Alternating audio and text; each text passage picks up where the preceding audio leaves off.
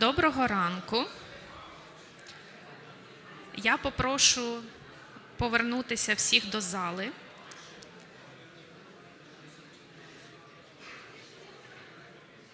Зайняти крісла, які будуть вам комфортні.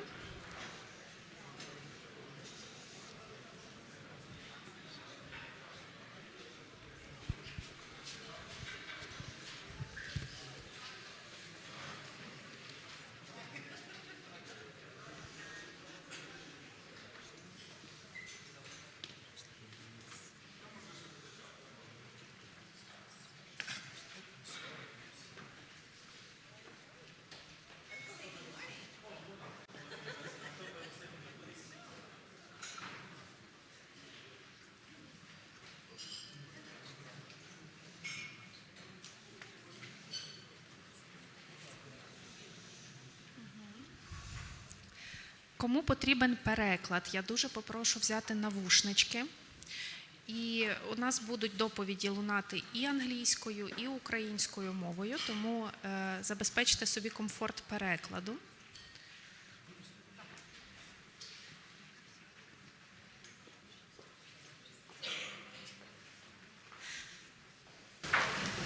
Я хочу привітати всіх учасників і учасниць конференції і відкрити Кооперативний ЗДВИГ 2026 року.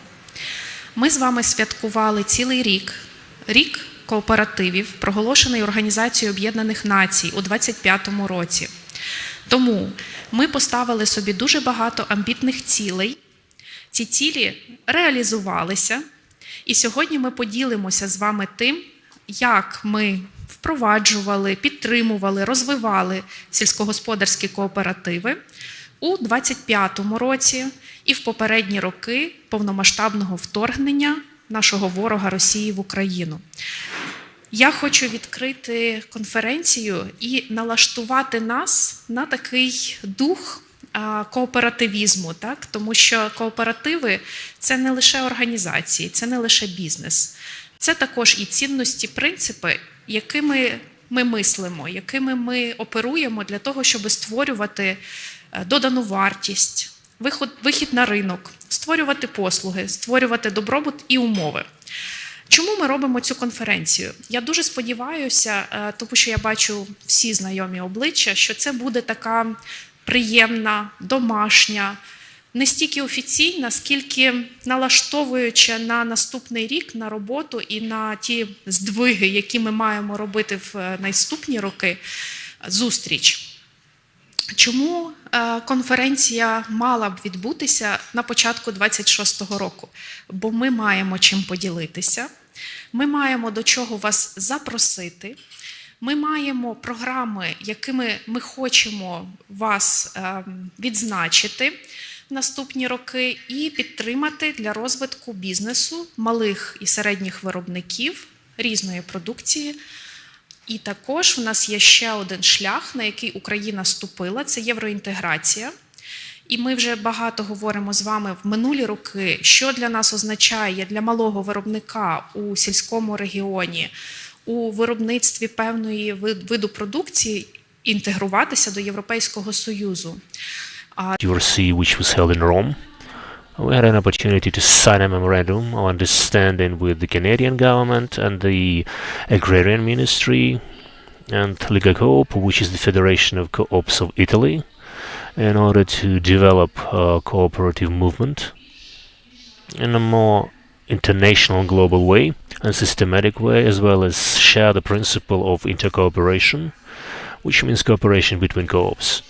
Therefore, today I would like you all to take up your headphones, because we'll be having presentations in English. We'll be having a presentation from the Brussels, from Rome, as well as a presentation from Canada, and our Canadian friends are here today with us. And we have not only formal stories of what cooperation really is, but also what cooperation might help and assist Ukrainian producers in the process of European integration, diversification, reaching new markets, commercializing of the products.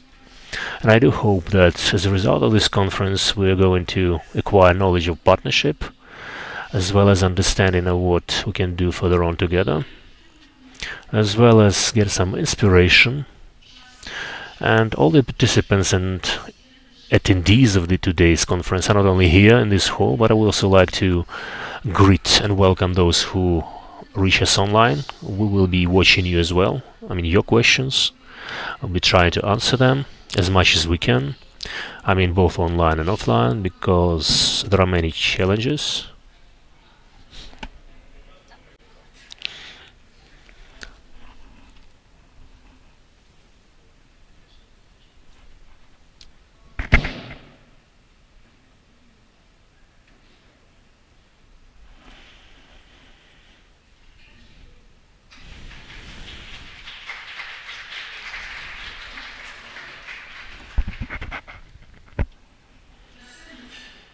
Oh, all right. I think the voice is back. I do think that we will be able to cope with many challenges because we've been living better for the fourth year. We understand how to respond to those. We understand how to stand tall, how to go further. And it was a cool advertising because one of the panels we're having today is dedicated to energy efficiency, energy independence of co-ops. And we have 3 co-ops here who acquired support and assistance from us, who performed their energy audits, and now are fluent in how to ensure access to energy, to power, without different challenges related to shutdowns, blackouts. So that was sort of an advertisement on our behalf. So how our work today is going to look like? First of all, I would like for you all to communicate with each other, but in order for us to listen to and feel support, I would like to ask, every time I would like to ask to join me on the stage with our partners and friends, either to announce some support programs or sufficient and significant markers we can use for the years to come. Today, in addition to timely and great welcome coffee, we're going to have a lunch. We're going to have a sort of a dinner or pre-dinner. We can be here safely. So in case an alert or any other challenges related to attacks against Kyiv, I would kindly ask if somebody feels comfortable, we can stay here. If not, we can make a common decision. If this is a threat related to the rocket threat, we will pass to the shelter. We have our friends from the military and war veterans. They will hint us. They hope they will arrange our transfer. I think everybody here knows what is first aid. They have their first aid kits. They have tourniquets. They know how to reach the shelter. They know this is personal responsibility of each and every person. But us as organizers will be also facilitating with that. This housing and premises have all the conditions to ensure our safety and security. I would kindly ask Nastya to switch slides, and I would kindly ask you all to stand up for the minute of silence.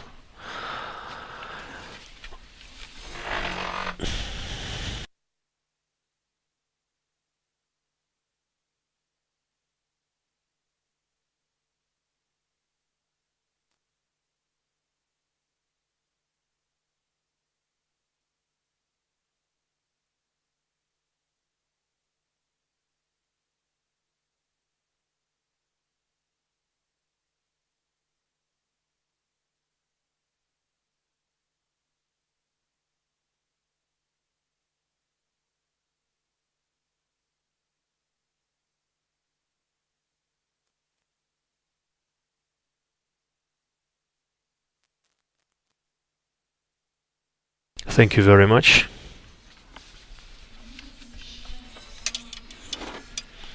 This year 2025 was the year of cooperation. I mentioned that already, and the year of many achievements we managed to achieve. Sorry for this terminology, but also for us as a team. This is a year we celebrated and commemorated our losses, because we have people who perished in war due to the full-scale invasion, and many of our co-op members and heads of our co-ops serve in the military of Ukraine. They protect our country today. Moreover, we understand that cooperation is also the way we can use to prepare an environment to integrate and reintegrate, and many other beautiful terms in practical surface, so to say, in order to return those people into agriculture and let them have a chance to develop further. So we are not leaving our cooperation behind. So our veterans, war veterans, or current military servicemen and women would be able to stay with us. They would be staying in co-op movement. They will have access to support and expertise. This is what also keeps our team together and gives us strength.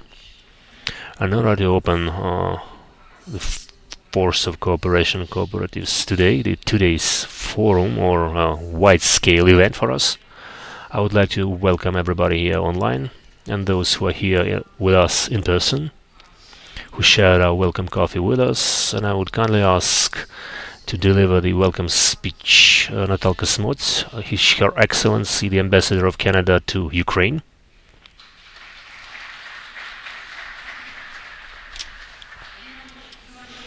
And I would kindly ask to invite Mr. Denis Bashnik, who is the Deputy Minister of Economy and Environment and Agriculture of Ukraine. I would kindly ask to join Mr. Alexander Starinets, who is the head of the Secretariat of the Committee on Agrarian Policy in Ukraine, or the Parliament of Ukraine. Please take your comfortable seats. I would pass the mics for the next word, so to say. Natalia, could you please greet us? Could you please inspire us for the work to do? Morning, everyone. I will try to speak in Ukrainian.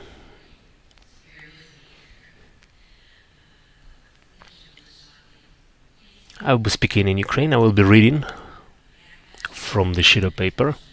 Well, first of all, I'm really glad to be here with you. And just everybody here in the room. I feel warm. I feel this light. I feel the warm coffee. And I really cracked some jokes about that. But this is very pleasant and I'm delighted to be here in these dire times. However, I can say that I can see every Ukrainian so full of wish to stay here. They are very strict about this, and I'm really proud of you all, and I'm really proud to be here at this moment, that I know you all. Dear colleagues and attendees and members of the cooperative movement, I understand that this ZDVIG term was invented by the organizers, and dear partners, I'm really delighted to welcome you all here, the first time in this year, on support of the HONOR project, supported by Canadian government. I'm really proud that Canada has been supporting co-op movement in Ukraine for 20 years, as well as middle farmers and rural entrepreneurs in Ukraine. And why is this so? Because we know that you are really important for resilience of rural communities, as well as internal and global food safety. We all know that small rural producers in Ukraine have been facing quite difficult challenges during the ongoing aggressive war, and we understand that they have a better chance to be successful if they work together. Cooperatives are the best possible way and solution for producers who have been volunteering to combine their efforts in order to achieve commercial success and perform their social role, to serve the members of their co-ops and support their communities. Co-ops have been the faces of democracy because they have collective property as well as democratic management. They are human-centered and established on specific human values. And whenever I had a meeting with their representatives, both males and females, those meetings were quite inspirational, and I was really captivated by their products. And I was even cracking joke I really like your cheeses, for example. They told me that by combining their efforts in co-ops, they managed to boost their production, they managed to expand their added value, as well as volumes and sales of for good incomes. Cooperatives have been inspirational. They have proved their efficiency in both Canada and Ukraine. I would like to thank our Canadian partners, Cooperative and St. Mary's University, as well as our European partners present here today. I understand I had a meeting with the French attendee. I also know that there will be Italy here and others for their sharing of both Canadian and international expertise in co-op development. Canada has been supporting Ukraine on the way to the European Union membership, and I do believe that a strong co-op movement will be accepted and will be supported to integration. I would like to express my gratitude to the Ministry of Economy, Environment and Agriculture of Ukraine for their cooperation and understanding of importance of co-ops in both national and international development, as well as strengthening of food safety all over the world. The HONOR project will keep supporting co-op movement in rural communities of Ukraine. It will suggest innovative solutions for farmers, as well as producers of rural products and agricultural products, while focusing on energy efficiency and environmental resilience. I'm personally proud to see a lot of females here among the members of this ZDVIG event. We all here understand and aware that female leadership and access to resources is a prerogative to achieve success in farming for rural businesses and co-ops among rural communities. And in the end, I would like to convince you or reassure you that Canada will always be standing beside Ukraine and the people of Ukraine. I wish you all peace, prosperity, and success in your important work today. Thank you very much for your attention.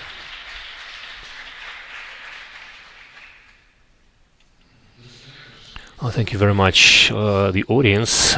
Your Excellency, I would like to thank on behalf of the Ministry for the systematic support provided by Canadian government, Canadian people, because we do feel as Ukrainians that this support is not exclusively where it's needed. It is systematic, sustainable, thought through, strategic, and it does demonstrate our close connections and relations. And considering the today's event and development co-op movement in Ukraine, I would like to thank Mrs. Sofia for her very informal environment, so why will be not really official or formal today.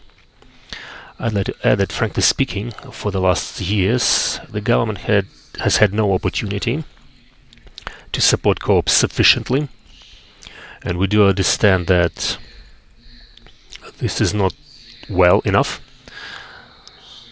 Like 4 years ago, even before the full-scale invasion, the Ministry of Agrarian Policy was approached with a proposal to develop co-op movement, and the minister back then asked a simple question: all right, this is a great idea, but could you please name me 5 sample Ukrainian co-ops who can be called successful?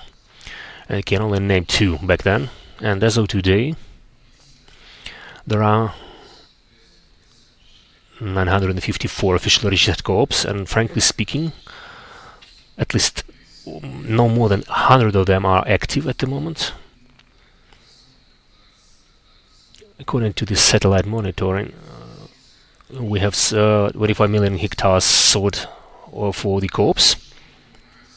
And on the other hand, we have a situation when we have an opportunity when employees of the ministry and other establishments could have some study visits to Europe, Canada, and any study tour. They have a visit to a cooperative, because this is what moves middle and small businesses in rural areas.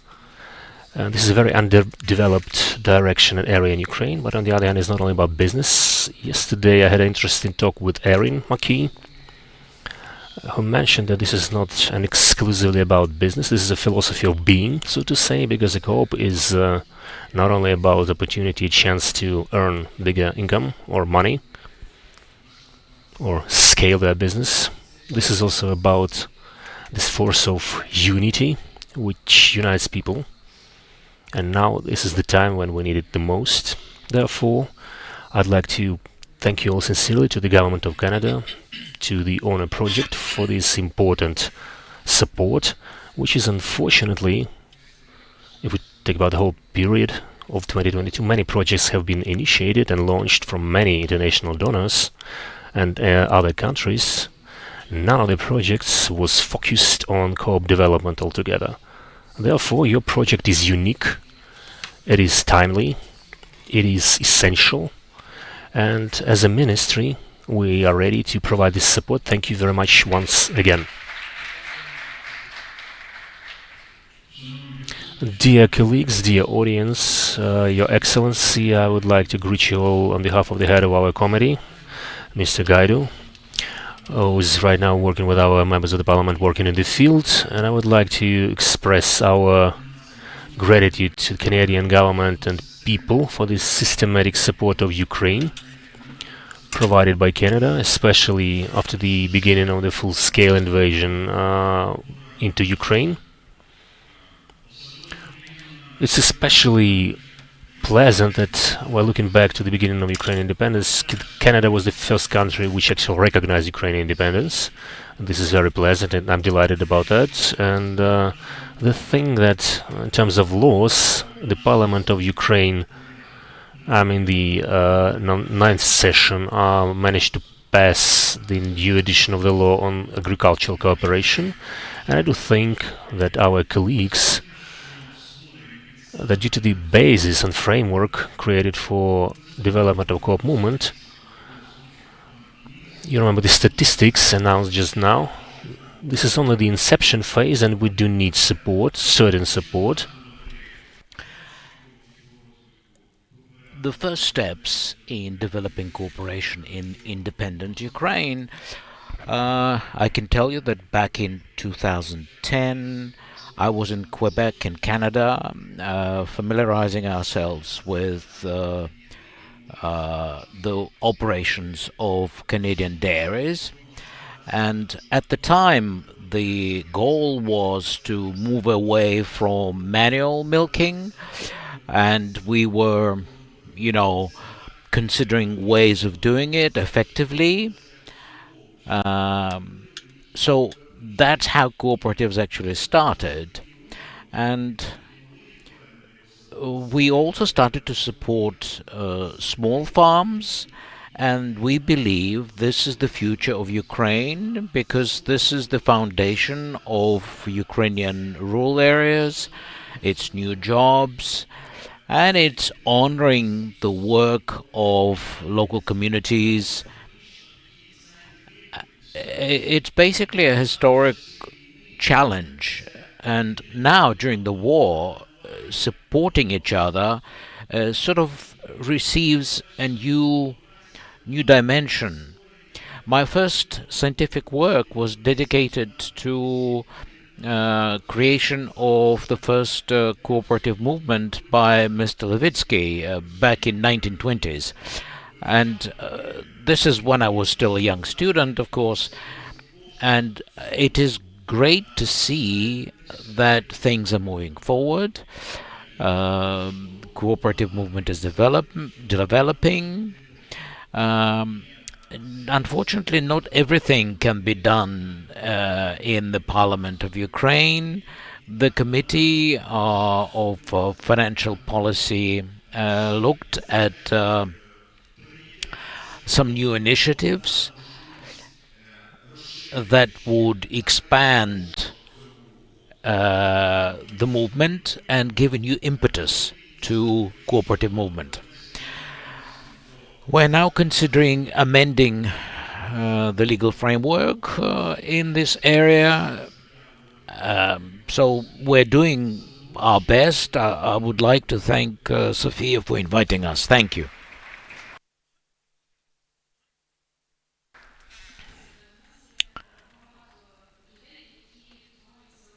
we have many service staff.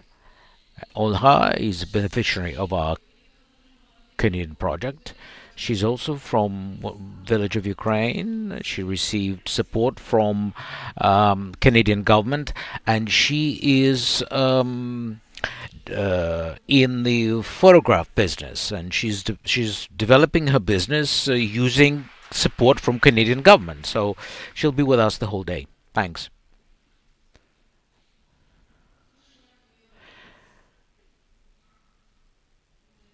Thank you. Olha is directing the process. So thank you for outlining the prospects for cooperative movement. We are now working on what the first cooperative movement has accomplished. We know that we exported it to Canada, 100 years ago, but now we are importing it back, especially the specific models that can meet the challenges of today. I'd like to thank Denis for the stats that he shared with us, and I'd like to give Ms. Amelina so that we could tell the audience, and we obviously in our audience we have people who believe in cooperative movement and are still searching for the best way of developing cooperation. So we'll start with Yulia, and we'll try to show you statistically and visually that currently we have fertile ground for growing and fostering cooperatives. Thank you. I'd like to start by saying that cooperation exists during the war, and in some areas it happens to be a tool of survival. It's a means of survival. If you look at the statistical figures, cooperatives not only survived, but in fact some have even increased production. Now, milk sales has doubled over the past 3 years. Sales of honey and grain has tripled over the past 3 years. We can also see a modest growth in sales of berries, which is 5%, but during the war, 5% growth is not an insignificant growth. Now let's look at some statistical figures as far as registration of cooperatives is concerned. Officially, 2,300 new cooperatives have been registered in the agro sector. However, unfortunately, only 327 of them are active because they submit figures to the Committee of Statistics. They employ almost 700 staff, and the key sectors in 2025, we have services, sales of fruits, beekeeping, and milk sales. Now let's look at the regional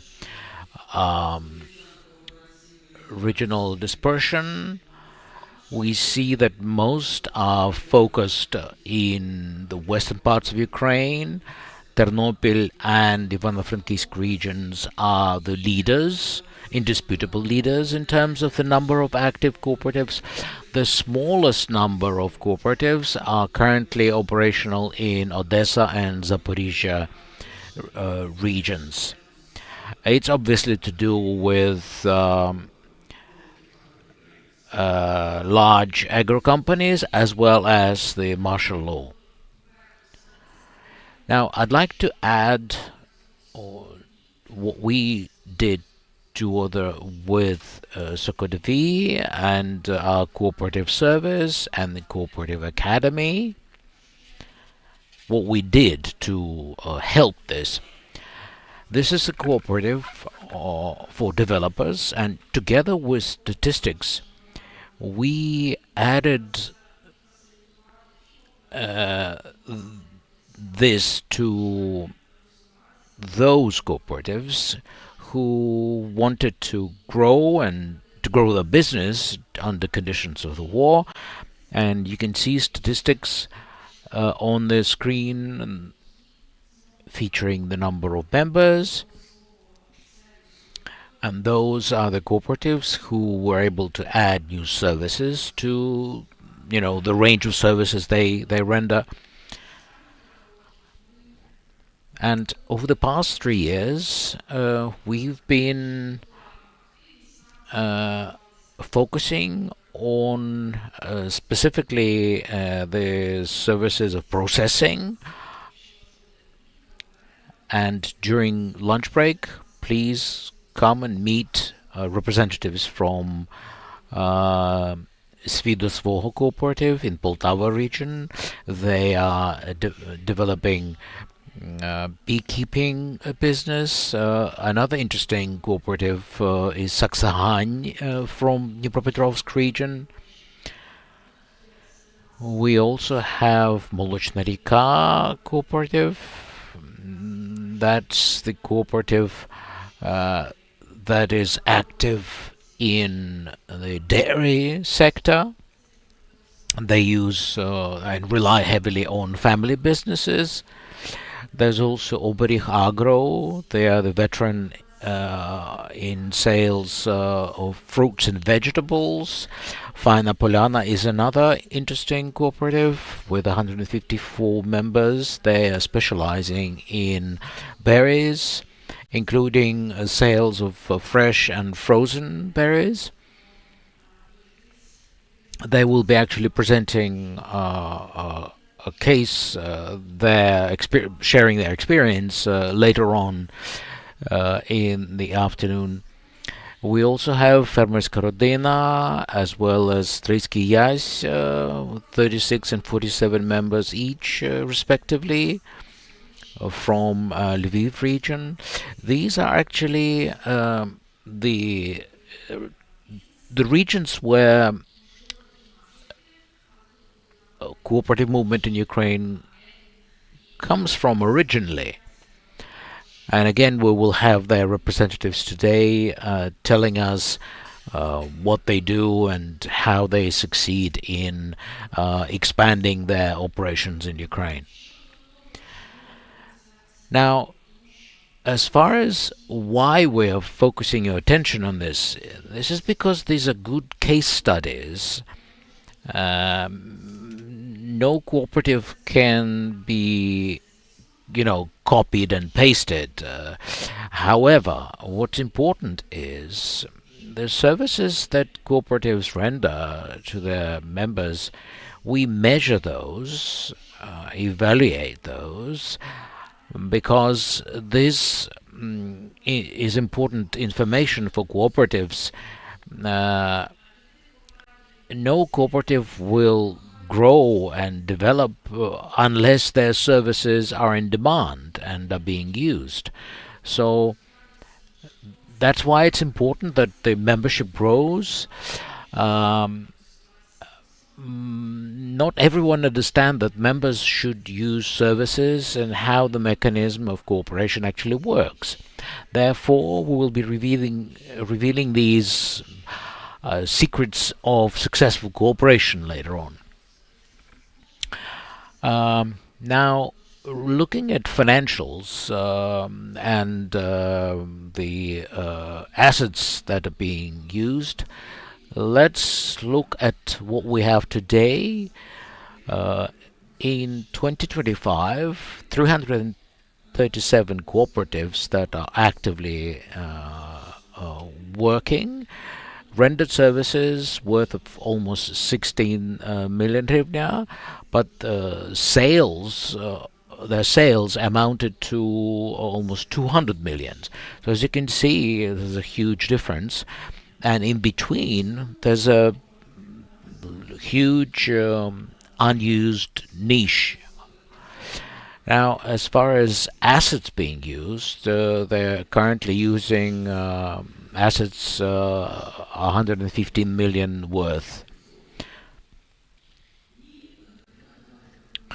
Now let's look at the distribution channels and market integration,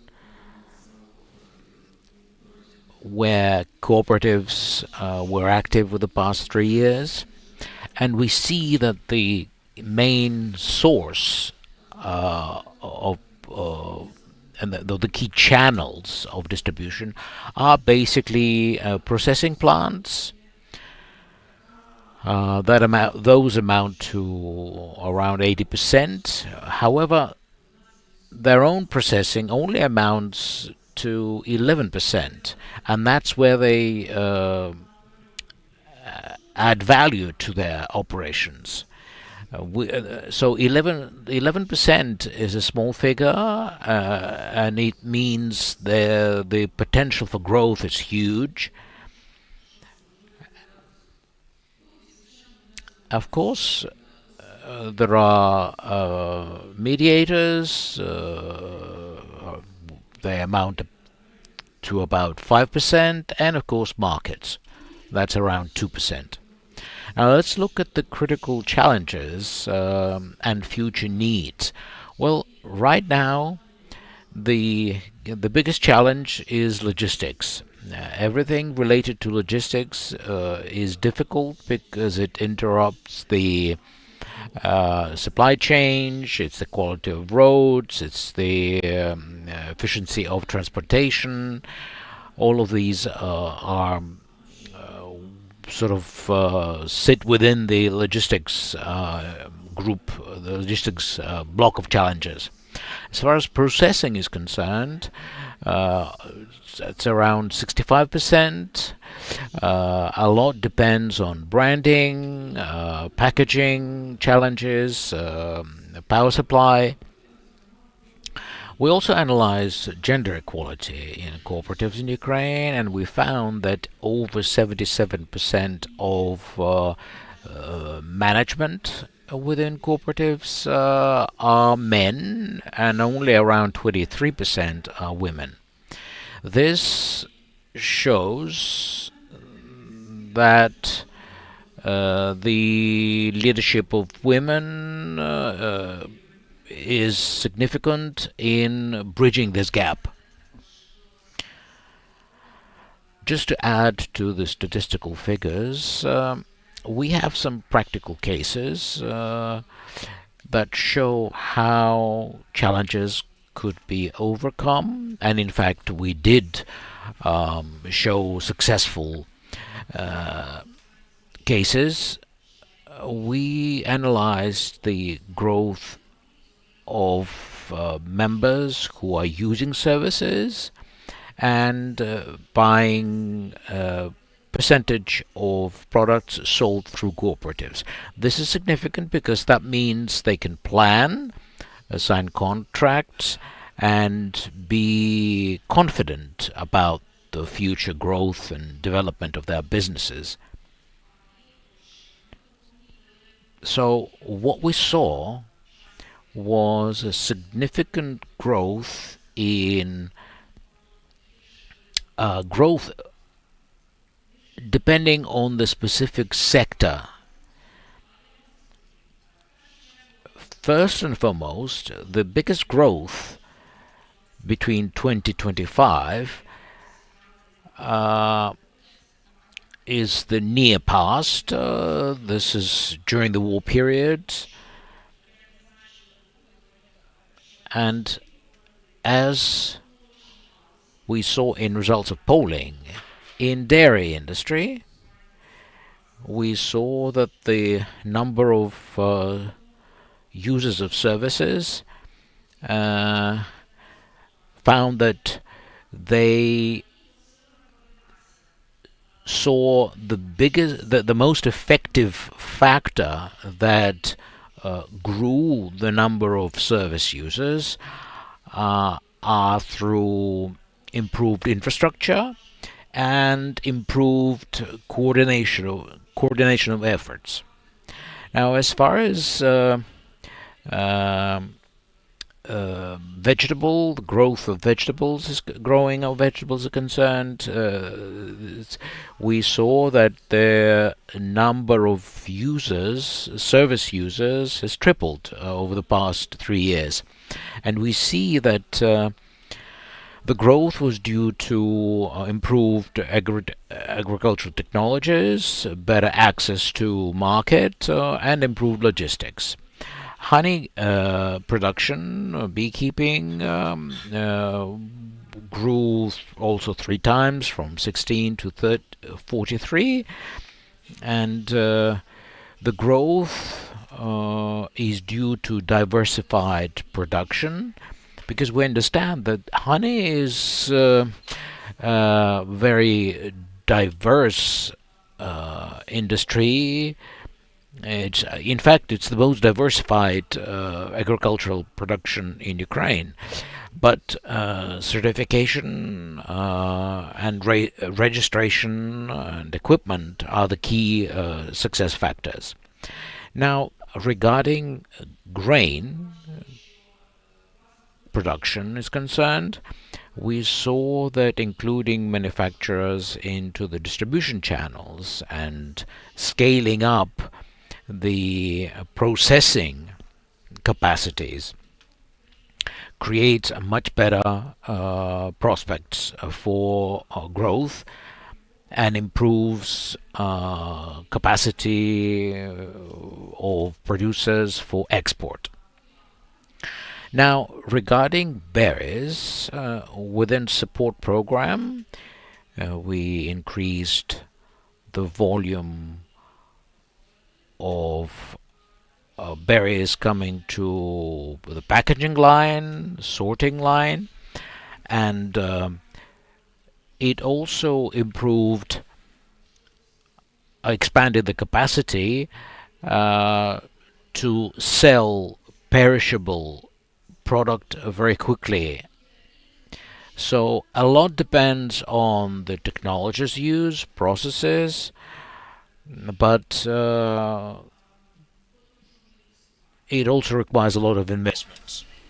And at the same time, this growth in shale products includes the power of cooperation movement implemented through co-ops. What we would like to share with you, I would like to share with you, I do like this slide, and I know that Elena Velichko, afternoon to you, she's watching us online. I will try to describe the tool she's been using as a methodologist for satisfaction rates, the CPS. You see this methodology here. We do evaluate and measure satisfaction rates with services per each member of a co-op while analyzing how exactly we can improve together with co-ops those services where they have gaps, and those we can also provide support which would help with their development. And the major strengths of co-op movement, you can see them on the slide. I do hope you see those slides, and I mean those who join us online will be able to read them as well. We'd like to focus your attention first on the quality of services and service provision. And of course, members are those who arrange services for themselves, but it's also about accessibility and efficiency. And the majority of co-op members pay attention to how exactly a service is provided to them, if it's sales of products, whether it's provided timely, if it's about processing, reprocessing the access to this for them. And of course, we have a share of emotional component, because those research we have performed are also qualitative. But in general, you can see that the growth of the NPS of the quantitative indicator is quite high, which relates to advocacy of needs of members, where it increased up to 65%, which is quite high. Those are promoters who not only love their co-ops, but also tell others that it's good. So this loyalty for years. And in terms of challenges we've been facing, it has increased quite a lot. And the second line, which is of high importance for me, is about people. People in co-ops are also important, and I mean both leadership and human traits. Because when we enter a cooperative, we turn up in an environment inhabited by people. And that's where our co-ops manage to create strong teams, reliable teams. And I mean both personnel and top management, those in contact with co-op members on a continuous basis. And here we have a average satisfaction rate 92%. And I mean those co-ops we have researched, do be proud of yourself. Your members love you.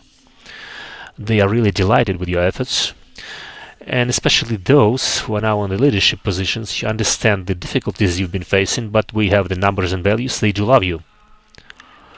I also can see that there is high demand for training and development, and for the future we'll be working and helping each and every co-op so that you all have access to knowledge, innovation, technologies.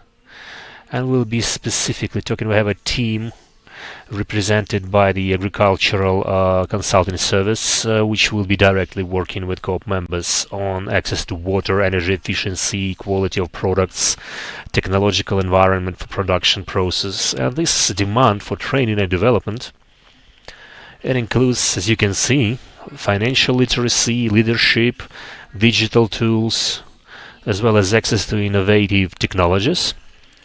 Without which, unfortunately, we would be unable to work efficiently. I mean, traditional work as before gets harder and harder. We need to access new technological niches. We also have a new trend at the moment, which emerged in 2025. This is the latest of our research in PS we've actually performed, which includes introduction of inclusive decision making and involvement of members into a governance process.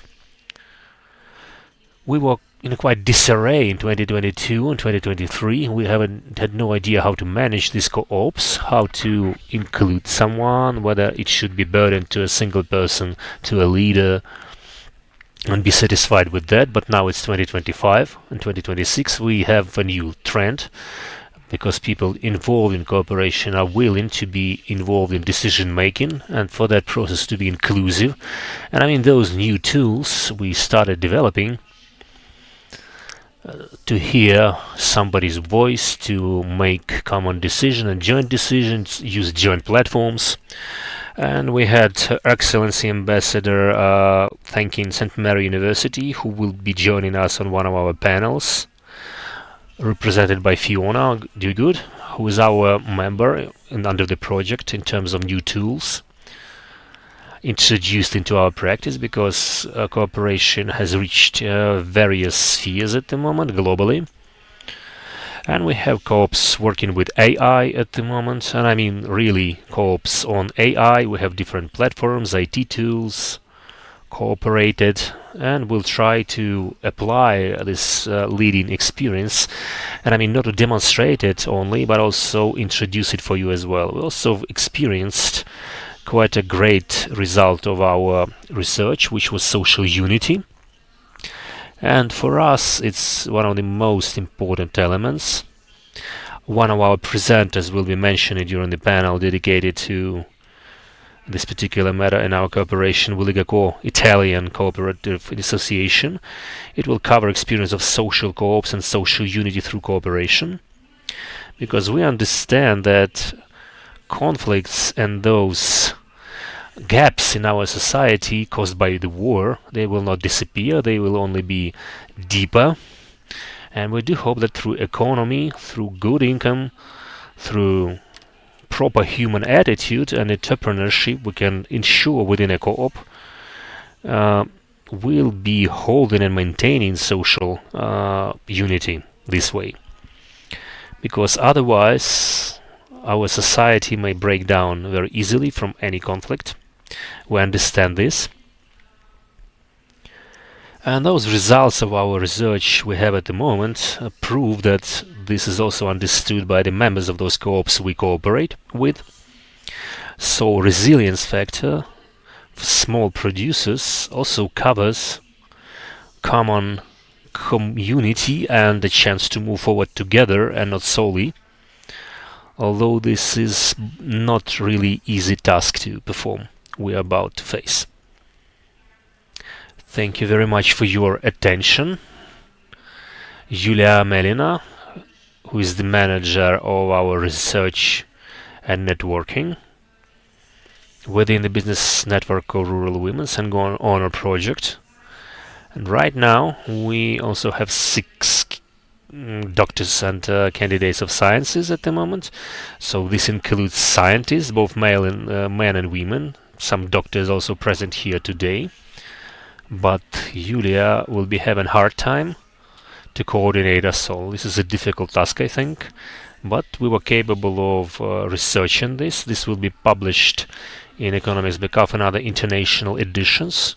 And we'll be trying to share our data in order to pass the statistics, especially for the state services and territorial communities where it is needed for support of our co-ops. But on the other hand, we'll be trying for cooperatives to understand the statistics and use it to work and improve the management of their services, their performance, and for them to be proud of their work. Please greet us with applause, Sofia Burtak, as the catalyzers of these changes.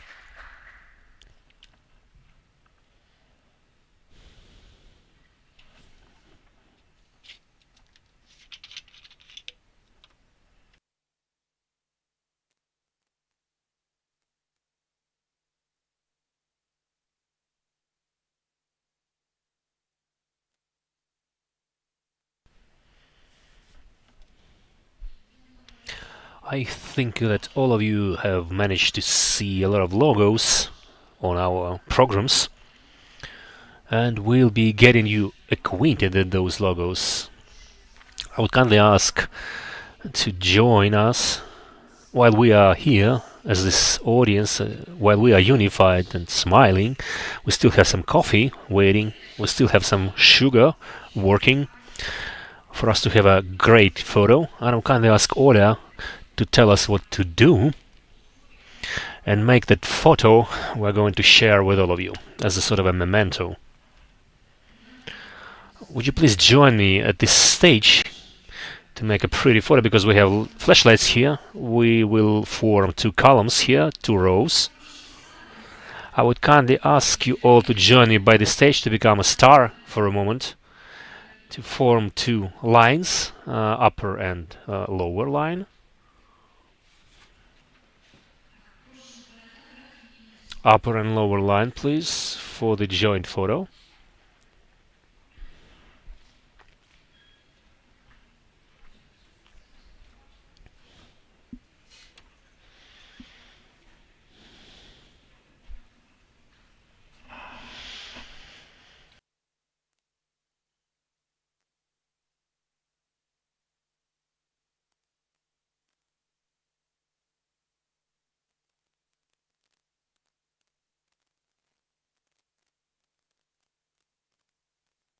Or even 3 lines, I think. I think we can set some chairs here to arrange our audience in 3 lines, because we have problems with visibility for some members, unfortunately.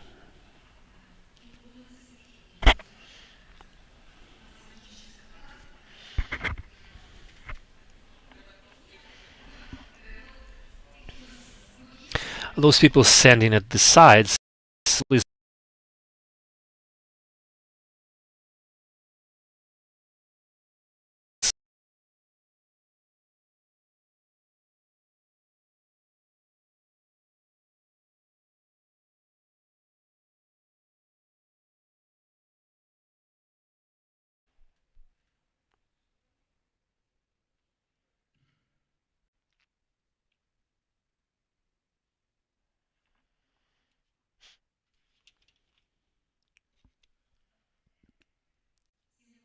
Everybody ready? Open eyes, smiling.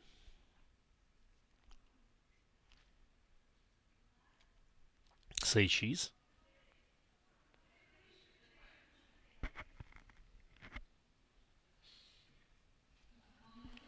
Mr. Valery, could you please join us?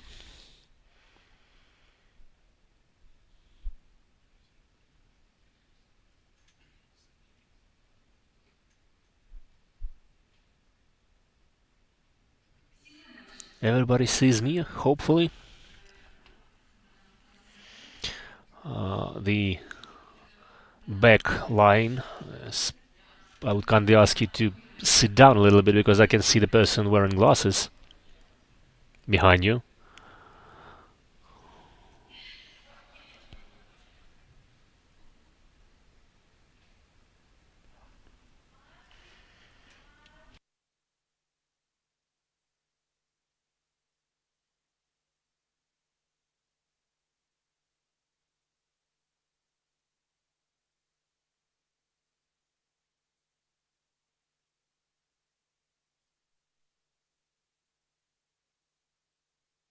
We also need to make a video for everybody. Please tell us the power of co-ops.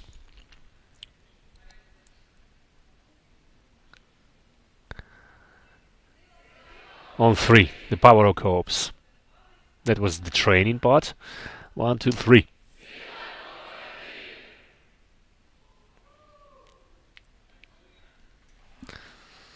Superb.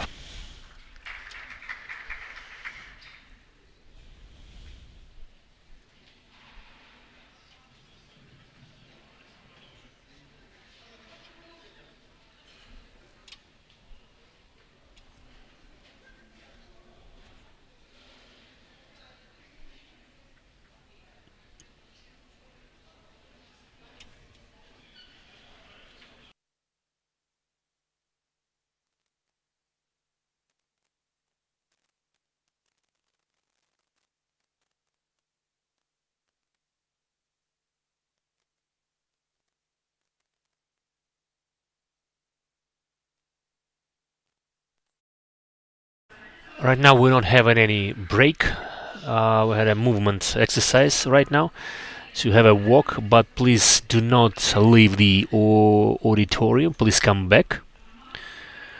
A small reflection, if I may. Could you please tell me, what are those co-ops available here today? Please raise your hands whether you saw yourself in this research, in those welcome speech you just heard. Yeah, hopefully you have. I haven't made this up. I do hope that this speeches reflects what was really true. We also have online members and our co-op members. Please write down your comments, whether it's YouTube or Facebook. Please do write your questions, your comments, your reflections. We'll be very grateful to you all and we'll be trying to answer all of them. Right now we are going to talk about the current state of affairs and development directions for co-ops. We will be having cuts from Rome. We'll be having CEO from Canada available here today in Kiev with a friendly visit. We'll also be discussing with Mr. Mykola Moroz development of rural territories and agriculture altogether, included into strategic areas as cooperation and how we can help to respond and cope with current challenges. We'll be also discussing and talking to our co-ops available here today. We'll be talking Fermerska Rodina about the diversity and variety of products as a unification factor for craft producers of Lviv Oblast, as well as their impressions of what's going on in co-op movement and its development, and which particular direction they are planning for the nearest future. We'll be talking with Fina Polana Co-op about the sort of a layer and framework set in 2025, as well as its development during the whole year. I would be very delighted to invite Mr. Jean-Philippe Marco.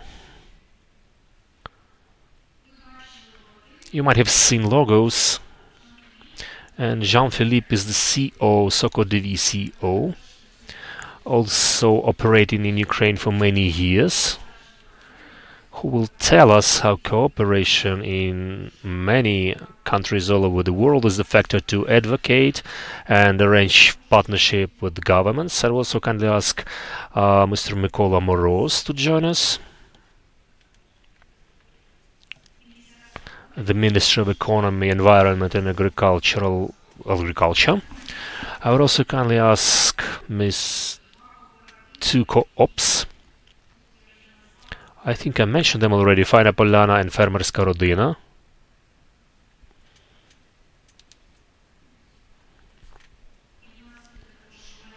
We also have an online card from Rome, which this is Gabriella Maginelli from Liga Coop. I hope our technicians would help us, and we'll be listening her online presentation. Now I would like to take the clicker from my colleague.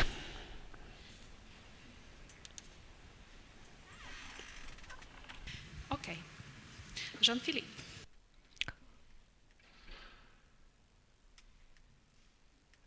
Yeah.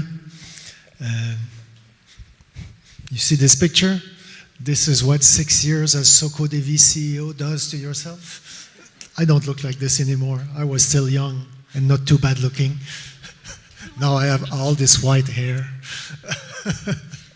I'm supposed to have another one taken soon that shows me as I am now.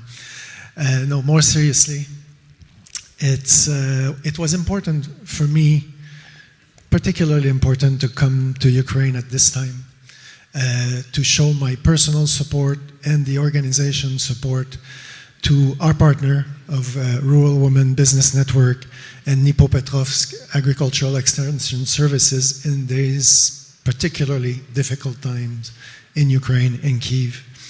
And it's even more an honor and a privilege to be part of this discussion with you today, with government representatives, cooperative leaders, and international partners. I would like to take a few minutes to speak very concretely about why cooperatives matter for governments and the economy, and how partnerships can turn them into effective tools for reconstruction, resilience, and European integration. Over the past 40 years, SOCODEVI has supported thousands of cooperatives in more than 40 countries in the world. Across our current portfolio, cooperatives supported through our approach improve on average their performance by 88% and multiply their gross margin and their assets by 4. Maybe more importantly, beyond the performance of cooperatives, our work also delivers measurable outcomes for the population, for their members. In the past year alone, we recorded a 33% increase in the economic empowerment of women and 80% decrease in poverty among member households of cooperatives across our projects. Sustainably improving the performance of cooperative means conditions conducive to their financial health, succession planning, and good governance. When we talk about the economy and economic growth, we often think about the individual entrepreneur as the hero, that will save the economy and make it grow by himself or by herself.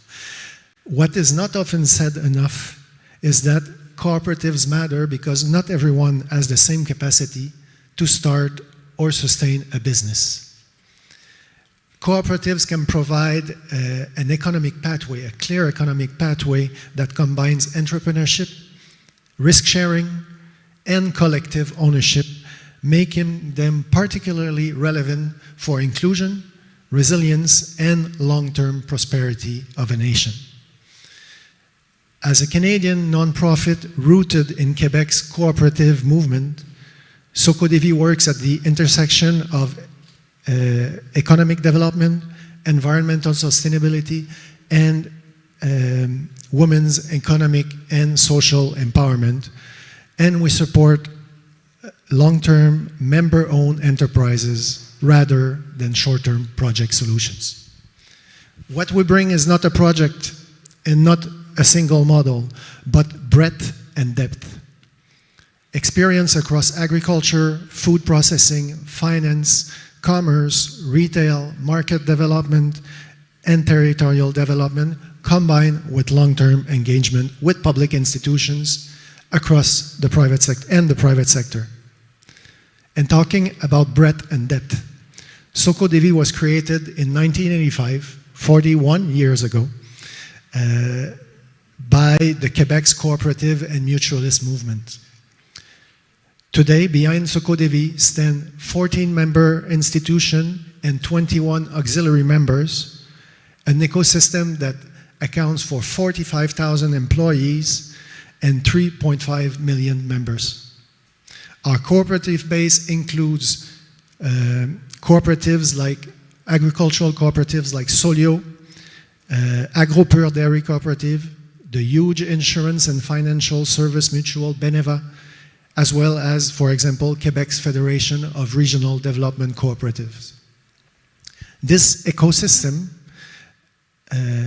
allows us to mobilize practical expertise in governance, financial management, member services, and organizational development, and to support governments not only at the cooperative level, but at the system level as well, where legislation, public policy, and financing intersect. In Quebec, cooperatives operate at scale across all sectors and play a central role in economic development. This ecosystem that I'm describing is supported by a clear legal framework and strong institutions, and is frequently used as a reference internationally. Sometimes delegations come to visit us. It is not uncommon for SOCODEVI to welcome international delegations from countries seeking to better understand how a cooperative economy can function at scale across sectors, territories, and different markets. These are structured learning exchanges, often, if not always, integrating meetings with our own Ministry of Economy, Innovation, and Energy to connect cooperative development with public policy and economic strategy. Delegations vary depending on national priorities. Sometimes government official comes, other times it's cooperative leaders, youth leaders, National Women Association, as was the case in the last few years from Honduras, from Guatemala, and from Senegal. In several contexts, seeing cooperative system in practice in Quebec, how they are governed, financed, and connected to market, has helped clarify reform priorities. Not by exporting or copying our model, but by making cooperative systems visible as specific economic ecosystems that require its own specific enabling environments in terms of legislation, public policy, fiscal policy, and access to financing to develop and thrive. From our experience, cooperatives are the Swiss Army knife of economic development. They can organize producers, pool risks, attract financing, stabilize value chains, support food security, and anchor economic activity locally all at once. This versatility is particularly valuable in reconstruction context, where governments need tools that are flexible, resilient, and inclusive. This is very much the spirit of our work here in Ukraine, including through this new honor project supported by Global Affairs Canada that will be presented later in a video and that our colleagues have already started talking about. Cooperatives can act as a bridge between reconstruction today and European integration tomorrow, especially in supporting farmers and producers to meet EU standards and market requirements. In this context, Connections with European cooperatives networks such as Lega Coop in Italy are particularly valuable. In terms of public policy and financing, governments play a decisive role by creating enabling environments. One example that may resonate is Mozambique. Mozambique adopted the cooperative law in 2009. Unfortunately, the law was never regulated, which means it cannot be fully implemented. Cooperatives lack a fiscal regime adapted to their specific nature. To this day, cooperatives are often treated as privately owned small and medium enterprises with little recognition of their specificity, weak political visibility, and fragmented support. This limits their potential to grow and contribute fully to the national development.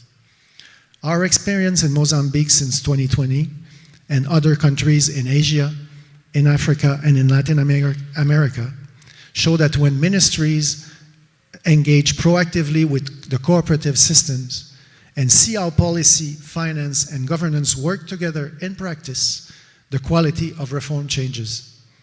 This is where long-term partnerships make the difference. With clear legislation, predictable public policy, coherent taxation, and institution to recognize cooperatives as specific economic actors. At Sokodevi, we value the dialogue underway with Ukrainian authorities, and we see strong potential to deepen this collaboration in support of reconstruction of European integration. Thank you. Дякую. Дякуємо дуже Жанну Філіппу. Я повернуся із... Thank you, Jean-Philippe. I will be back with some of my questions later on. Now I'd like to pass on to Solomia. Could you please tell us a little bit about how cooperatives function and what vectors of growth you see given the current conditions?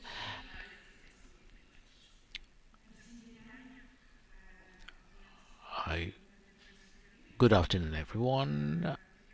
I represent the Farmers Cooperative, and we talked with my colleagues about the research and what we saw on the screen.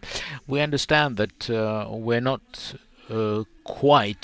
do not quite fit within the standard approach to gathering statistical information, because we are very wide-ranging cooperative. We have dairy segment, beekeeping, vegetables. We also produce processed products such as packaged soups, chips, potato chips, etc. Now, why we created the cooperative? The idea was to improve the logistics and facilitate access to the end user. Because we are located in the rural area, it's hard to reach the end consumer. But if we ensure better logistics throughout the city, it facilitates the work of farmers and frees up more time for them to focus on their work instead of logistics. Thank you, Solomia. Thank you. I have the clicker. Now, to see the statistics, Sokodevi creates the environment for many cooperatives to grow and prosper in many countries, and Fermerska Rodina happens to be one of the cooperatives that created better conditions. They created a conducive, enabling environment. And here in this picture you see the auto shop that Solomia mentioned. It makes it possible to commercialize many kinds of products. I will be back with some more questions. Now I'd like to give the floor to Mykola Moroz, could you please tell us about vectors of development and what the government can do to help? Because a lot depends on the Ministry of Economy and Environmental Protection. Hello, I'm Deputy Head of Department for Agricultural Development, and we develop strategies, transfer knowledge and innovations. We support small businesses in rural areas as well as communities. I'm sure most of you are aware of the strategy which was passed by the government. It's called 2020-30, and I keep repeating that this is very important because we, for the first time, switch from targeted to strategic strategies. It's about creating mechanisms, enabling environment, removing system disproportions.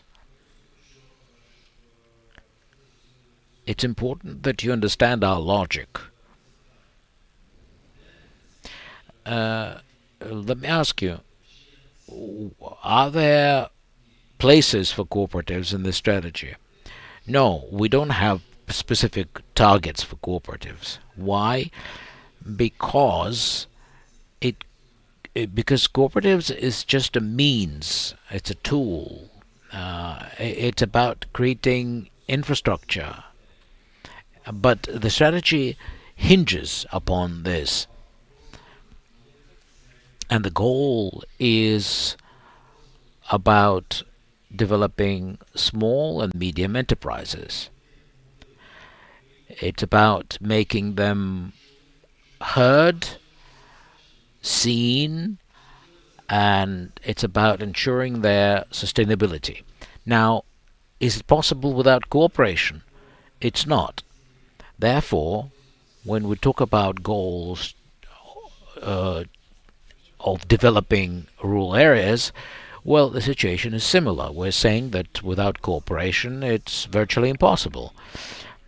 So, in addition to the tools that we use, we also support SMEs, and you may have heard that recently the Parliament passed a law that changes significantly the rules of support.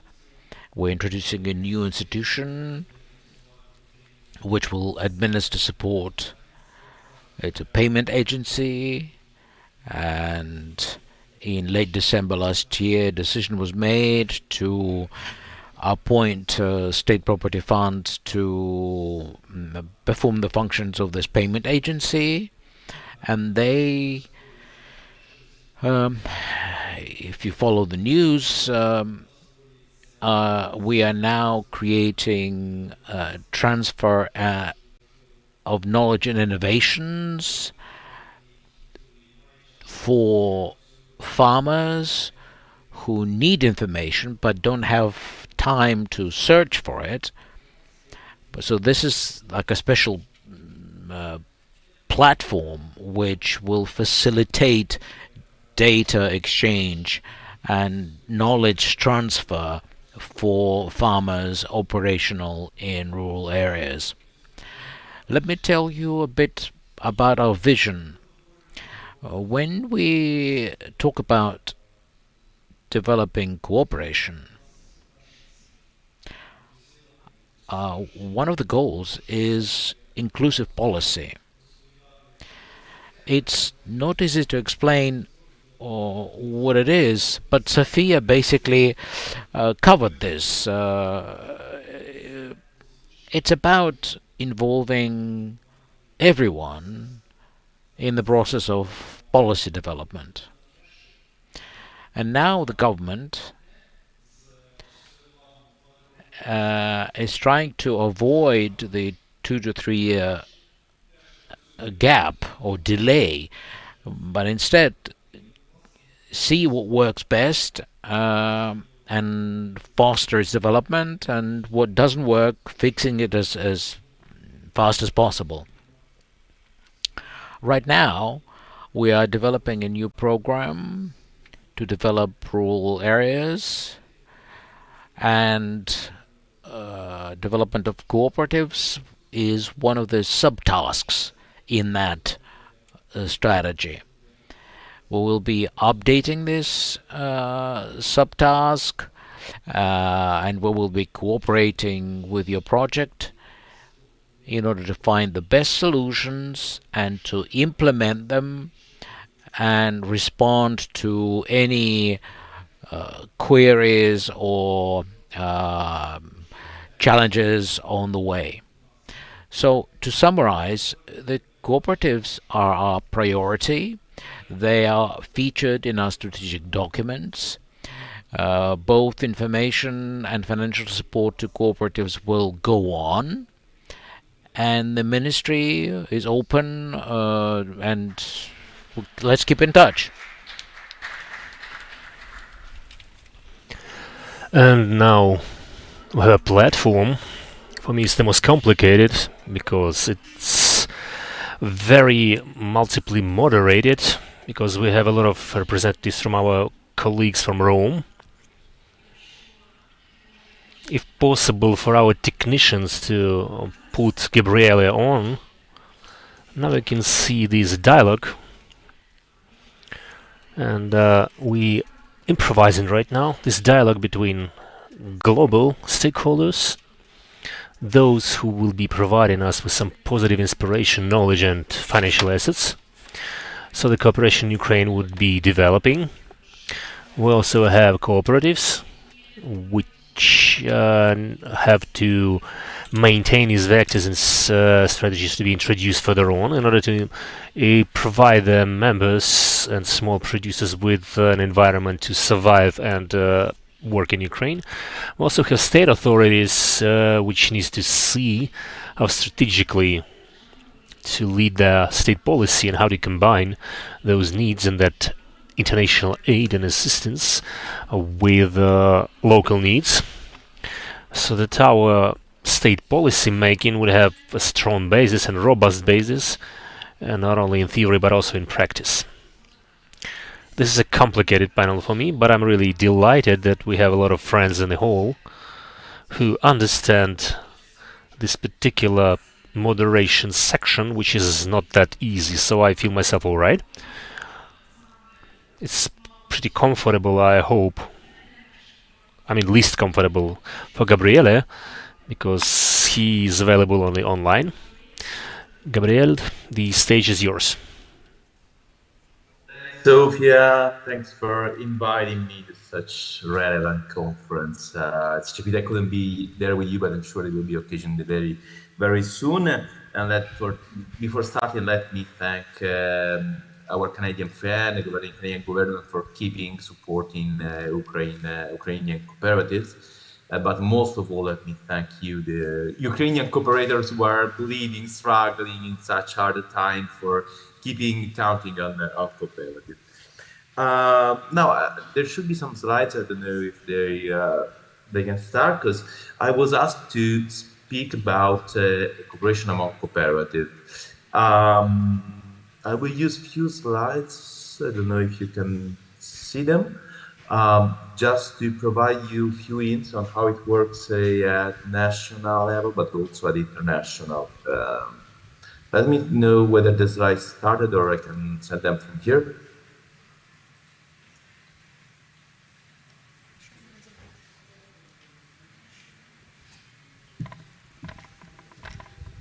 Через секунду будуть слайди. 1 minute. 1 minute, please. You will have your slides. Fine, but I can, while they are starting, I think I can start in providing you some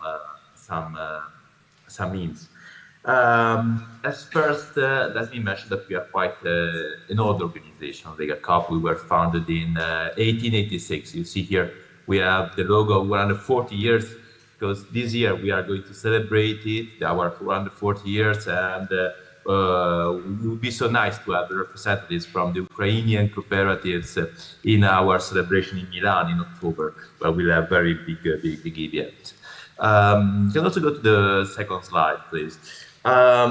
For introducing the concept of cooperation and cooperative, I spent really two words on who we are, because it already provides a couple of elements that can be helpful to share. As Lega Coop, we have over 10,000 cooperatives active in all Italian region and with an aggregate turnover of 86 billion euros. So you can figure out that in such big amount of cooperatives, they come from very diverse sector, we'll see it later, but also with different dimensions, from very small one up to the very big one. And all of them are so critically important in our economy, from the very small ones which are active on the territory, on single community, providing services that otherwise would be not provided by the market, up to the very big cooperative that in turn have a key role on the economy, on some specific sector. And going to the second slide, we can already see which are the sectors in which we are active. I would say all sectors of the Italian economy. In some sector we are so relevant, like in retailing, with our retailing and consumption cooperative, which are number 1 and number 2 in the Italian supermarket activity. But also in other sector we are very relevant. This is one peculiarity of the Italian system. In other countries, cooperative movement could be even stronger, but sometimes concentrated in few sectors, like agriculture, credit. Of course, we also have those sectors, but we also have all other sectors, and so they are so diverse. You can figure out how challenging this can be for us to represent as association, as umbrella association, such different interests.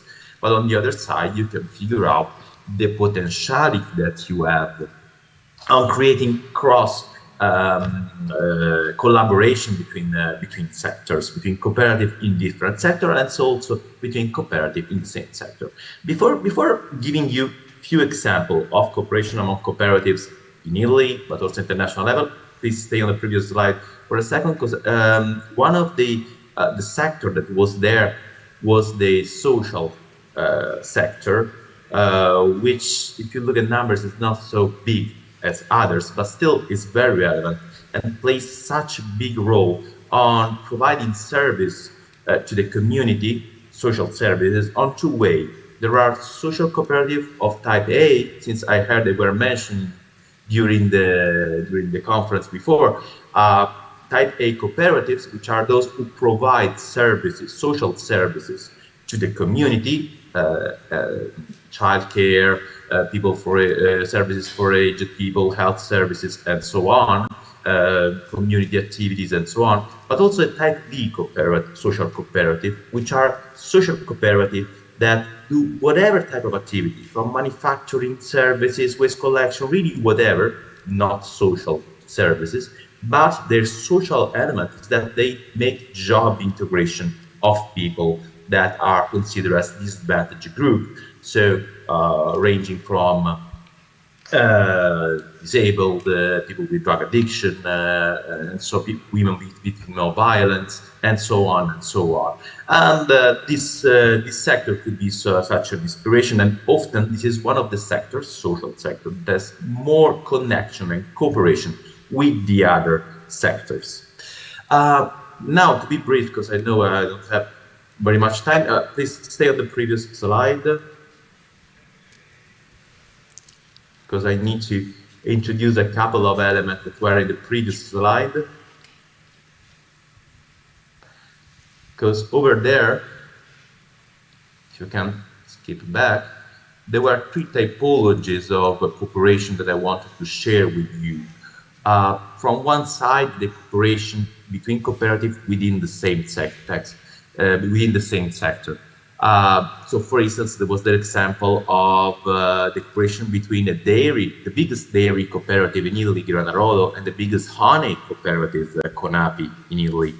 And they cooperate with them, recently signed an agreement so that the dairy cooperative had to respect a certain protocol within their processing plant and within the farm of the single member for ensuring that the environment for bees is protected. On the other side, the honey cooperative and its members are ready to start realizing honey production within the sites of the dairy cooperative, installing some hives. So this is the cooperation between cooperatives of different activity, but within the same sector, agri-foods. We can think about cooperation among the value chain between cooperatives. This is, I bring in some cases, but there could be thousands of them from the Italian cooperative movement. And this is, for instance, the case of the Italian wines Assieme, which is a brand of the private label by Coppa Italia, the biggest consumer cooperative in Italy, that realized an agreement with with the 5 main winery cooperative for creating a common brand that valorizes the different wines from different Italian regions. This was so impactful in providing these wines to the final consumer. So from the agro cooperative, in this case winery, to the consumption cooperative to bring added value to the final consumer. And the last case I want to bring to you is cooperation between sector. In this case, I'm mentioning the slide one energy cooperative because I know it's such an important subject there now. This is one cooperative, Coopsole, the last example, that was funded by 5 different cooperatives from different sectors, agriculture, manufacturing, services, to respond to the need they had to access to clean and affordable energy by starting some jointly some photovoltaic plants. So together they start responding to their common needs of access to energy. These are just some of the examples I could bring, for there are many. For instance, the cooperation between social cooperative and housing ones, or those between social cooperative and agricultural cooperative for social agriculture with job integration of disadvantaged group, and so many more. I would rather now pass to check how we can also have this inter-cooperation at international level. So next slide, where we can see one example of our activity. Because as Lega Coop and through our development organization, ADEOS, we make a lot of international projects abroad. And for instance, in this one that is active now in Vietnam is very provide many interesting points on the presence of a cooperative all along the value chain. In this case, it is the value chain of coffee. You know, coffee is largely produced in Vietnam, and in particular by Vietnamese cooperative. On the other side, we have in Italy a cooperative active in transporting it, so the logistic, international shipping, cooperative active in processing, cooperative active in retailing, so this will mark the mention you, Coppa Italia, but also one cooperative is Fair Trade Italy, so the actor certifying the production. And all of them, from the Vietnamese coffee producing cooperative up down to the final consumer cooperative, are interested, have some common interest. In this case in particular, in providing traceability, transparency in the product, and so using digital tools for providing clearer information to consumer. You see here you have manufacturing, so workers cooperative, consumer, and so on, all of them cooperating with the same scope. If we come to the cooperation we started between cooperative, also between the Italian and Ukrainian cooperative, that's the part I love more, so next slide please. Our cooperation with you started already since the start, unfortunately, of the full-scale invasion. And it started with simple solidarity. Next slide, please. Thanks.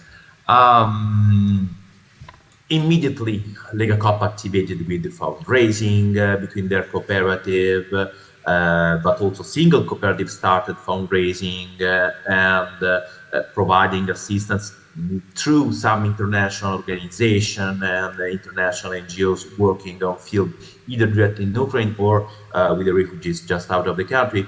But also with some, thanks to our colleague, we were also able to provide you some small shapes for producing cheese provided by some of our dairy cooperative. Just very little things, but providing meaning in the cooperation between cooperatives, supporting and keeping them active. But this evolved since, thanks to the project support by Canada, we were able to host a delegation of Ukrainian cooperatives. I saw many of you there in the room. I was happy to see you, unfortunately just on screen, but I hope to see you soon also in person again, so that some of you could visit our realities of cooperative and take inspiration from there. But then it evolved, and we had the Export Pioneer program, where we tried to give our contribution by providing hints from the marketing expert of our biggest consumer cooperative, Coppa Italia, that provided some hints on how it works, the Italian, but more in general, the European market in the final retailing of products. And now we have to move forward. We had in July this conference in Rome within the Ukraine Recovery Conference, all dedicated to putting cooperative at the center of the Ukrainian strategy for agriculture. And this led also to the two first results. From one side, the agreement we signed between Cooperative Academy and the GetUp for further implementing joint action.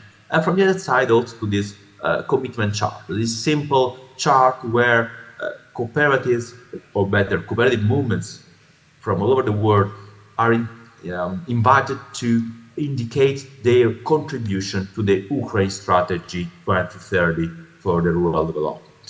And we started, of course, from us and from Sokodevi, populating these metrics of contribution, but we are now calling for the expansion of this contribution from all European and international cooperative movement. So now is really the time to take action for the next steps. And so next slide, to come to my conclusion, because I think I overcome already the time I had, where we see the future of cooperation between cooperative, in particular cooperation between Italy and Italian and Ukrainian cooperative, I would say on three axes. The first one would be on business matching. We are ready to identify the interests for partnership by respective cooperative and match them. And even more, we should try to seize the opportunity given by the national trade agency. We have an Italian trade agency which is very active, very efficient in making connection, and is also very active already in Ukraine. For instance, for participants in fair, organizing business matching, organizing incoming programs, we can facilitate the participation. We want to facilitate the participation of the Ukrainian cooperatives in connection with our cooperative. But this is just one of the three axes. The second one, of course, is in the exchange of good experience, good practice, something we already started with the study visit. We realized now, I think it's already 2 years ago. So we can bring it to a higher level. We can go sectoral. We can be more specific in exchange of practice, even bilaterally between single cooperative with similar interests. And why not think about youth mobility programs that could facilitate the dialogue between our cooperatives. And the last one, or last axis of cooperation, could be really in defining joint development projects. There are already opportunities given, especially with the large investment that the European Union is doing for facilitating the access of the Ukrainian of Ukraine in the European Union. We hope very soon, and we know with the Italian Ministry of Foreign Affairs that has a task force for Ukraine with the Enterprises Association, so including us, of course, we daily try to support the soon as possible entry of Ukraine in the European Union. So these are just some of the examples, some of the direction. We have really good feeling. We are really confident on building something concrete that reach the territories, that support cooperatives from small to big ones, cooperative on territory in Ukraine, especially because we know about the professionality of the colleagues we have in Ukraine, both our Canadian colleagues in Ukraine, but most of all our Ukrainian friends from Rural Women Business Network, from Cooperative Academy, working daily with full commitment on this subject. I will stop here and I remain available for any question or exchange in the panel. Thanks. Thank you very much, Gabriele.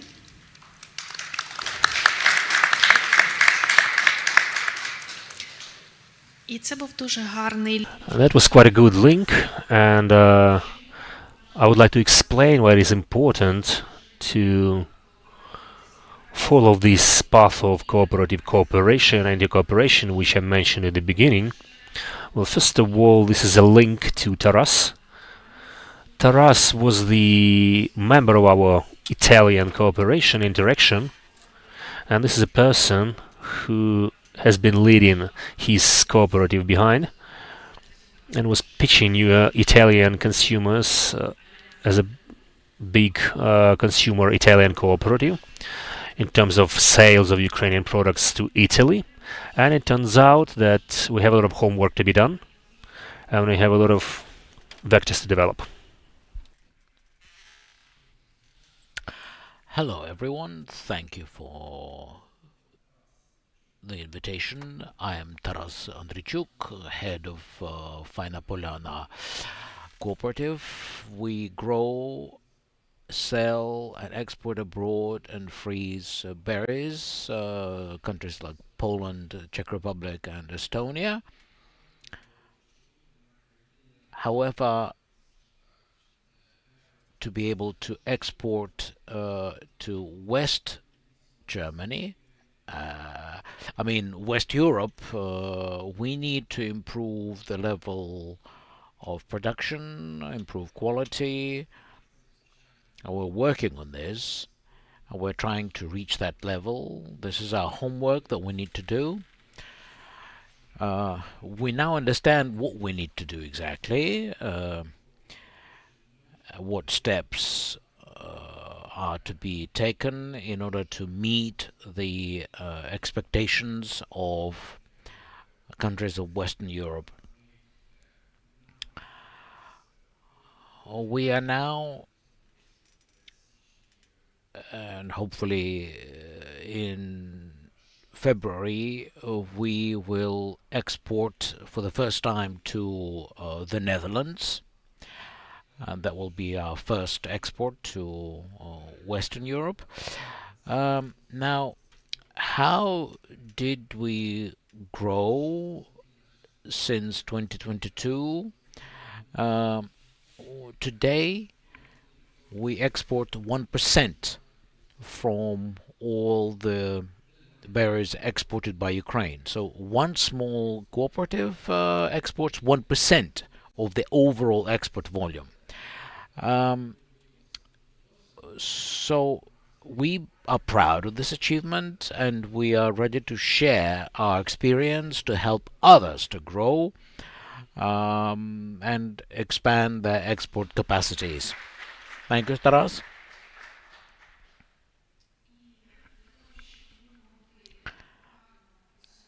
To summarize this panel, we've heard a lot about international cooperation and international level, that we can import from Canada, Italy, and learn from them. We have recorded Gabriel's presentation, so you will be able to watch that again, because he talks about important things, how Italian cooperatives can support Ukrainian cooperatives on their path toward EU integration. Now, I have one question to all panelists. What should we prioritize in our work in order to help cooperatives develop better? Very briefly.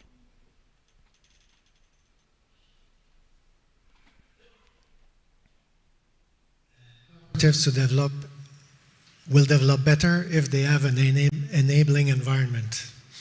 When we think about enabling environment, we often think about a law.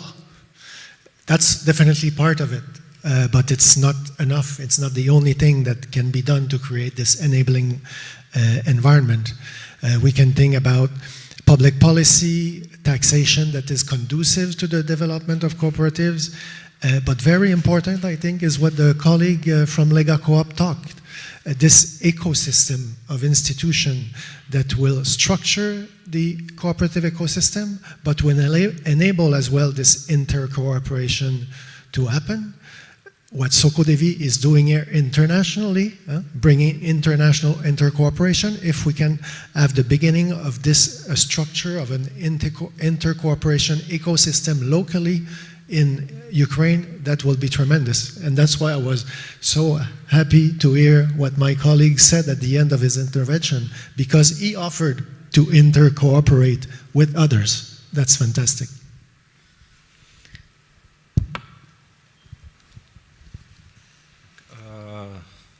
Ви поставили складне завдання. It's a challenging question. It's not easy to answer briefly because a lot needs to be done. But if I look at priorities, I would say learning and innovations, searching for new knowledge, cross-fertilization. It is very important that cooperative movement cross-fertilize, and the rest should be done by the ministry to create the enabling environment for prosperity of cooperatives. If I was to single out one thing, in my opinion, a cooperative needs to be a backbone of farmers' growth. Right now, of course, it's very difficult to accomplish these tasks. We have challenges with power supply, water, etc. But it's important that our cooperatives know they are supported, they are cared for, and that the environment will be conducive to their work and growth. I would say that that's the most important thing. Taras? Well, I think everyone at their level, at micro level, should set a good example and support others with your own example, showing how you can achieve better results at a micro level. Thank you, Taras. Let me wrap up this panel by thanking those cooperatives who undertook to stay within the cooperative movement, help their colleagues, other members to stay on the market with or without our support, despite all the challenges. Because why it's important for us in 2026?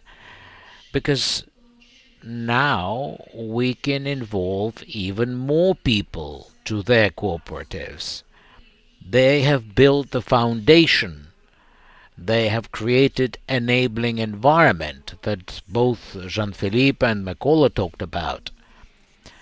And that means we can steadfastly move forward in enhancing our technologies and involve new cooperatives to our program. Now, how exactly we're going to do that, I will tell you in my next presentation. Thank you.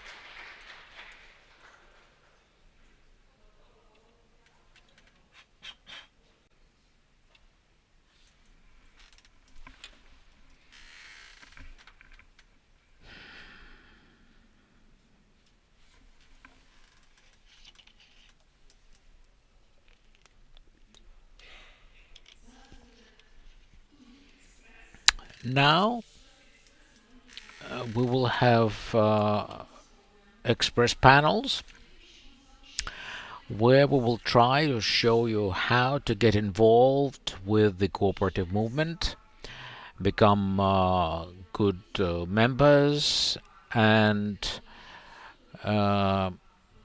get support within the next month. We're going to watch the video right now, yes? Okay, while we're watching the video,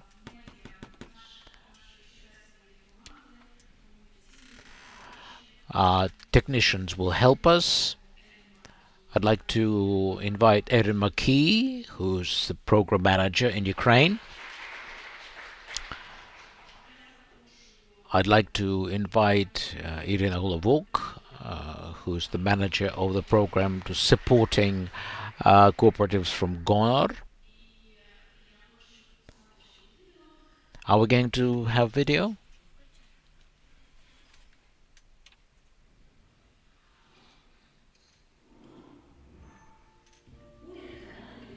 The Government of Canada supports development of cooperatives for over 15 years. The new GONOR project continues this support and opens the new ways of supporting this.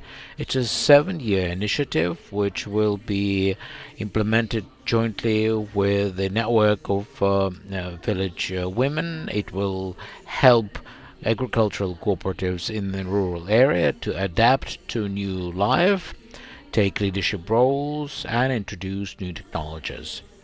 We are focusing on 4 areas: expansion of economic rights and opportunities for village women, climatically sustainable agriculture, expanding organizational potential. GONOR will help women not only be good entrepreneurs but also change leaders. From Lviv to Dnipropetrovsk, from Odessa to Chernihiv, we are focusing on key sectors: dairy, grain, vegetable, honey keeping. We are planning to work with 50 cooperatives, among which social cooperatives, and over 2,000 members.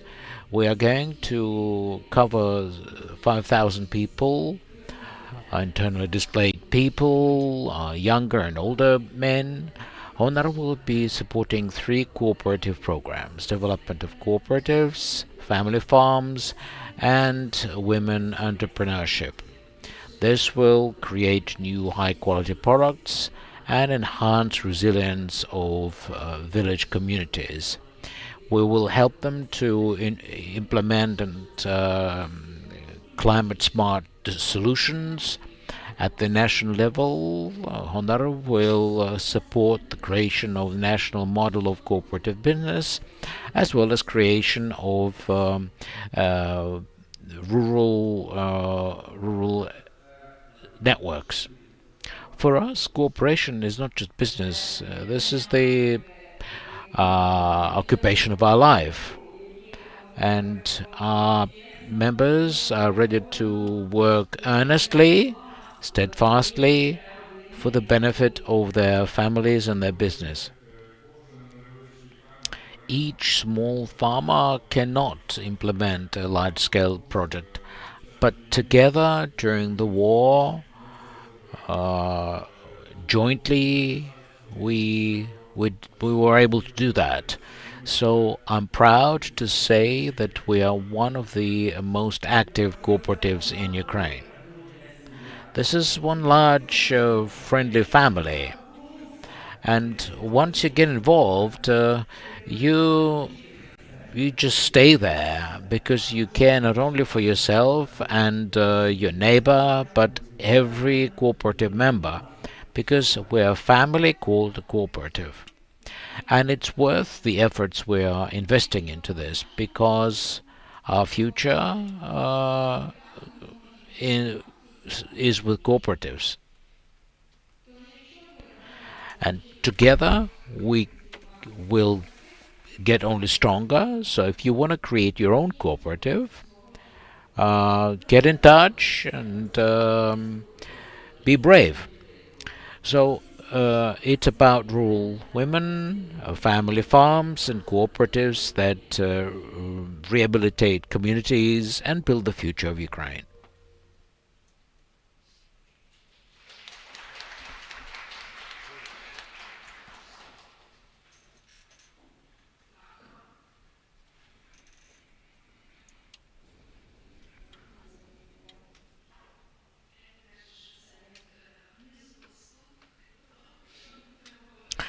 This is like a musical intro to what we're going to talk about now. I'd like to give the floor to Erin first.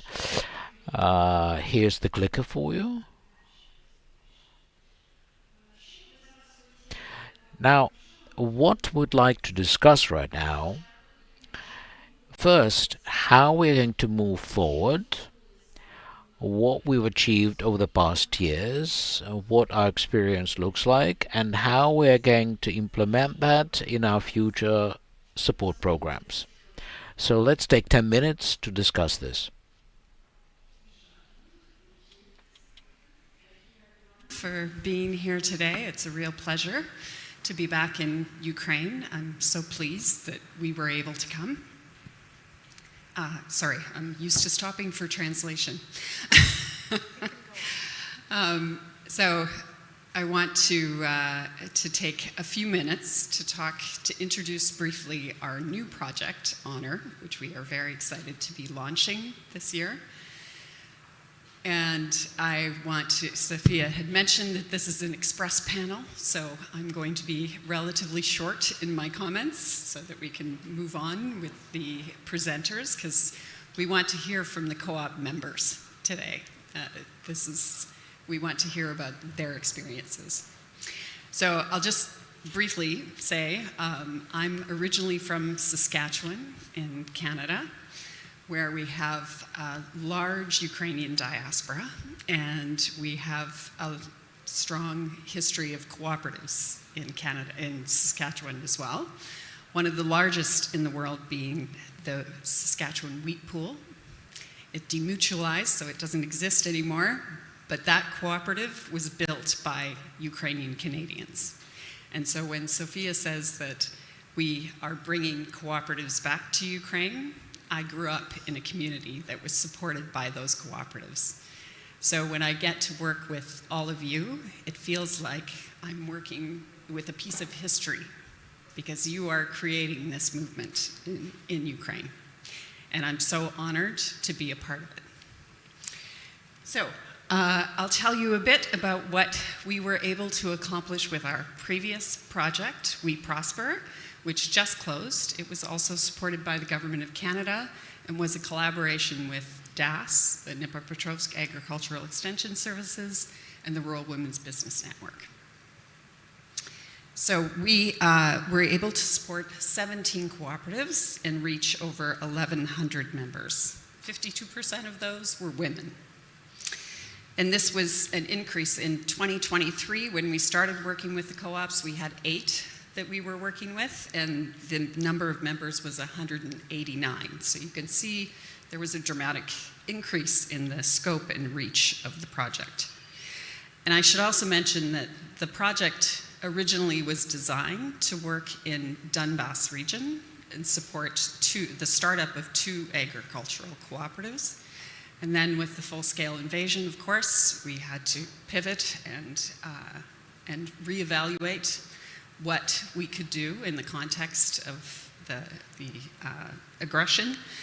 And this team that you see here, the Co-op Academy, DAS, and RWBN, did an amazing job and did it very quickly and under difficult circumstances to figure out how we could not only support humanitarian needs, but also to help people reestablish their lives in the context that we were working in. So you can also see we increased member satisfaction, and Sophia and Yulia referenced this in their presentation and showed that the loyalty and satisfaction of the members has increased as well. Women's leadership, we have done the surveys that there are 46% of women are in leadership positions in these cooperatives. We have the members are using the services, which is always a good indication that things are working. 80% of women and 72% of men are using the services. And the participation in the annual general meetings is quite high, with 63% of women participating. Next slide. So I'd like to introduce Honor briefly. This is our new project. We will be working on this project till 2032. So we're here for the long haul, and we are very excited to have this opportunity. It's a consortium agreement between Dnipropetrovsk Agricultural Extension Services, Rural Women Business Network, and Sokodevi. We are equal partners in the project. We will be working across several value chains, including dairy, berries, vegetable, honey, and grain. And we're ambitious in this project. We're hoping to reach 50 cooperatives and support them with value-added processing, equipment, technology, training. This will represent almost 5,000 beneficiaries across Ukraine. Some of the targeted populations that we'll be working with are women, family farms, people who have been internally displaced due to the war, veterans and their families, older persons, not sure what qualifies as older, maybe me. Experienced, yes, and younger individuals. We're hoping to reach youth and get youth more involved in agriculture as well. So the rest of our afternoon, the rest of the panel, will talk about, introduce the three main programs that we'll be delivering under Honor. This is the Economic Support Program for Cooperatives. We have an Economic Support Program for family farms and one for rural women entrepreneurs. And I think I will wrap up there and again just say thank you. It's an honor to be a part of this project. It's aptly named. Thank you very much.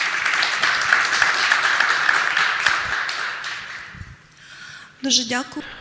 Thank you very much for this chance to be here and speak on new probably page in development of cooperation in Ukraine, and I'm not be too boastful probably.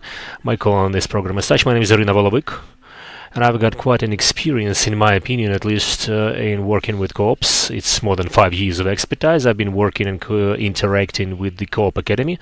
I'm one of the co-founders of Co-op Developers Academy, and I'm also a project manager for the Rural Business Network, Women Business Network, and I have experience in cooperating with the Agricultural Consulting Service. And one of the major lessons I learned and can share with you is that I do believe in co-ops. I believe in Ukrainian co-ops. I am inspired by those people who make the cooperative model Ukrainian identic, because each particular country has its specifics, some specific ecosystems. We have our own specifics we must be proud of.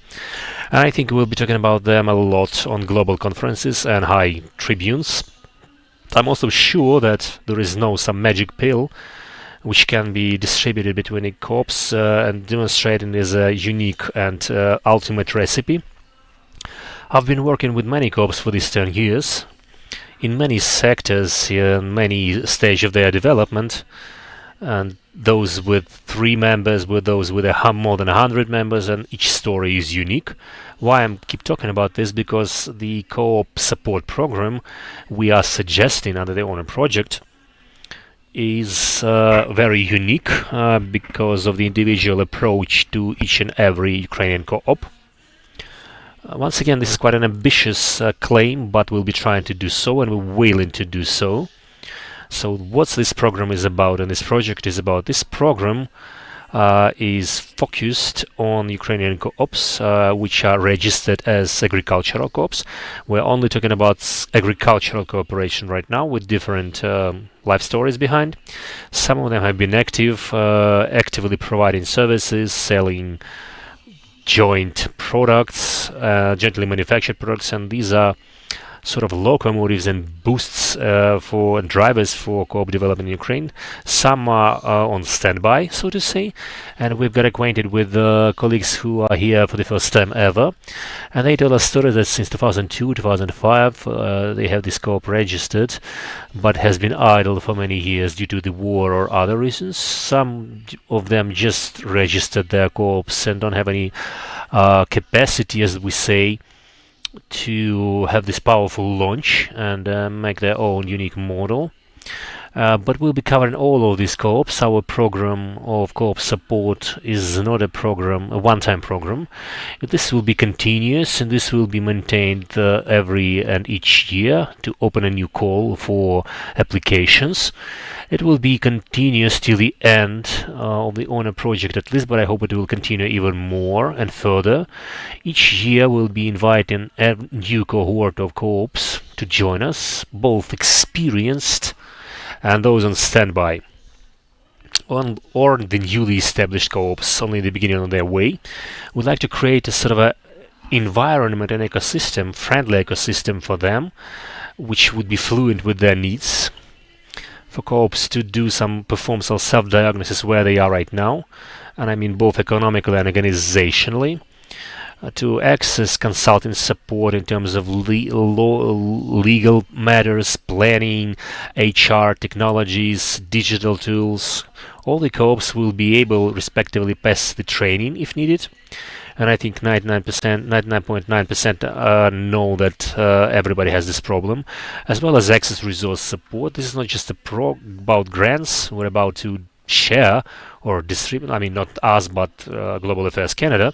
This is a very comprehensive approach for every co-op to develop a roadmap and move in their own tempo, with their own speed. Somebody will do it slower, somebody will do it faster, somebody will put their activities on standby, somebody will make some very swift move forward. But once again, no matter which cooperative you are, which kind of cooperative you are, you can approach us and access this program. So what will the training be about and support will be about? During these years, we have defined and researched. You've probably seen that these are scientific researches, field researches, and other activities. But we define these priorities to create added value.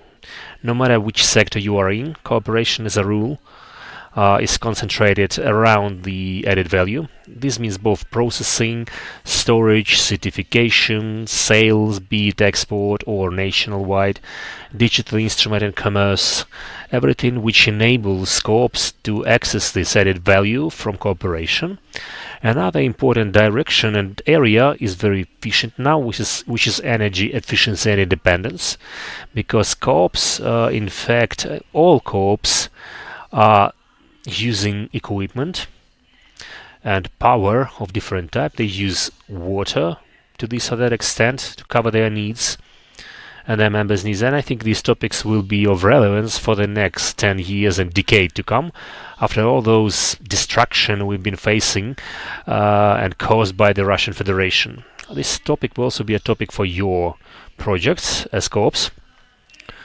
And another third topic includes green technologies and climatic changes and environmental changes, everything related to restructuring and restructurization of agriculture in accordance with the new rules of survival in this changeable world, because nobody can reject environmental changes just because of our war, because all of our farmers have been very active to respond to all the challenges they've been facing. So if you know that you want to change the technology and pass to a closed soil, pass to some new equipment you'll be about to use to automate your activities, like artificial intelligence, is also about new technologies. And the fourth area includes social cooperation and services, which is also of high importance for rural communities, because this is where in rural communities we have our members of our co-ops.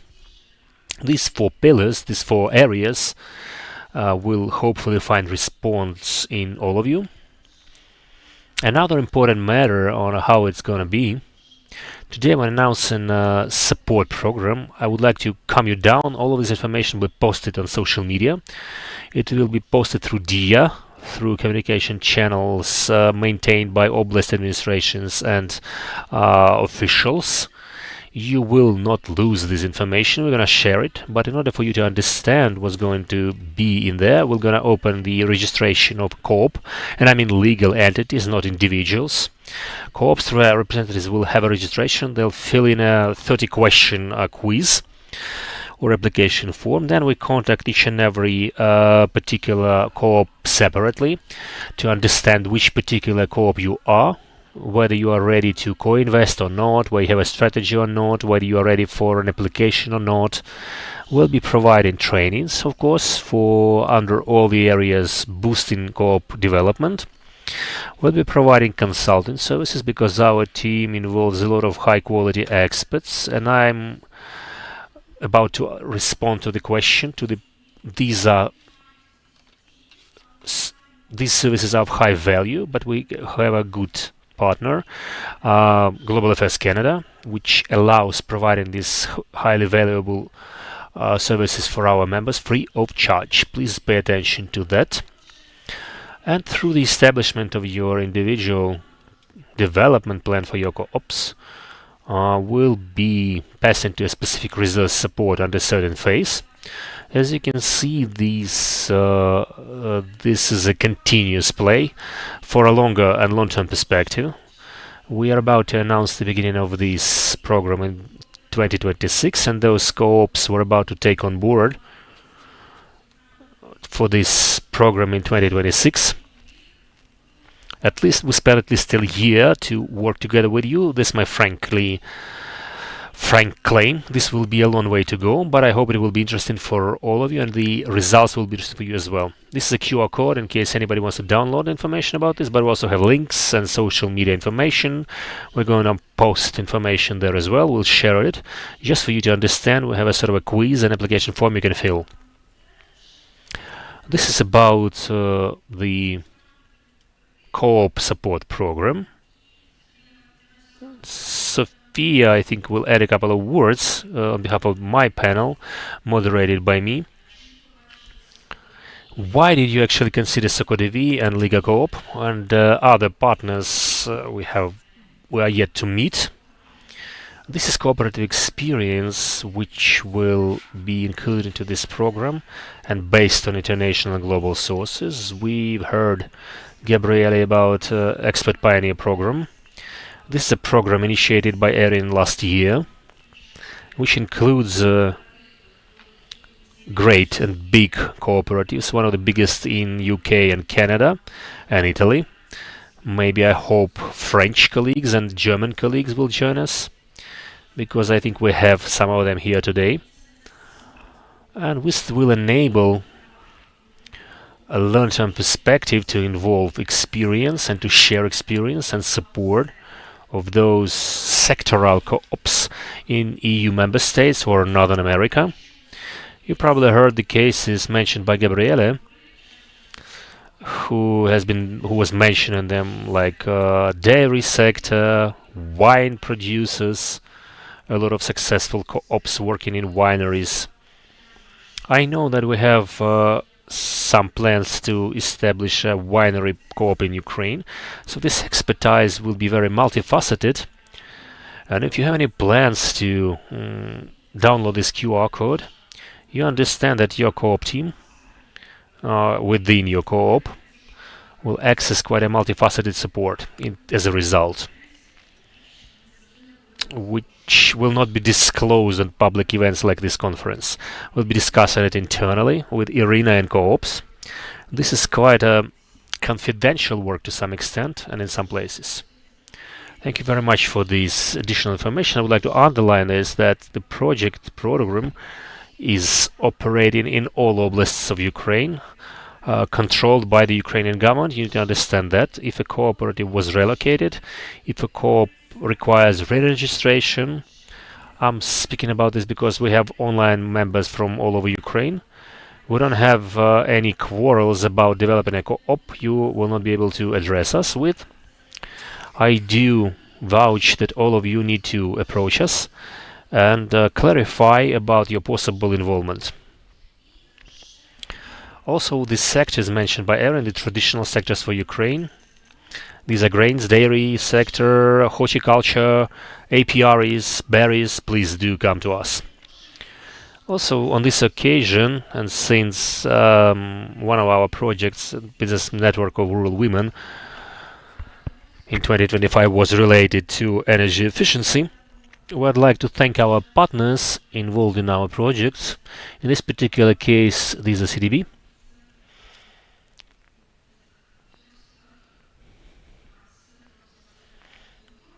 Center of Disaster Philanthropy.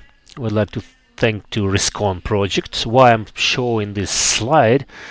Because when we're going for a project, when we are preparing a project with our partners, we are performing a survey or research.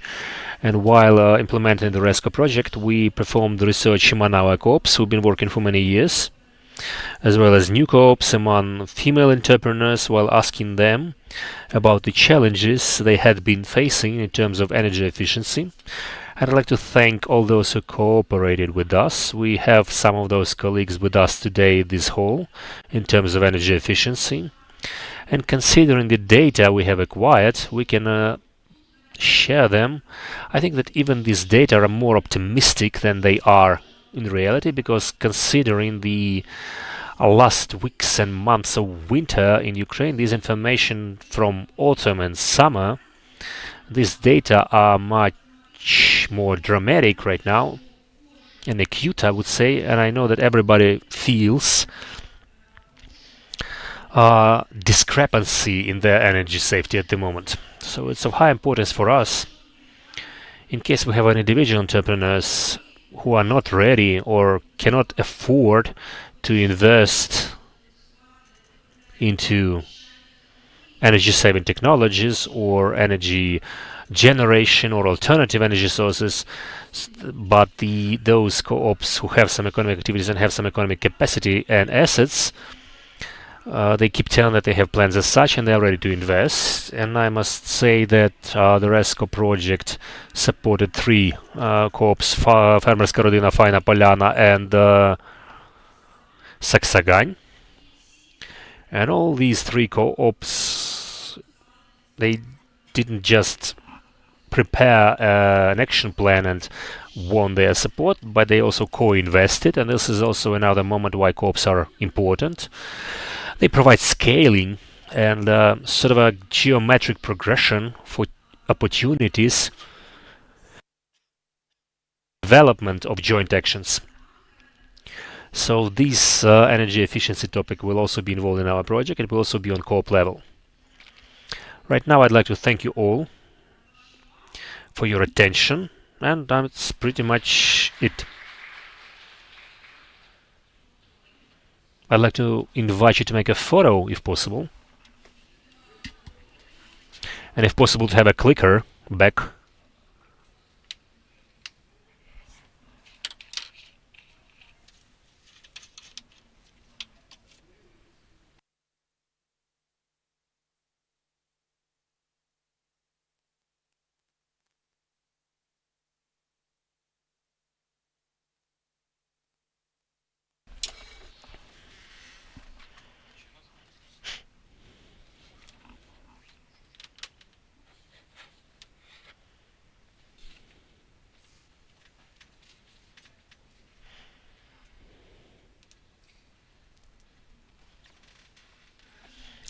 Thank you very much, Irina. This is our basically communication team. They train us how to raise our ratings and our ranks and how to do and perform communication technologies, but still we have an express panel. I would like to pass the stage to our next support program opened under the GONOR project. This is Maxim Maximer, consulting service director under the HONOR project, as well as Katerina Zelenyuk, who is the laboratory manager of the consulting service, and Oleg Yemets, who are about to tell us about the activities of dairy management system and provision of services for their co-op members.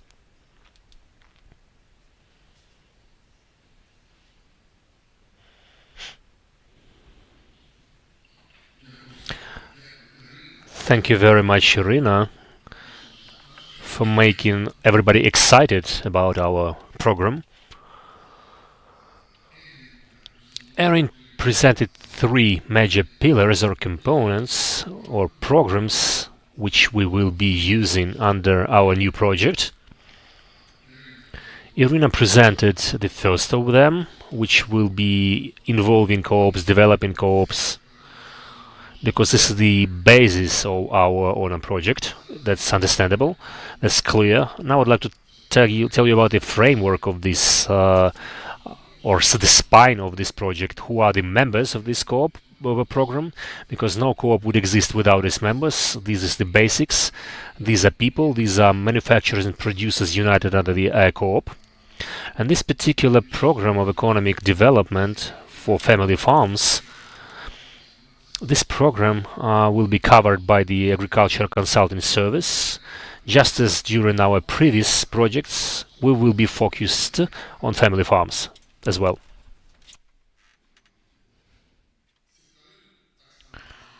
The sectors have already been presented. It's basically, everything. It's dairy, and we are experts here. It's grain, vegetables, berries, honey. All these are sectors that you're operating in today. What are our key strategic goals?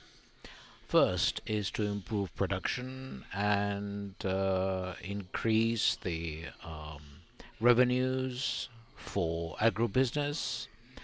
We will help with equipment, but of course the foundation of it all is the economy. We will also calculate the efficiency of the existing equipment, your future investments, and both what you're going to invest personally as well as with our assistance. Next, support to family farms in collective work.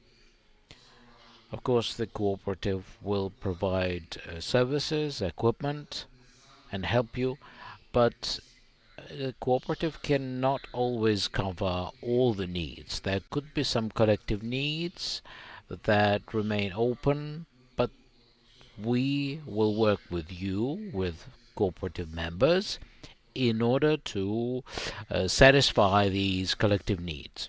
Next, increasing mechanical work and decreasing manual work. Also improving, rather removing the obstacles that currently hinder the work. It is very important for both vegetables and dairy and honey production. Next, energy at the level of cooperatives is a priority, but energy issues at the level of your each individual business is also important, because you simply will not be able to produce anything unless you have reliable power supply. But energy at any cost won't do. Energy needs to be efficient. You need to understand clearly what you're going to spend your energy on, and the power that you use need to produce good results. And last but not least is water. Improving access to water, solving the problems of shortages of water, because this is equally important for plant growing, production of grain, cattle farms. So we need to make sure we use water efficiently, because we get less and less of it. But we need to survive, and we need to continue to produce our products. So these are the key strategic areas. Of course, the natural question is, what tools are we going to use? Of course, we will do lots of training. We will have professional trainers. But today, it's not enough. Like 10 years ago, you could invite a good trainer, and that would be enough. But today, a trainer who doesn't rely upon figures, analytical data in vegetable growing, grain growing, etc., this is not enough. Therefore, we'll have teams of Oleg Yemets, a highly qualified team, as well as Katerina Zeleniuk's team. She is in charge of a laboratory. In the past, it was only dairy laboratory, but recently they have expanded. So tests and analytics is important. We will do a training and render advice, consulting services based on your feedback. Now I'd like to pass on to my colleagues. Thank you. Dear colleagues, I represent DMS, which was formed based on SKDV support. We are cooperating with LACTANet. We have a tool, a special lab for conducting our testing, and our team will be implementing the goals that are needed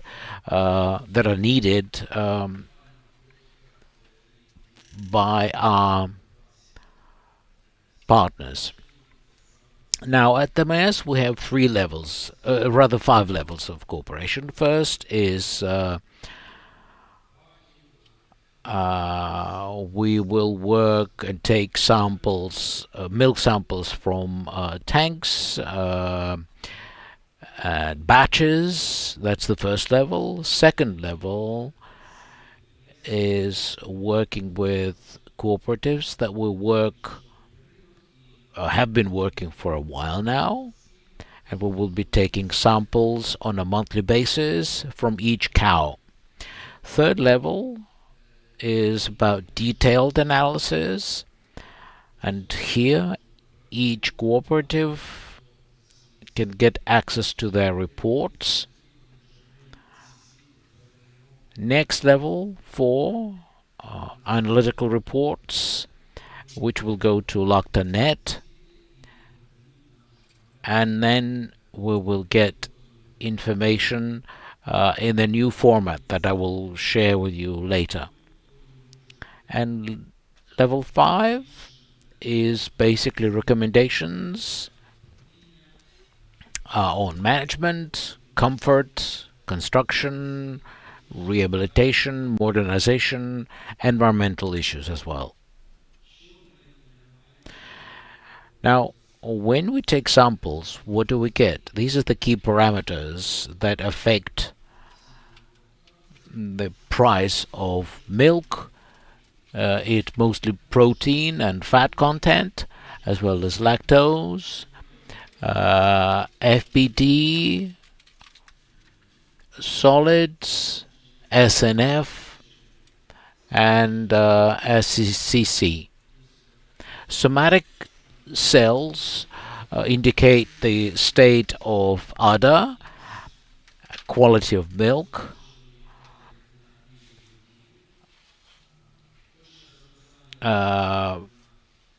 freezing point indicates the parameters of milk, whether water was added or not, whether milk was falsified or not. Fat and protein content, and fat to content to protein ratio is important because they're linked to acetosis. This is a high level that I mentioned earlier, where we look at Lactanet data, and here we get the data which averages the number of heads within a herd, also the active animals.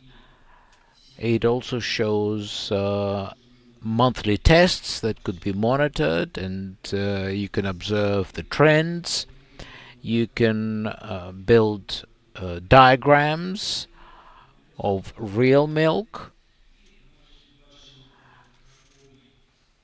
and we also see the curve that reflects the state of each animal.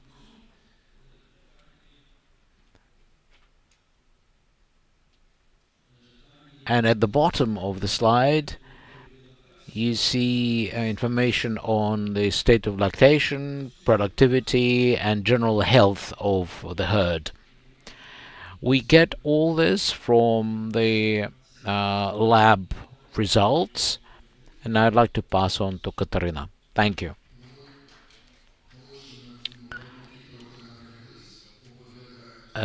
Dairy producers are probably a little anxious because it looks a little complicated, but it's all about your money, you see. It's about your profit, and this is the foundation. So let's pass on to Katarina now. Hello, I'm Katarina Zeleniuk. I am the lab manager. We've been involved with dairy sector. We are now expanding the scope of our activities. You've just seen what parameters we measure in the lab, and it's not just about quality and revenue, profit, but it's also about security and safety of the products. In other words, we need both quality and safety of milk produced by our cooperatives. So we monitor lactose, fat content, general protein content, nitrogen, somatic cells is one of the key monitoring tool to monitor the health of udder. This way we control not just the raw material, not just milk, but also the safety of animals at each farm. This is conducive to business growth, and this is what our comprehensive approach is all about. Now, what makes us different from others? We not only carry out tests using the best equipment, state-of-the-art equipment, but we also do things that no one else does in Ukraine, because we focus on safety and comfort of animals. In our lab, we introduced testing of milk to find antibodies for viruses such as leukosis, and this helps small farmers not to hire additional personnel, but send the samples to our lab from any locality within Ukraine and have their samples analyzed. Therefore, we think it's a great opportunity, and we give the opportunity to farmers to control the state of health, productivity, and safety of the products they produce. This slide is dedicated to our new area of operations, such as testing of agricultural crops. We detect pathogens,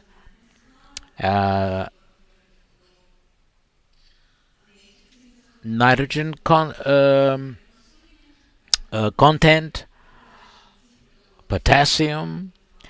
In the future, we provide this data to our agronomist, who provides comprehensive services and advice, which result in specific action steps that a farmer can take in order to enhance the productivity of their operations.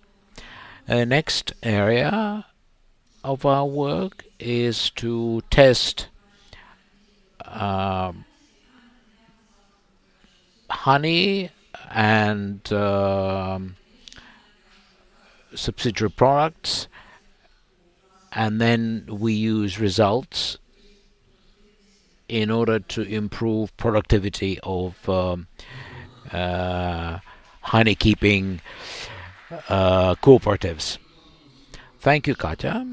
We are planning to launch this program in spring. We are finalizing the development now. We will let you know when we're done and when the program is up and running. And of course, we will first approach the cooperatives who applied for previous program. You will see us first. You will be first because you are the priority for us. So see you in the field.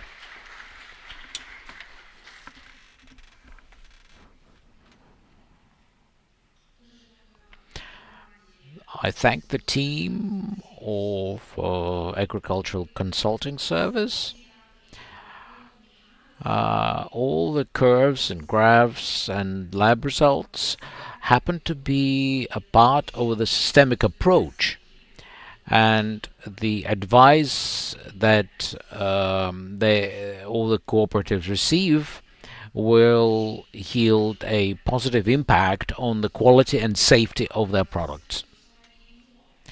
Because demands grow, the standards are currently revisited and improved. So the criteria are quite strict. Now I'd like to give the floor to Valery Bondarchuk, because we actually have another program in the pipeline, and we would like to tell you about it too.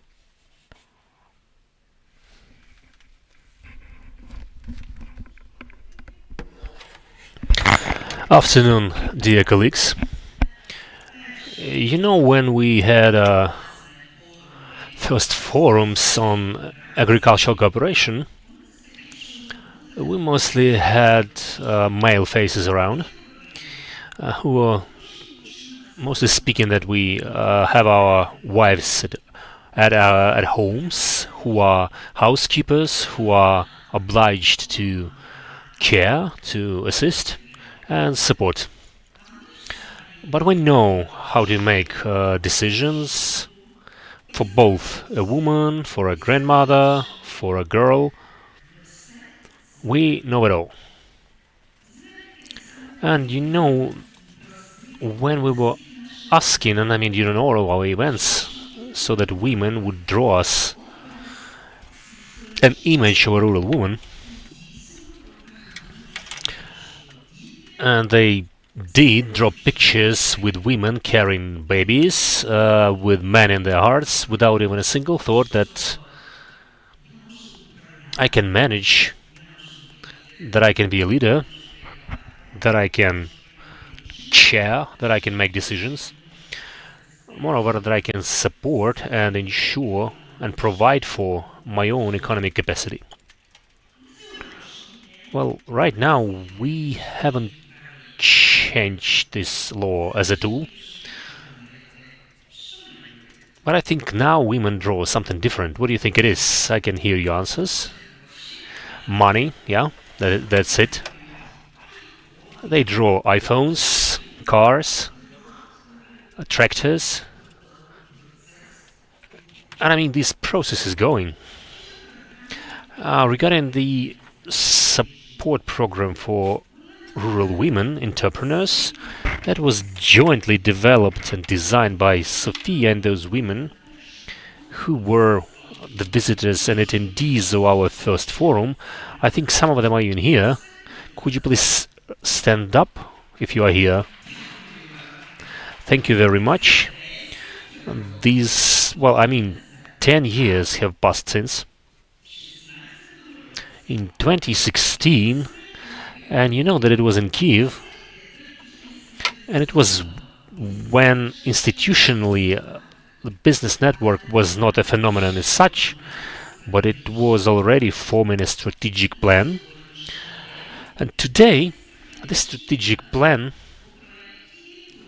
under the We Prosper program was used as a pilot. It was based on which needs and demands rural women had, what strategic interest they had, and what they really needed. And this particular program currently has the following full-scale format. What is important for us in the first place? We are not following any rural women to tell them how to be leaders and to be leaders in general, but for us it is important, and Sophia would confirm this. We have 6 people who are doctors of sciences and candidates of sciences of different profiles, I mean within our team, and those people who graduated from agrarian universities as well. We conduct and perform research. It is very important for us to use our focus groups, to use surveys and quizzes to define the specific priorities available at the moment. We define a situation, a region, human resources, opportunities, and specifically in such a horrible and violent time. It is very important for us, and I would kindly ask you all to take the program in your hands, because the title of the Honor project, you can see that this project has even a bigger name, so to say, because this is one of the priorities, and the program will not be working just for the program as such. It's too practical and applied. We have more than 1,500 women working with us, and not always they have any resource support, because we use a diverse and comprehensive approach. We define a situation, we define a vision for the future, which would enable to provide economic capacity and authorization for women and co-ops they take part in, rural communities, and this is even not counting those women we have without the analysis of their impact, so that village headmen, community heads would not sell the agricultural lands and never buy their grandfather or grandmother in an apartment in Lviv, in Kiev or Dnipro. But better for them to, well, even if they sell this land, they would build an agricultural business jointly with a son, with a daughter, and stay in this land. Therefore, as you can see, we have quite an important area of activity, which is planning in accordance with the tasks and objectives posed for this project.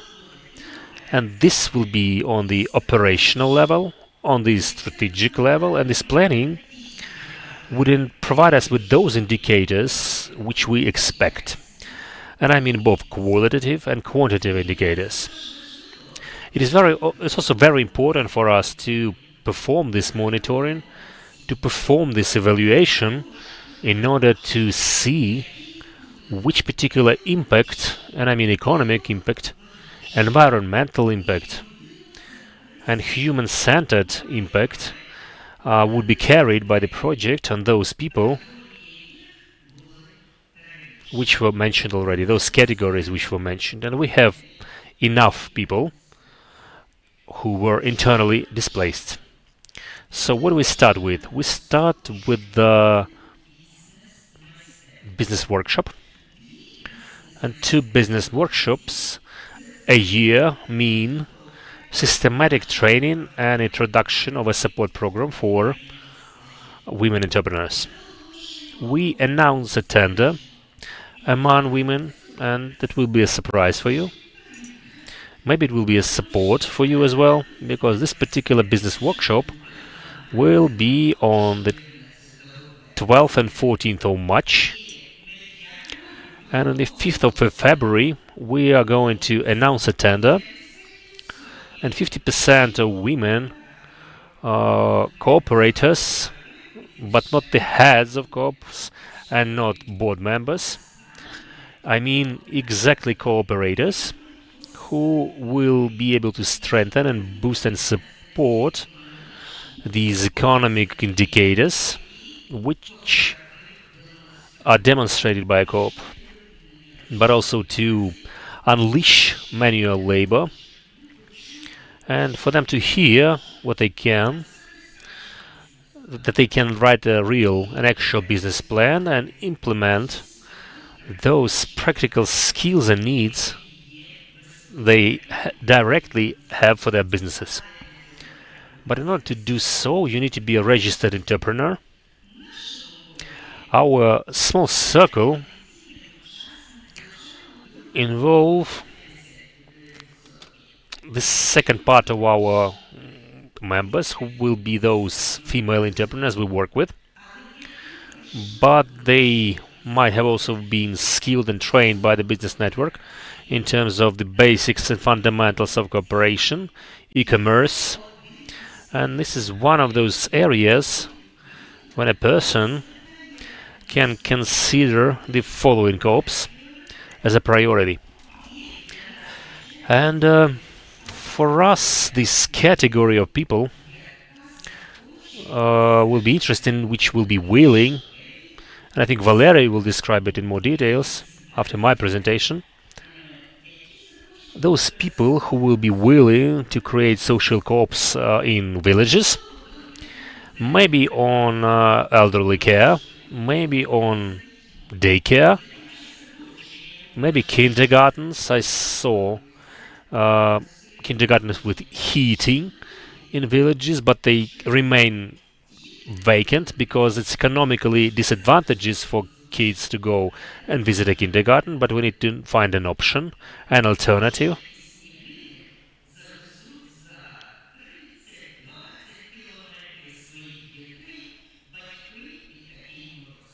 because this weather also impacts and presents a challenge for their parents. I mean, you would never transport your kid in 20 or 30 kilometer in such a weather. So basically it will be first workshop, and the second will be based on the results of the first one and the results of the entrepreneurship activities. Also, on a monthly basis, we hold our studios, and we are quite unique in Ukraine. We have no organization as such in Ukraine implementing such a project, because our studios are used to invite leading mediators and experts on dialogues, and those people who work on conflicts, I mean conflict managers, to work with our women and implement those studios, those peace culture studios. We have quite a lot of experts, both men and women, certified by the international organization, and working with us as volunteers quite often. However, the precondition for our studio is for a woman who is under this program would demonstrate her business and her challenges, her mental health to improve it, and would have support from the business network. This is an approach which would enable transforming an internal conflict, external conflict, and boosting their entrepreneurship activities. It is also important to involve information consulting streams. We do broadcast quite often. I'm quite boastful about this because in January we had, this year, we had the first stream with two directors of the national park. And they were quite clear while talking that what can be done in a national park, what impedes the activities, why. Because there are many IDPs, including women, moving to the Carpathians, moving to those regions with the national parks. And one of the first directions and areas they started developing was the development of herbal teas, dried berries, mushrooms, and sometimes they even destroy this ecological system. Also, the stream was attended by a woman who was displaced from Melitopol in Zaporizhia Oblast. She was a medic, a healthcare worker, chairing almost 10 women IDPs, who established an excursion and sightseeing tour agency working at a national park. For us, it is important to integrate people as such, because you might tell me that a single woman can do nothing, but we do monitor how many IDP women are in our team. And I would kindly ask to raise a single woman from that cooperative who actually was displaced and who actually is able to share information during our break. I would kindly ask to stand up. Nessa. This is very important when we have direct integration, and it's quite essential for us that we will be announcing a resource support program. However, this program or resource support which enables a woman to master those techniques, technologies which might have been previously not accessible or incomprehensible. That is why we're working for. And at the same time, I would like to boast about another experience of mine. Roxolana Rosolovska, I probably should be wrapping it up already, 2 minutes. I cannot minimize the title of a project as such. There was this whole family with a man as a veteran of war. They moved to the village of Chesniki, and when Roxolana came to our workshop with a clear task to move abroad. However, today, after the workshop, she remained, And under our support, she managed to develop an oil-producing business together with her family. She opened a bakery, and she pays 3 times more taxes in a village than the whole village itself. And this is the result of a comprehensive approach which has been used: training, transformational leadership. And all of this is demonstrated by our women during our annual forums. I say I cannot stop. Sophia is trying to stop me.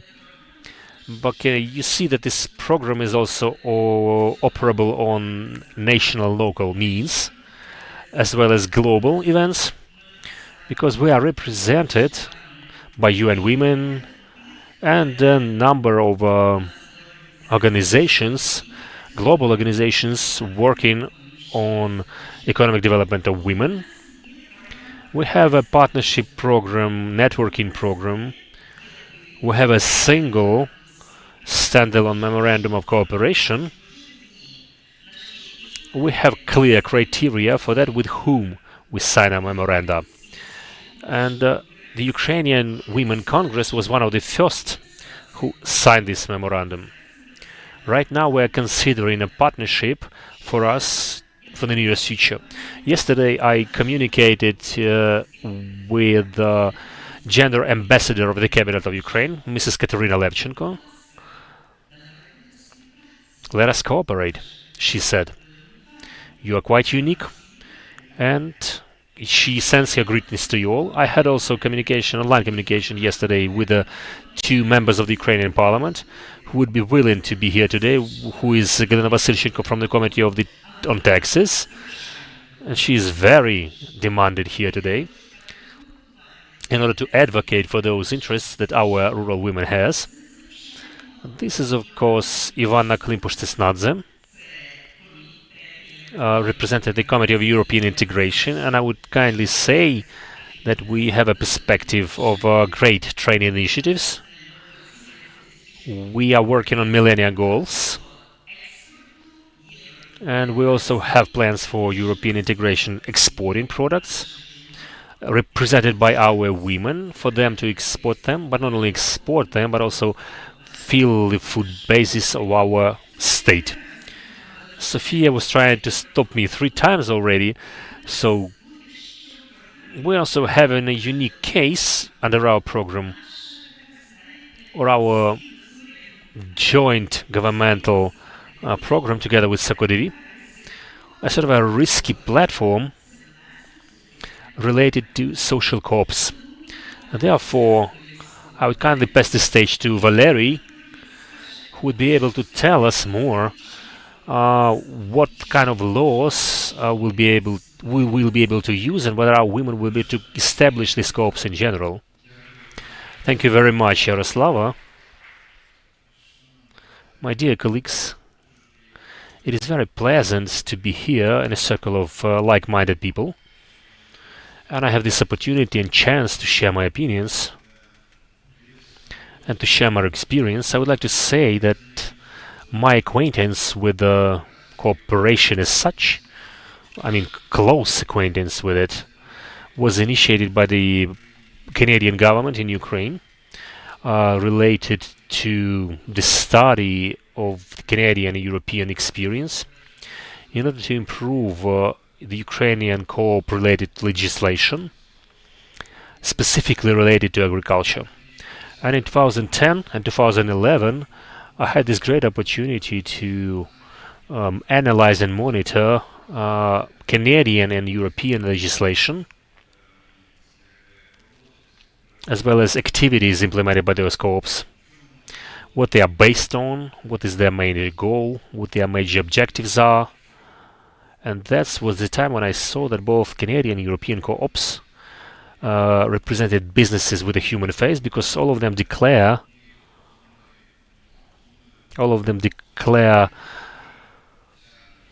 and I mean in addition to financial income, they declare the achievement of specific social goals as one of their priorities.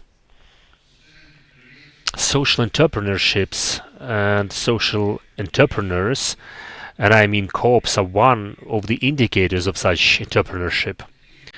This is about the same business as any other, but at the same time, their major task is not to earn income, but to achieve a specific social goal.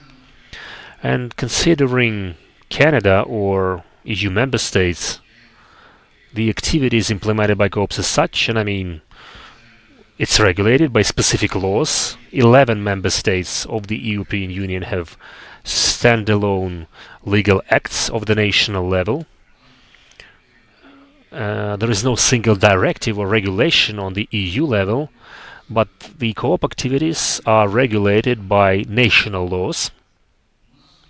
Ukraine had several attempts. In 2015, we had a bill registered on social entrepreneurship, but then it was recalled. And in October 2025, we managed to register a draft related to a definition what a social enterprise is, and the major principles used to operate such an enterprise. As for social co-ops, I don't think we have any big barriers in our way at the moment to establish a social co-op, because we have the law on cooperation and on agricultural cooperation. And both laws have separate and multiple articles defining co-ops acting for achievement of specific social goals. Therefore, I think that we have all the opportunities and chances to act in this particular area. Moreover, considering the aim of such social co-ops, which is integration and employment of vulnerable groups of population, and provision of specific social services, manufacturing and production of specific products and services and goods, as well as social inclusion, community development, as well as reduction of social inequality. During the activities of these co-ops, the financial result is normally not distributed among the members, but instead is reinvested into development, training, creation of jobs involving young people, community support, etc. So I urge you to work together, experiment, and carry on with our work, and in fact enhance it where we can. Thank you very much.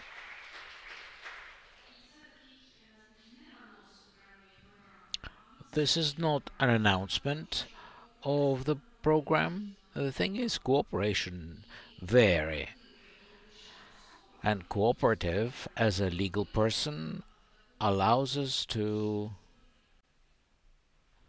Have I done something wrong? No. The cooperative legalizes the activity and makes it possible to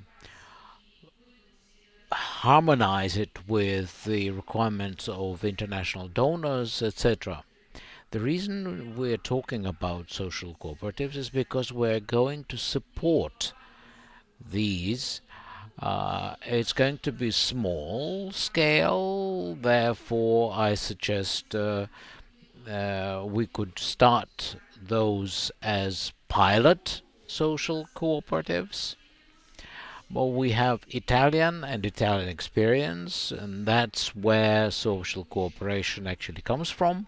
Particularly in Italy, we saw how social cooperatives work.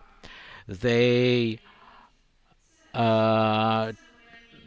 make preserves, hotel business, restaurant business, any area of activity that has a social purpose, in order to unite people who do not have access to labor market, or people who render social service, and just help them to do it in a more effectively, more efficiently.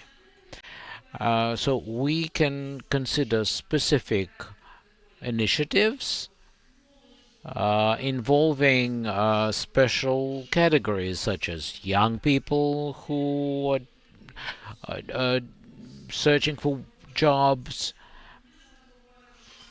We're saying that we expect to have many people with disabilities, but the work environment will have to be conducive to them, and then they can make a difference. All we need to do to be successful in this is to join our efforts and relying on experience of our Italian colleagues to be successful. They will be helping us in terms of technologies as well as consulting. So we are going to fund this jointly with our Canadian colleagues. There are, of course, challenges, but the business network of rural women are ready to work with these challenges, and we worked with them already, but we do have this resource for next year, and if we approach this creatively, not using classic model, but in fact innovative approach, developing social cooperatives that can help with housing, because on a daily basis our infrastructure is being ruined, and we understand that these challenges may complicate things for us. However, if we are united, it's easier to rehabilitate. So what we need to do is to enhance our resilience, and in order to be resilient, strong, and be able to survive until the next panels, we will have a special fishbowl activities. And now I'd like to invite you all to take lunch, and we've prepared, our catering team has prepared a lunch for you, and we will be back here in 1 hour.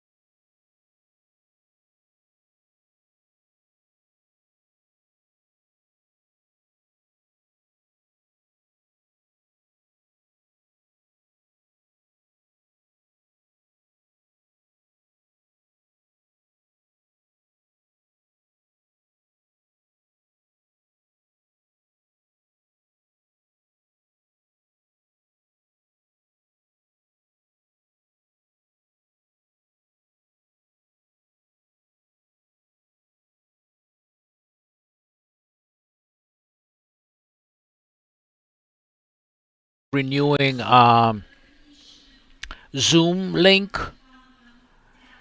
Let's make sure everyone's connected. Our panel discussion is dedicated to a fairly emotional logo, which is resilience of Ukrainian cooperatives, strength.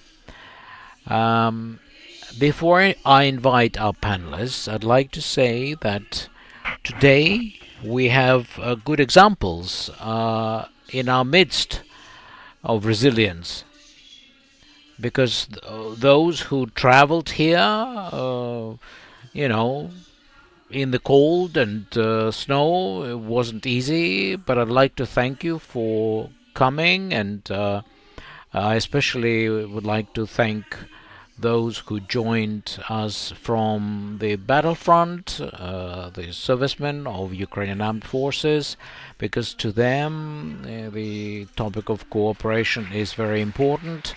Let's give them a round of applause.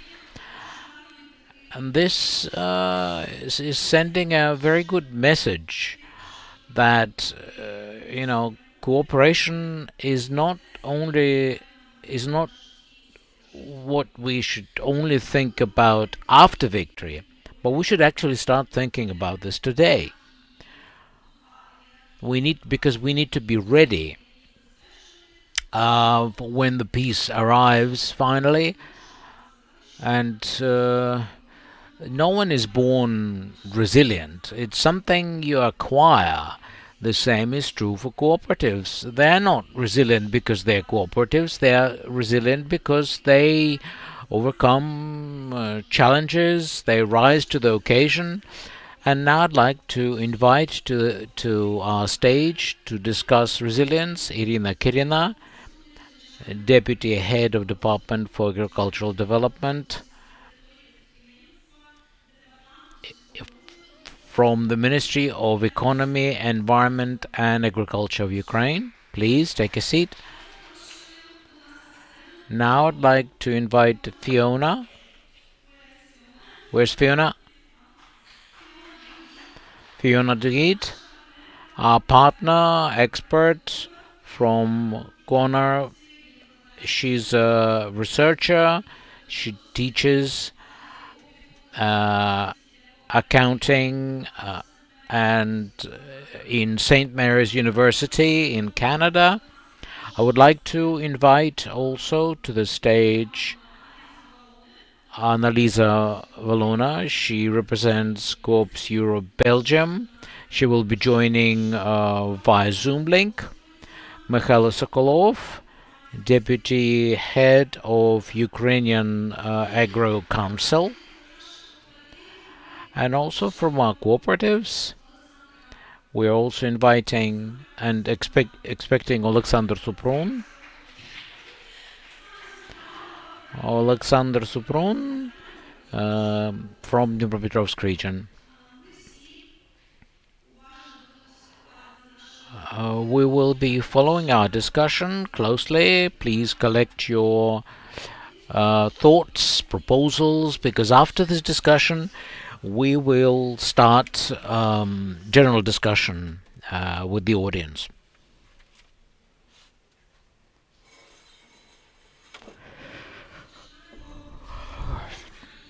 Let's start our discussion with Irina Kirina. Your department is very important because the Ministry of Economy and Agriculture now has a mammoth task with lots of priorities. But today, for us, it's important to talk about the role of cooperation in the Euro integration processes and how the ministry will support small farmers, agricultural producers in this process. Do you think, Irina, it is time to discuss Euro integration today? I think so. And, you know, the Euro integration process in Ukraine envisages a gradual approach to principles and mechanisms used in the EU. And in this context, support to small farmers and cooperatives in the agricultural sector is a key and priority area for the state policy. But this category happens to be also rather vulnerable when new EU standards are being introduced and when new commitments are taken by Ukraine. Thus, this category requires priority support. You see, successful agricultural production is impossible unless we have strong small producers. Therefore, small farms and cooperatives are a good model. Now, when they unite within cooperatives, it makes them easier to access EU markets.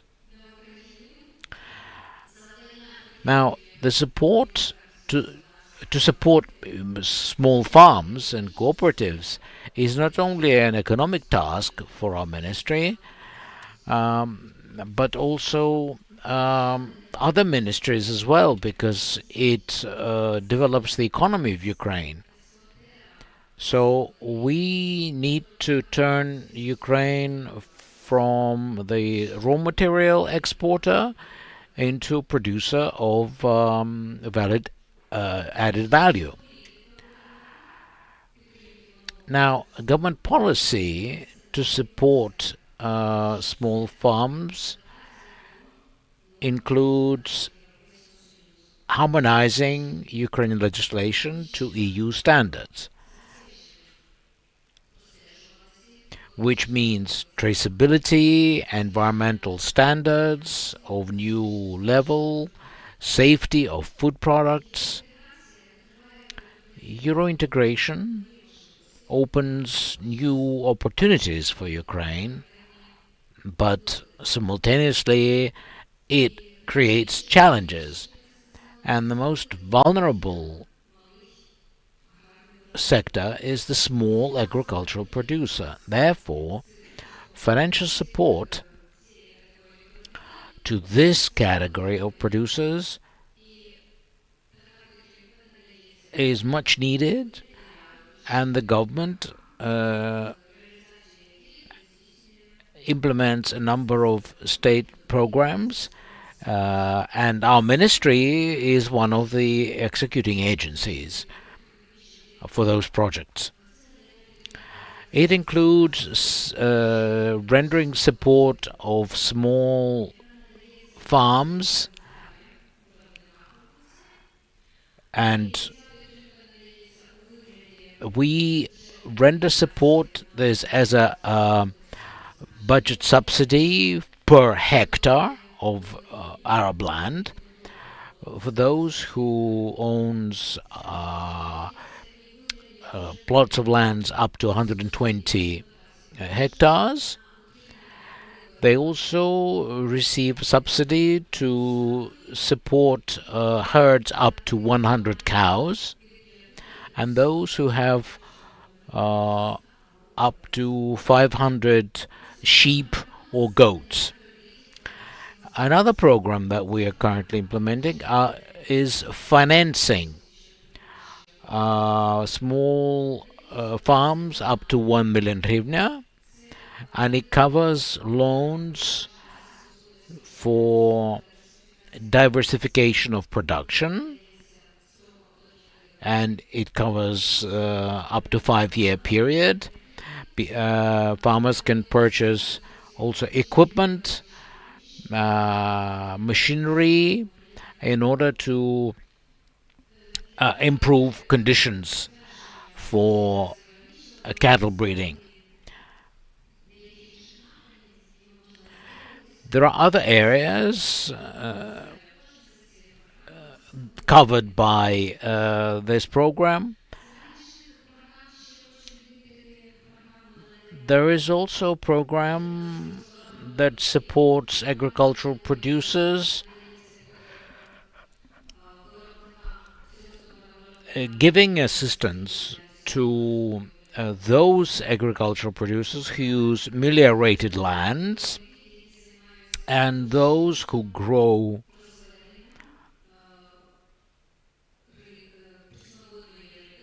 freshwater fish on the deoccupied territories,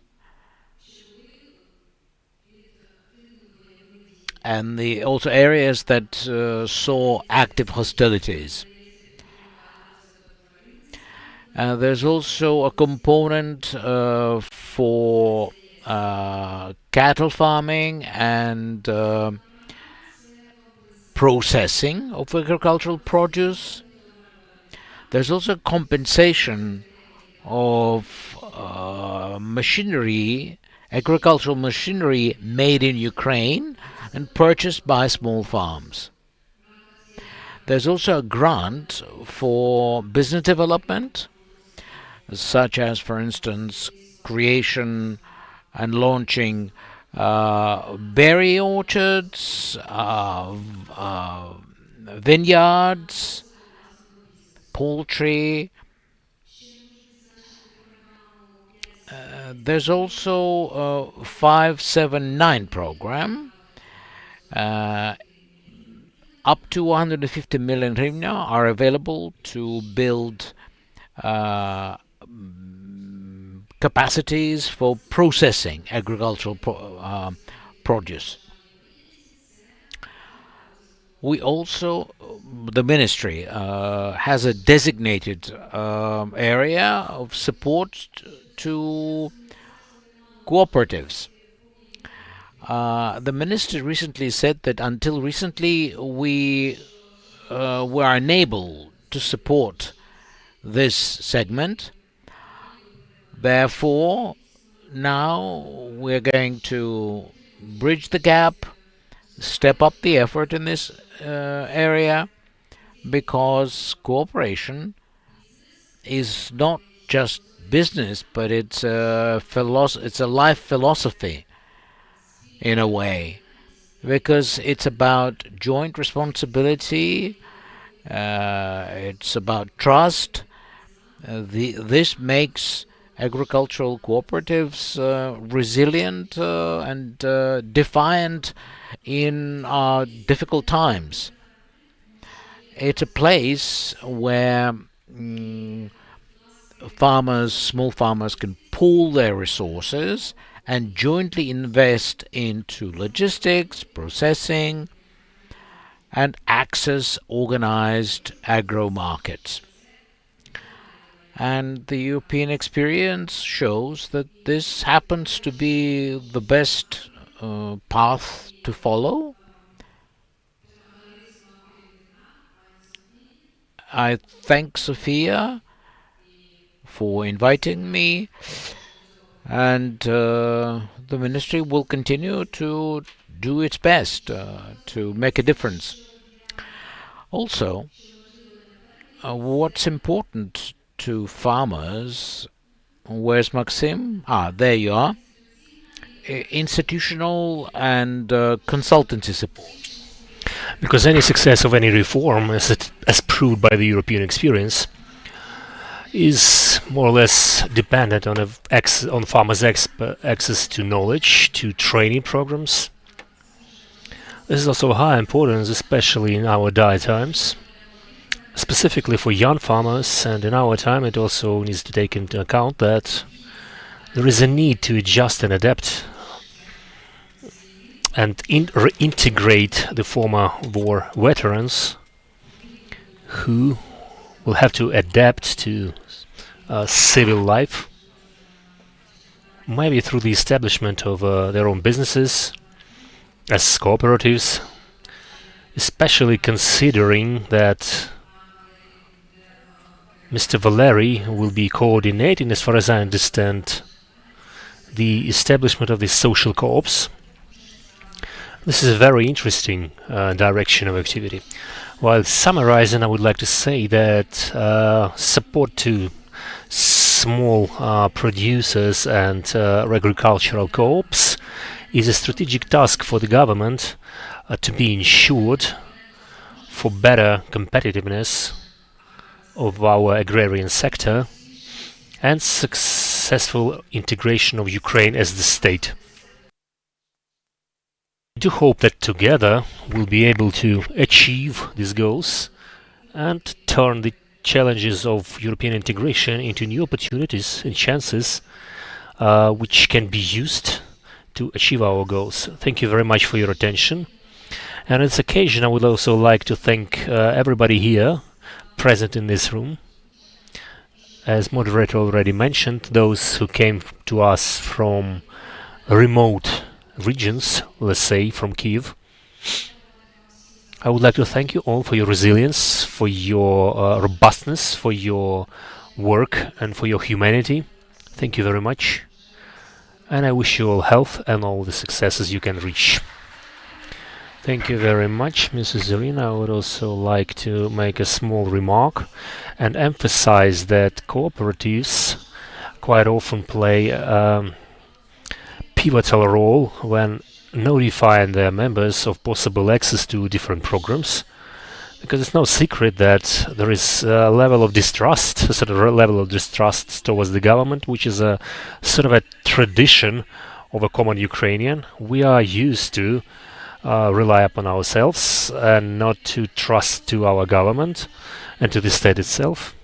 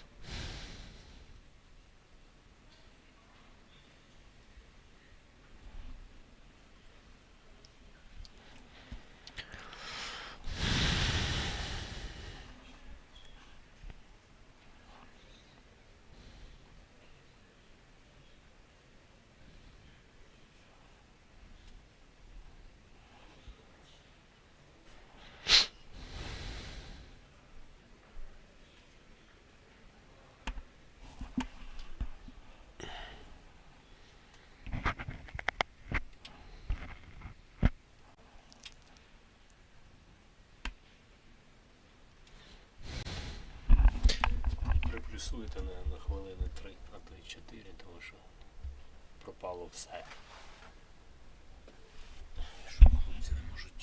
А вони ж, це ж не вони беруть, там же ж, я так розумію, міняються акумулятори. So let us keep up. And I would like to continue this thought that the principle of cooperation is notifying their members becomes leaders for family farms, for households, and for registration with the DAR system. And I know there are these people who assisted their members as managers, as board members, as accountants to register. And this is an important element of this visibility ecosystem for both small producers and co-ops. And under our project, we are going to work so that those co-ops that are yet to register would do so and would become visible. For both the governmental system and other systems involving agricultural territory development partners and cooperation development partners. I would also like to pay your attention, maybe through Mrs. Irina, to our ministry, that unfortunately currently there are co-ops which are relocated from frontline territories on the emergency basis. We had a case like that in autumn. We invited them to join our conference. Unfortunately, they were frank to say that they have no spiritual strength to do so. But we do have resilient co-ops despite the challenges they face, like the frontline movements. So for co-ops as such and their members who have experience in cooperation mastered under our project since 2010, we have a 15-year-old co-op which ceased to exist due to relocation, and family farms appeared in different regions of Ukraine, turned out in different regions of Ukraine, and we need to find out how we can support people as such, how to relaunch their business activity. And I mean both co-ops and their members. This is what we are going to work on and advocate. I'm delighted to pass the stage to Fiona. Fiona is a researcher, is a scientist, is a teacher working on resilience of co-ops globally.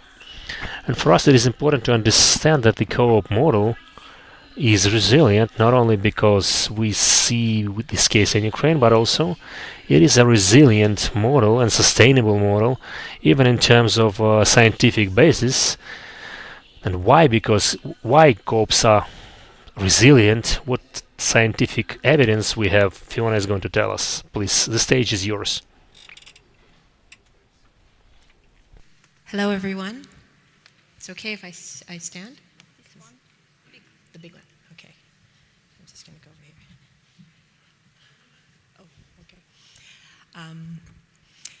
Hello, everyone, and thank you very much. We've been hearing a lot about some keywords, and I'm going to try to sort of pull those together a little bit in the next 7 minutes. We've been hearing a lot about enabling environment. We've been hearing about the ecosystem. We've been hearing about co-ops. We've been hearing about resilience. And so I'm going to pull this together. I'm also going to ask you to take yourselves out of this moment here and take ourselves back a couple of years to a different time when we were dealing with a different kind of crisis, and this is the COVID-19 pandemic. During this time, in 2021, I engaged in a study with other colleagues in Canada to look at how co-ops are managing through the COVID pandemic. And we were using this language of resilience.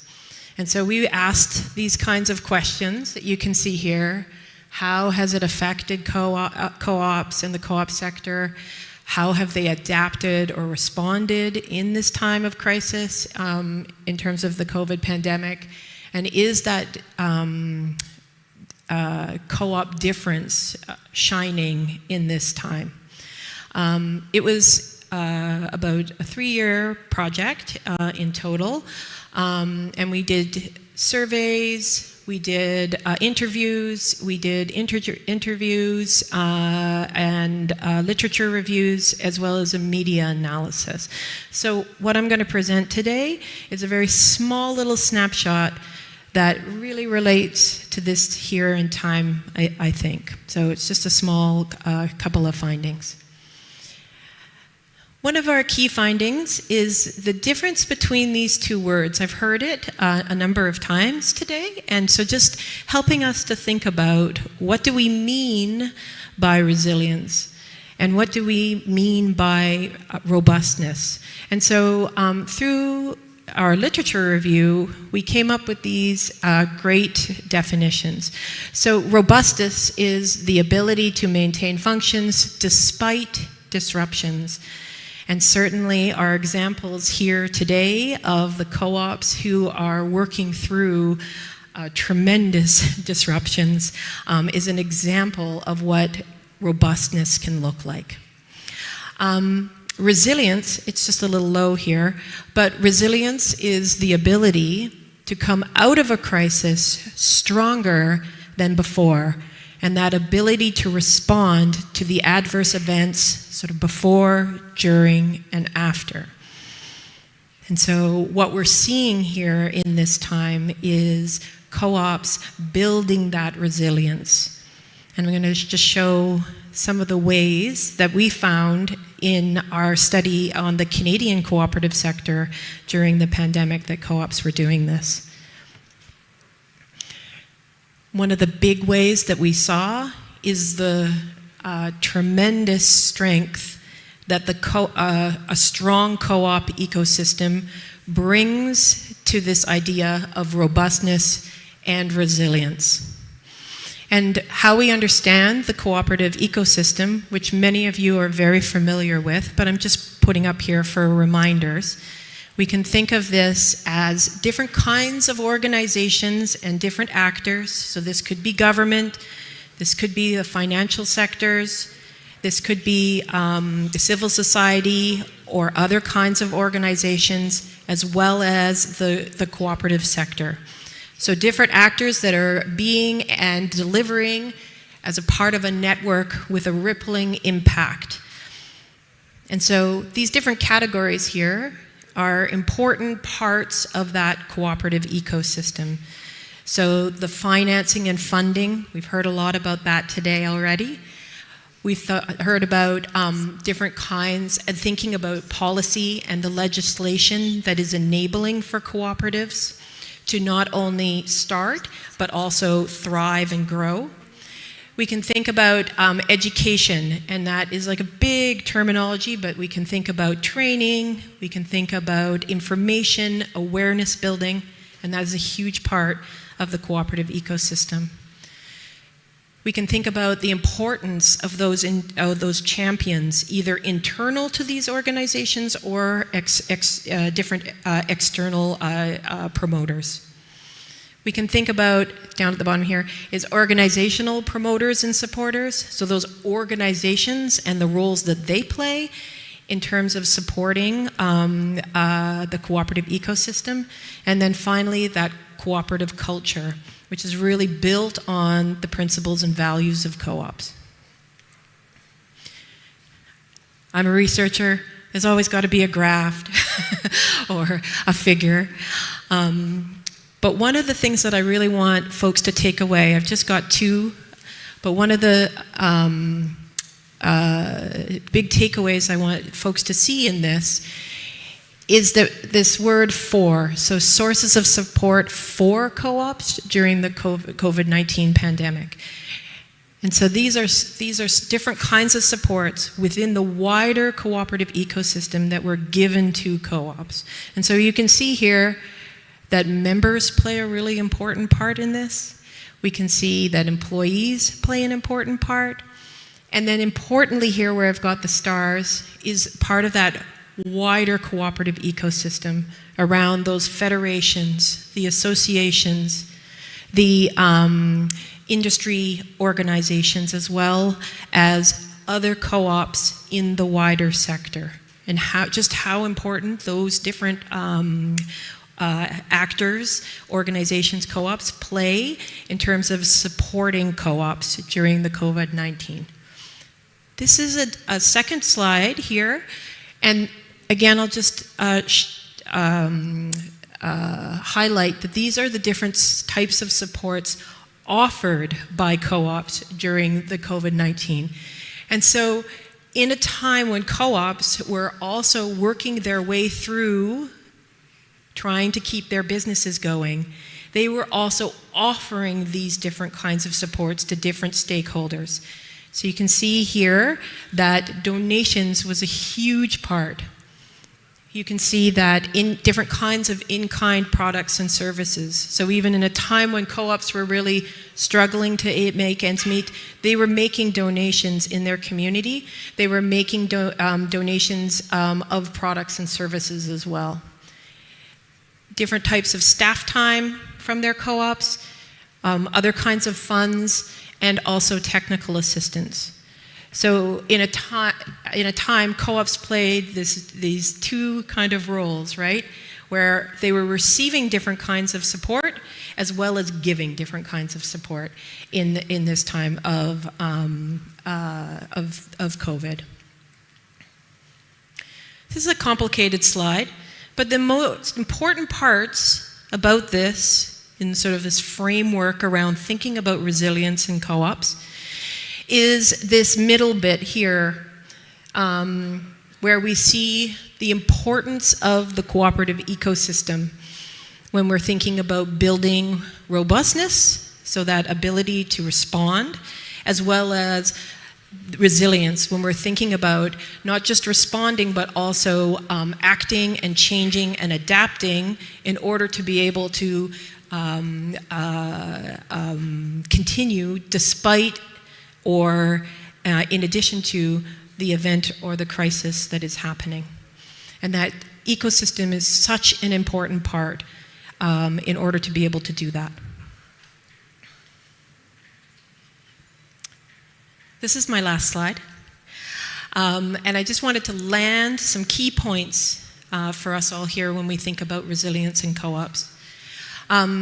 So first of all, that difference between robustness and resilience and how we can continue to embrace both of these very important elements of what co-ops can be and how do we support them to be.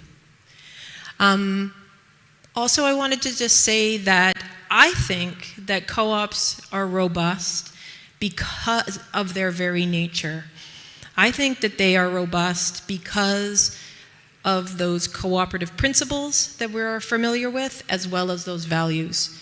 And because we have those built in as a part of the DNA of cooperatives, that makes co-ops be more robust than other kinds of organizational structures.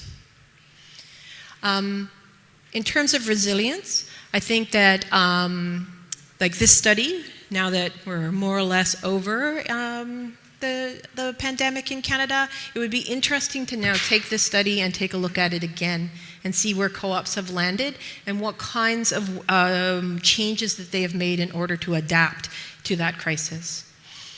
I also want to flag and highlight that resilience is an ongoing process. It's not a one and done kind of thing, right?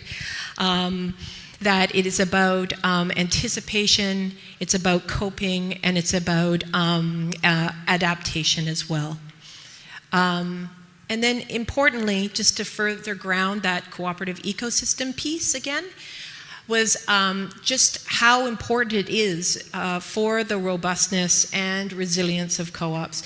And so not only do all those 6 different factors play in as important roles, but they are not only supported by, but they are also supported. So individual co-ops play an important role in not just the resilience of themselves, but also the resilience of this wider co-op movement. It's a two-way street, which I think is really, again, different than other kinds of organizational structures. This is a very special part of our co-op movement.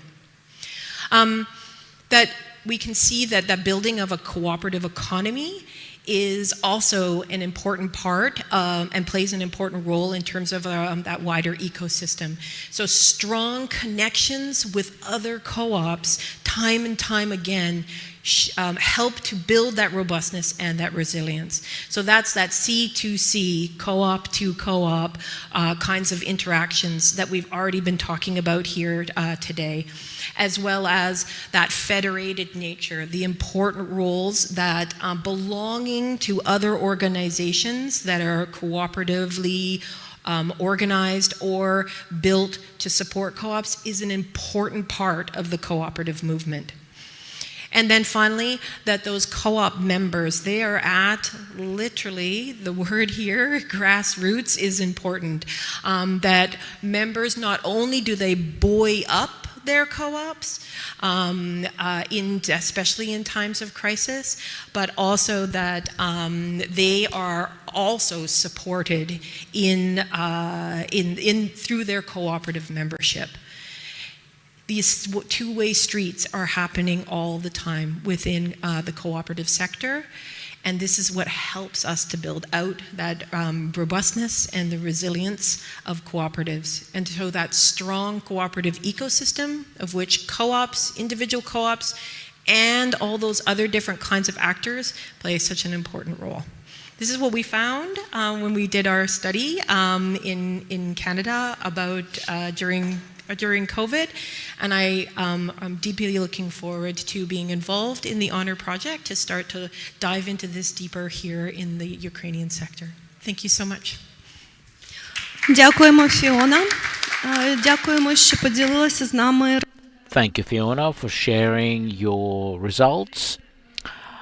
And even though these are cooperatives in Canada, we still have many common things and links between Canadian and Ukrainian co-ops. Now, let's recollect 2020 when the COVID-19 pandemic broke out, because then, after long debates, the law of Ukraine on agricultural cooperation was passed into law, and it created a powerful impetus in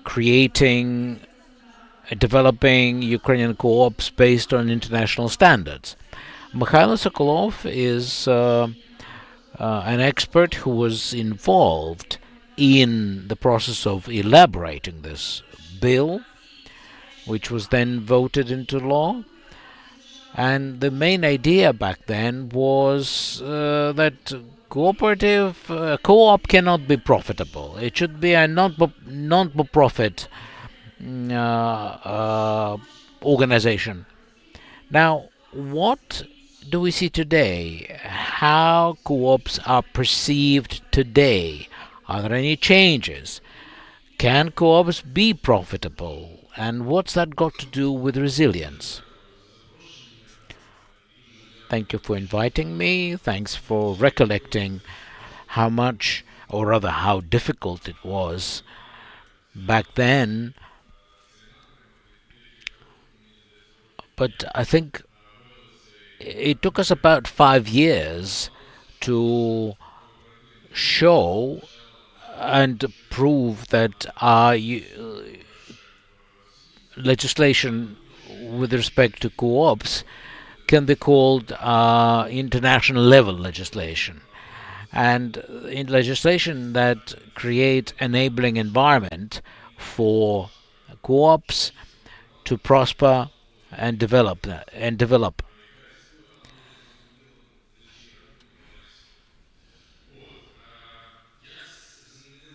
Now, regarding how perception has changed, I don't think we can call the results 100% positive, because if you look at France, Canada, other countries, in many of these countries, the percentage of agricultural products sold through co-ops is over 50%. Now, what is this percentage here? in Ukraine.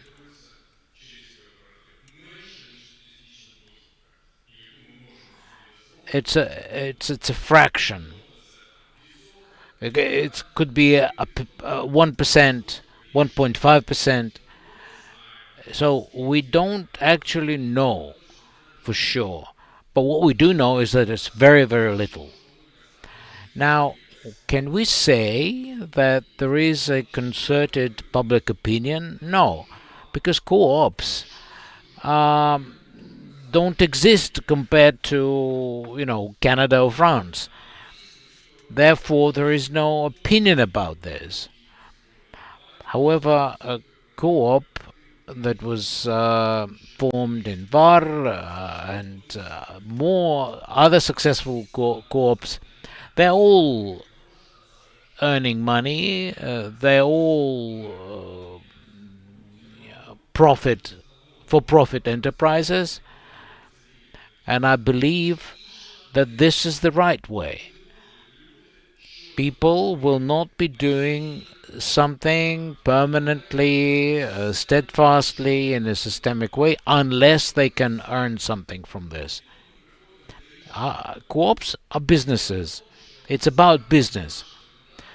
But our legislation is not finalized because it doesn't offer something very important, something that is present in other countries, and that is patronage dividends or something similar, because the classic dividends is what they have in the US,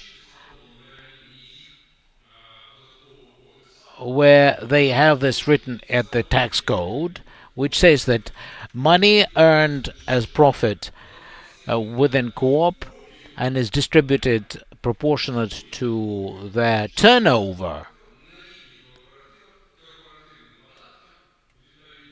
they pay corporate tax, and they are free of tax.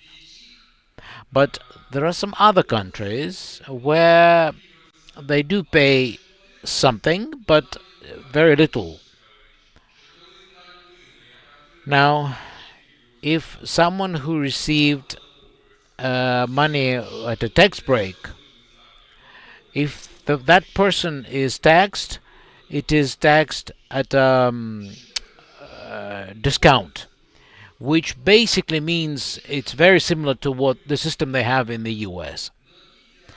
But if we look at the diagrams, let's say 100,000 hectares owned by the fourth group, and the other is distributed among 1,000 owners, and then you calculate how much taxes they will pay.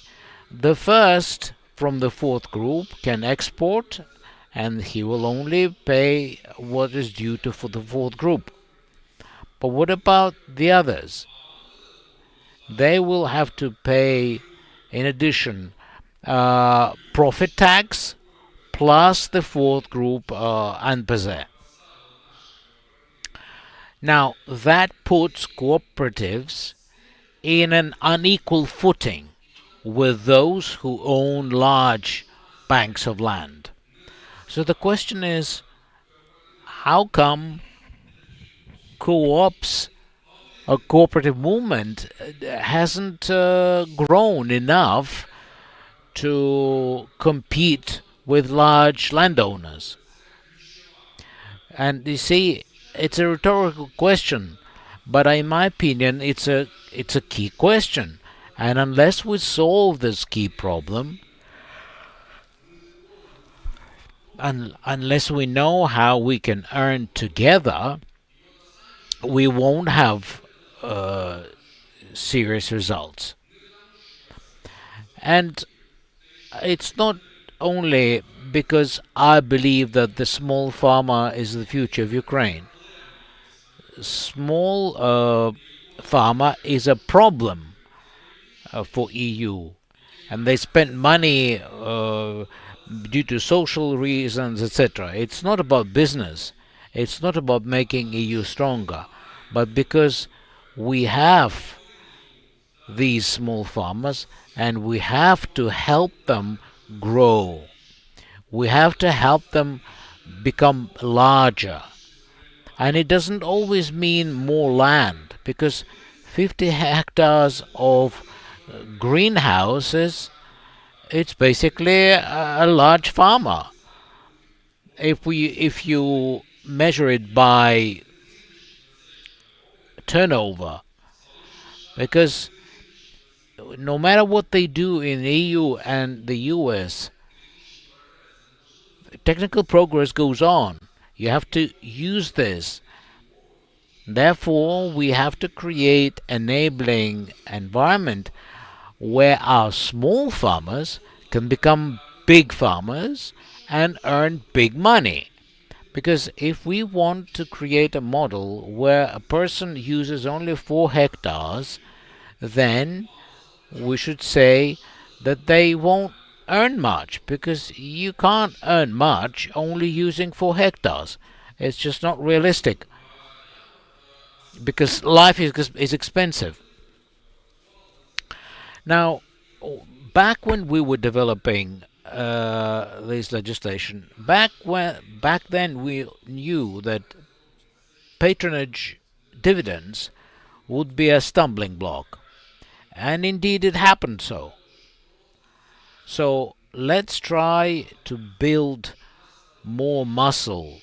Let's grow our ranks so that there are more of us, because when we are united together, we will be able to put enough pressure on the government and the parliament to create a next advantage for us, because if we use it, then co-ops become a tool that helps small ones bigger, richer, stronger, and respectively advance the agricultural sector forward. Thank you. Thank you for your kind words and proposals. We understand what you mean, because there are co-ops representatives here who are all profitable. They use streamlined system of taxation. Some of them pay VAT tax, some don't. It depends on the model that you choose in various sectors, and the law is flexible enough to allow this choice. And actually, Government of Canada supported this work, and the law is now in force. But indeed, patronage dividends remains open issue.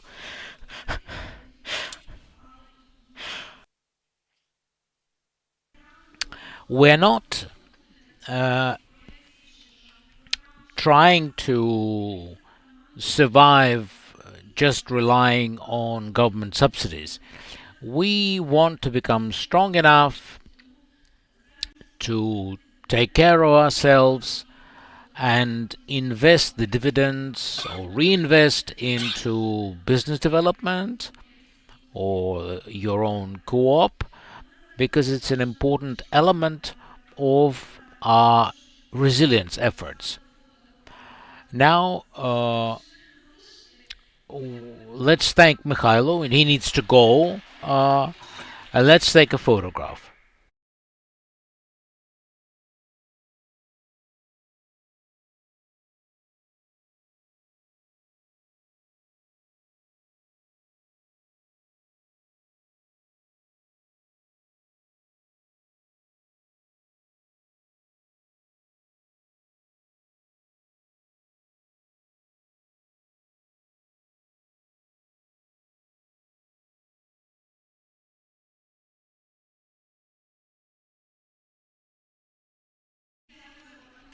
Thank you, Mikhailo. Please do come back and join us later.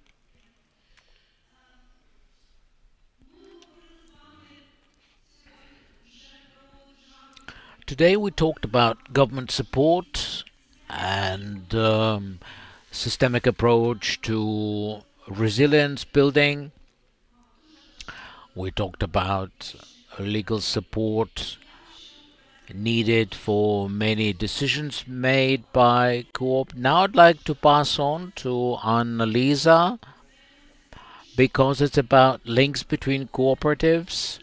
It's about enhancing cooperation for Euro integration processes. Let me introduce you to Annalisa. She represents a very important partner organization. It's called Coop Europe. They are headquartered in Belgium. Annalisa is the coordinator for international development. She's in charge of communications and links with co-ops, both in Europe and in Ukraine as well. She has experience of working in the European Parliament. So everything we hear today is an important information because it shows us how Ukraine could integrate into co-op system of Europe. Annalisa, over to you.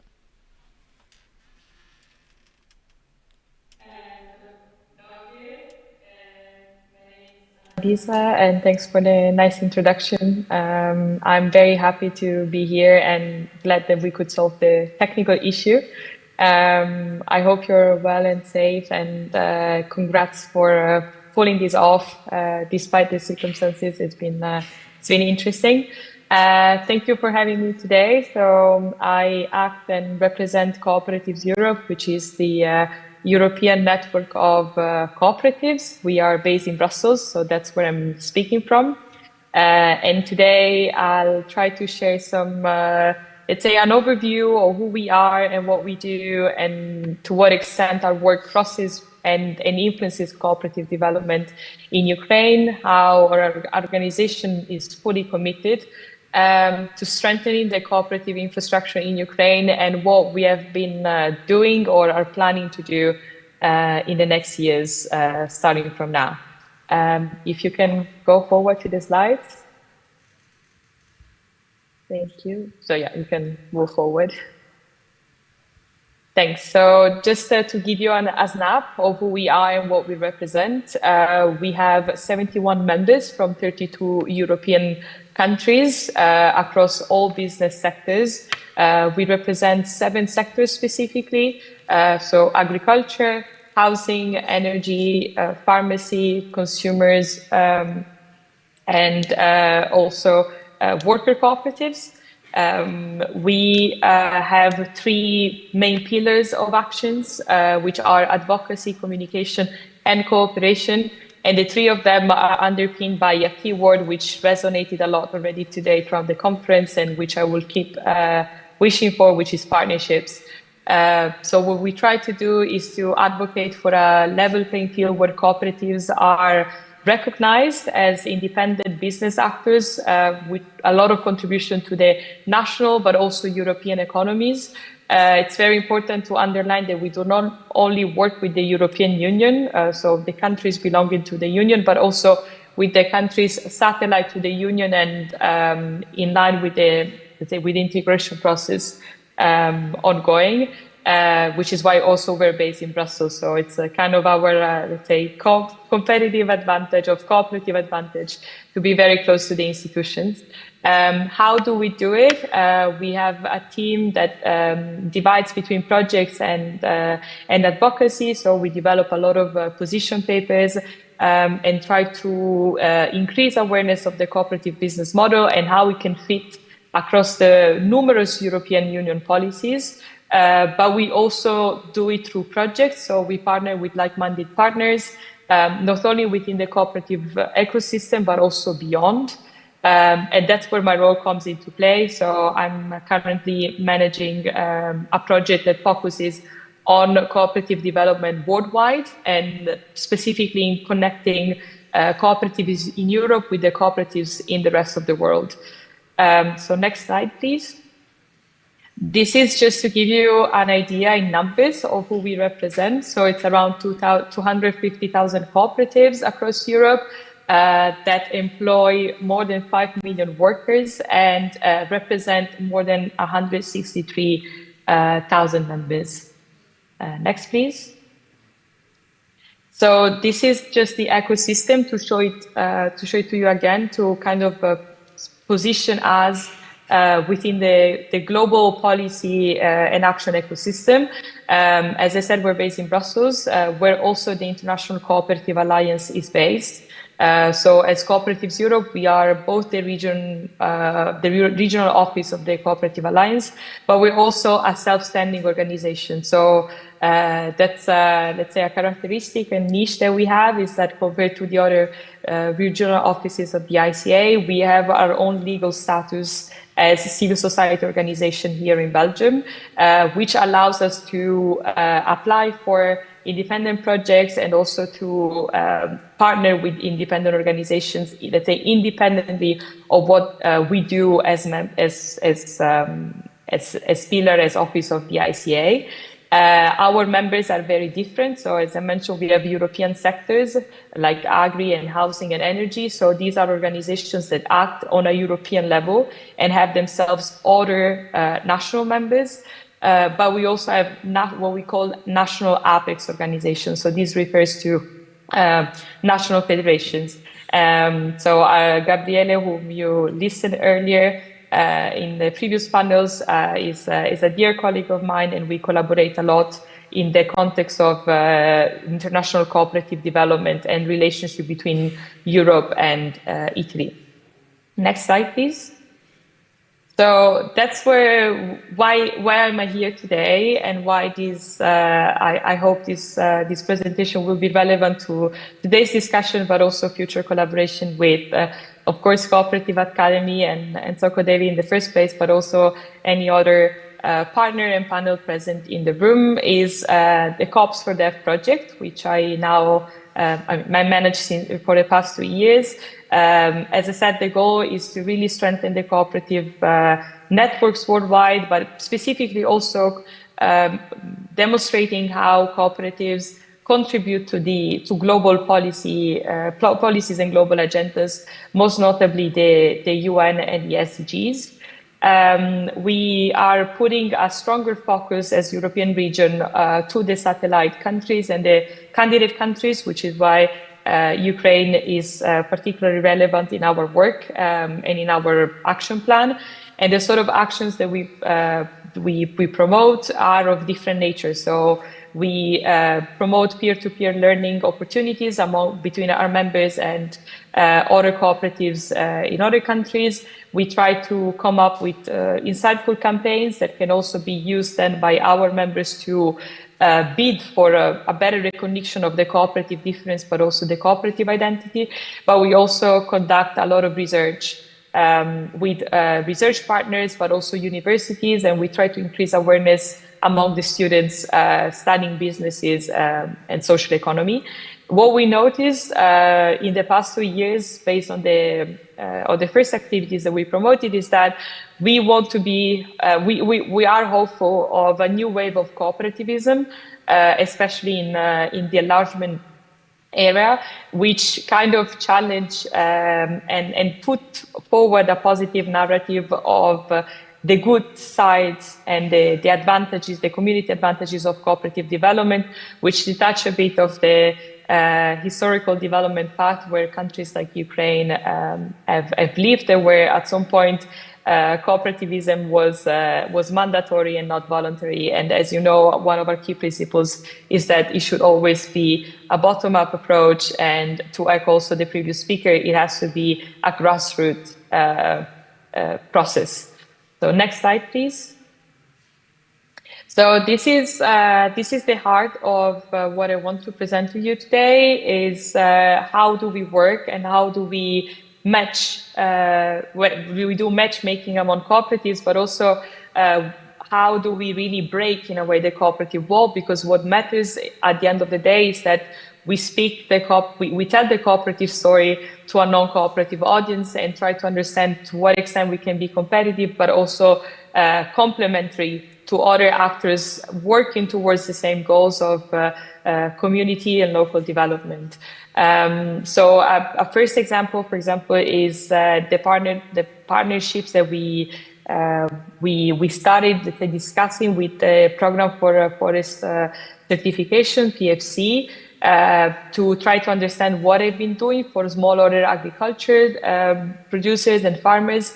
And this is especially relevant because we are more and more in a market setting where recognition, certification, and sustainability are at the forefront.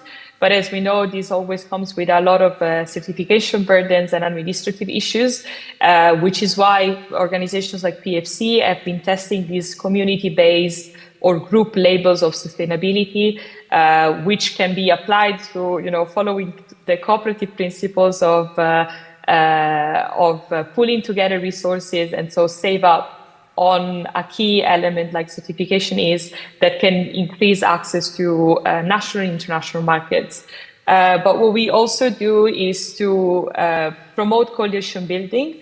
This is done for different reasons, from access to funding to, again, certification, but also influencing and changing legal frameworks. And an example that I put here is on the energy sector. So RESCOP is our energy, European sectoral energy member.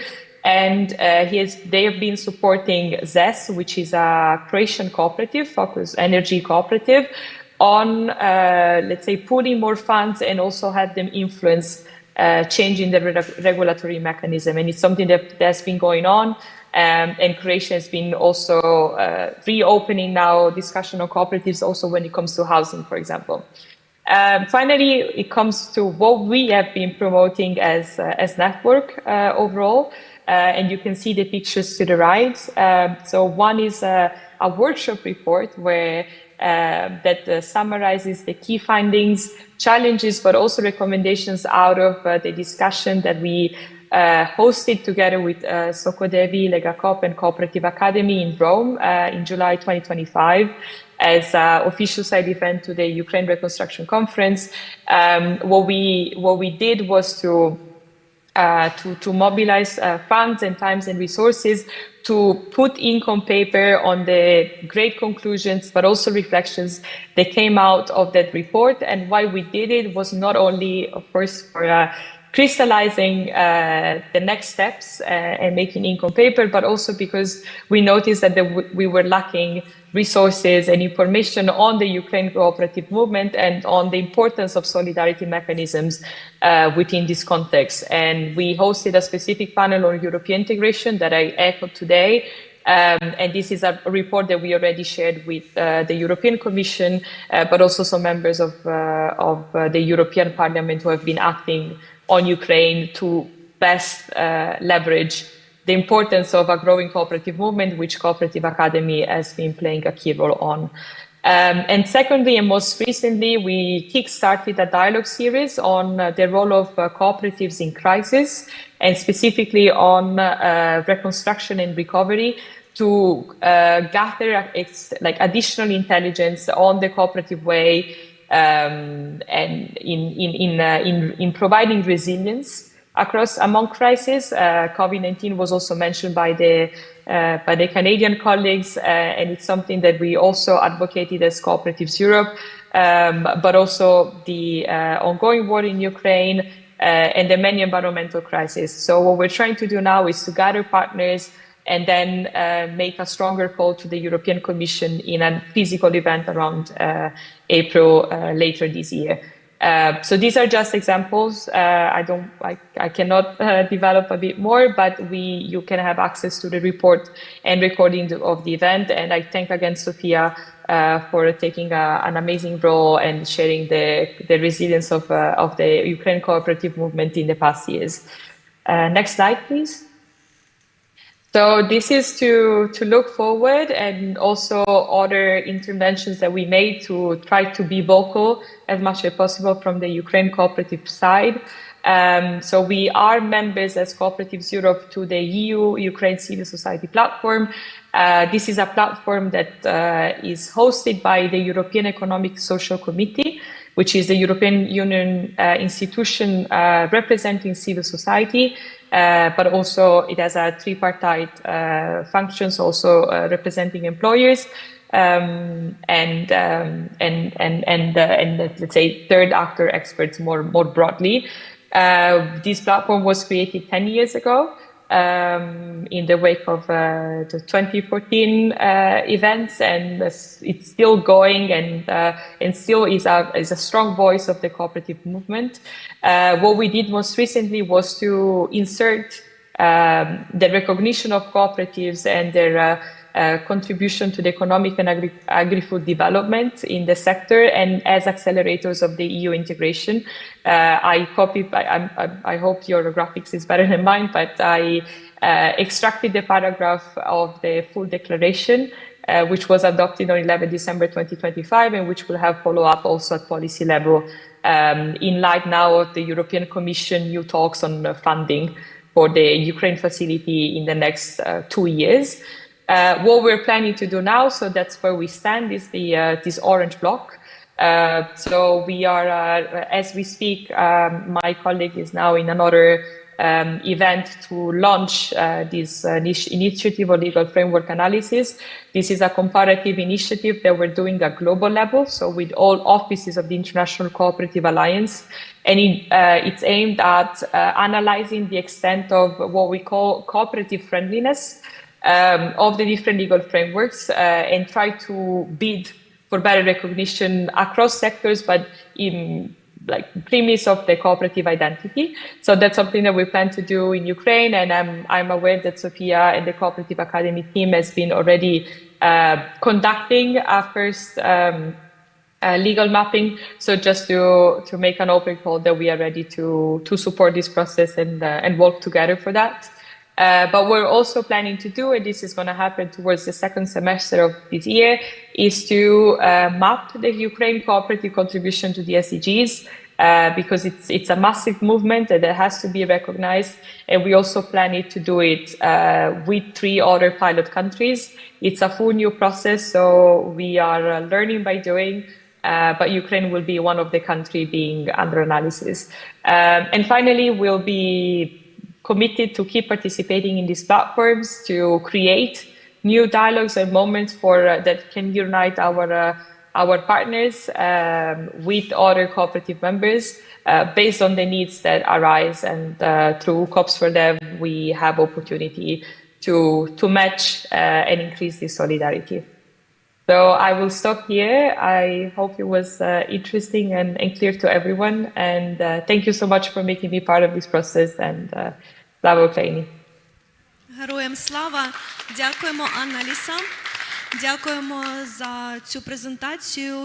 Thank you for this presentation and for your involvement of the Ukrainian co-op movement and recognition on the Co-op Europe level as well as globally by involving our partners. In particular, Annalisa also mentioned that in summer 2025, during the Rome conference, EuroC 2025, there was organized, I think, quite a prominent event, side event, about the role of cooperatives in Ukraine's recovery.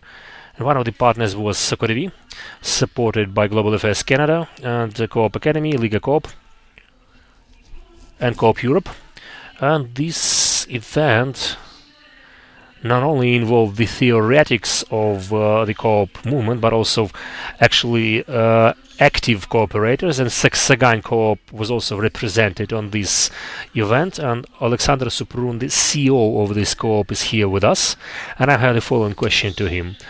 After having listened to all the 2 days presentations, this is the 3rd panel already, we've discussed a lot of things.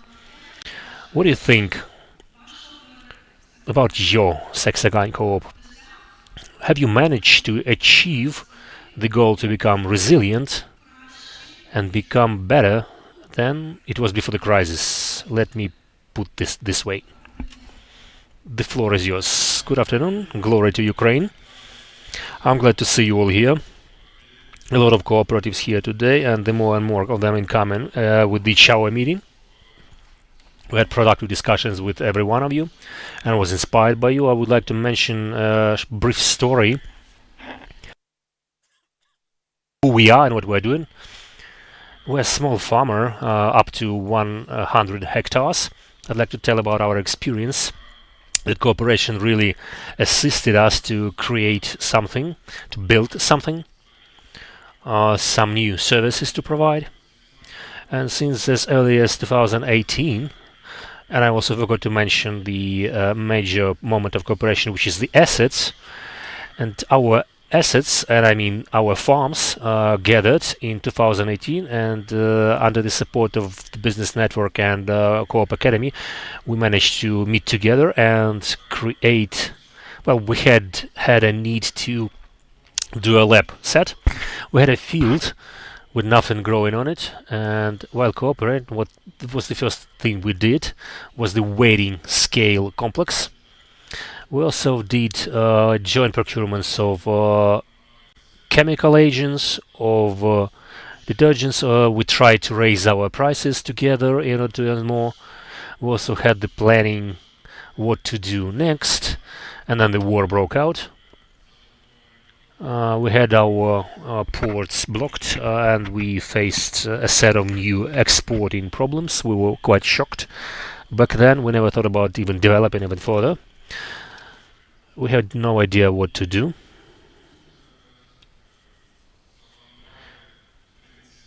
And that's where we had the plan together with the Prosper program as a Canadian Canadian government to use our scaling center to establish a grains lab certified by ISO 10012, and now we provide services with analysis of all possible crops for our whole region.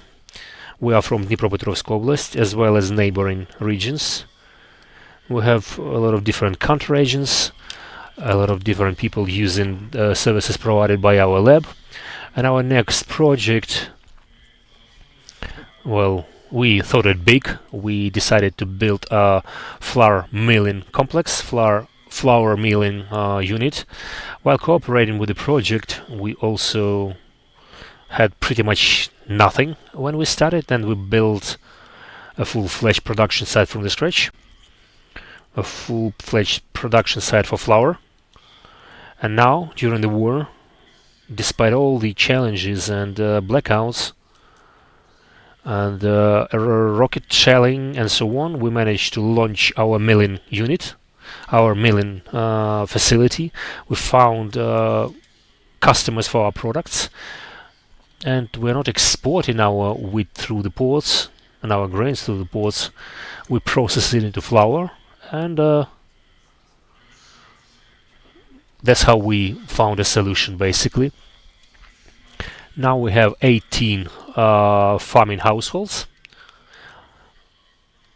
Each farming household has their own founders, like families. We have quite a big company. You can see that on the photo. So I'd like to tell you an example, tell you a story that I'm a small farmer, and people like me are not that big. They're about the same. We have the same mind still, but you still can make some real projects, some real sites, some real production facilities, which would have been impossible alone. So yeah, you can see this, you can watch this. We're ready to share our experience. We are ready to tell you all the possible and impossible moments of this work. Yeah, we had some barriers in our way. Maybe we would like our ministry be more acceptable in terms of our cooperation. But this is probably also due to the lack of understanding, because farmers are not very fluent with taxation, different kind of taxes, different kind of applications and forms. I think without those problems, cooperation would thrive even better.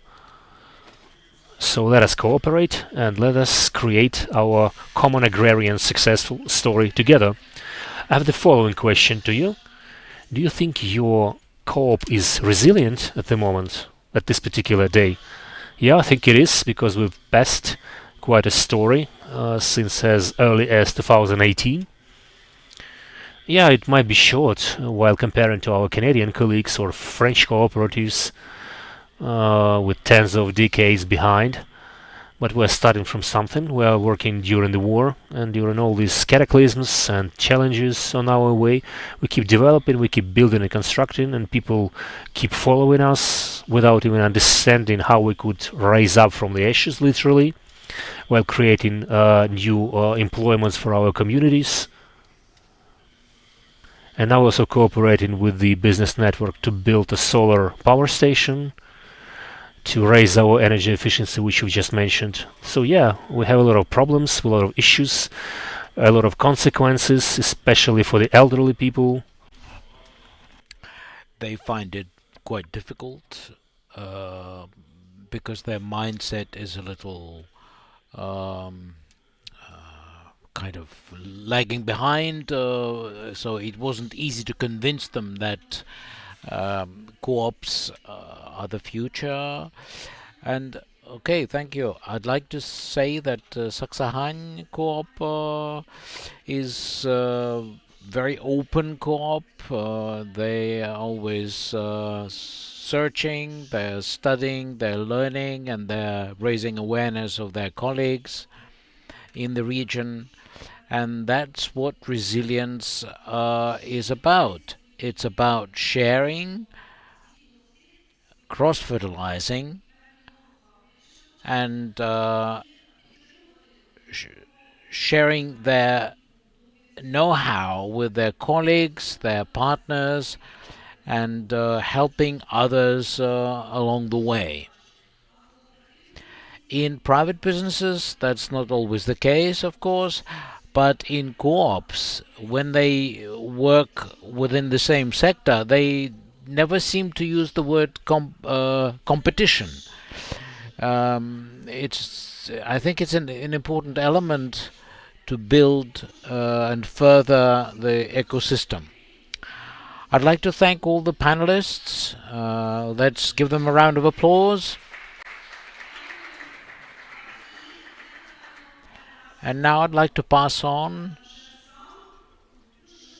to... We already took the pictures. Yes.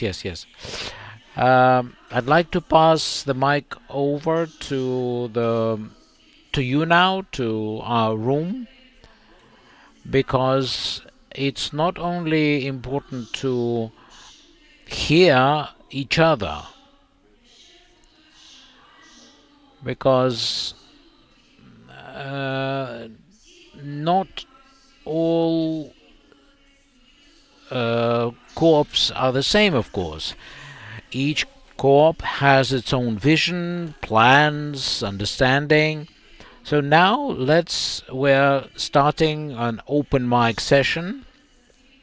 And before I invite you to share your thoughts, experiences, and proposals, I'd like to say that we are joined online from many co-ops, and they appreciate the fact that we are broadcasting.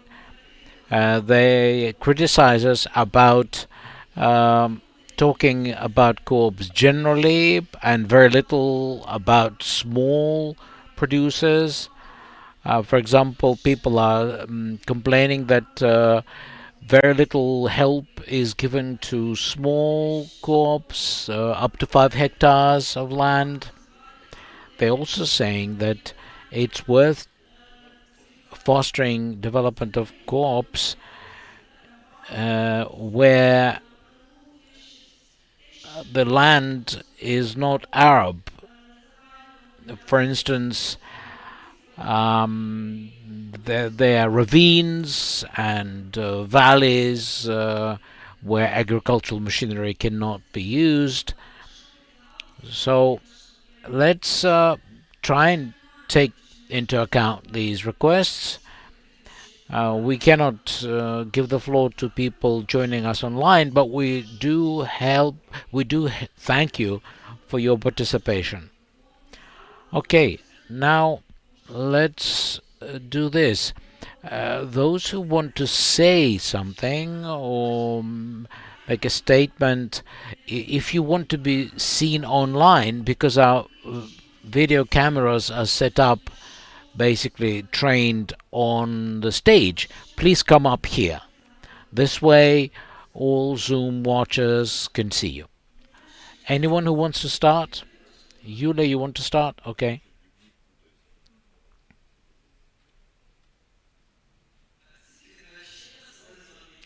I'm Yulia Elena. I'm from a rural area network. I think it's a good start. I like that the expectations are quite positive, and within the next 7 years, lots of work will be done. We have experts. The government will help.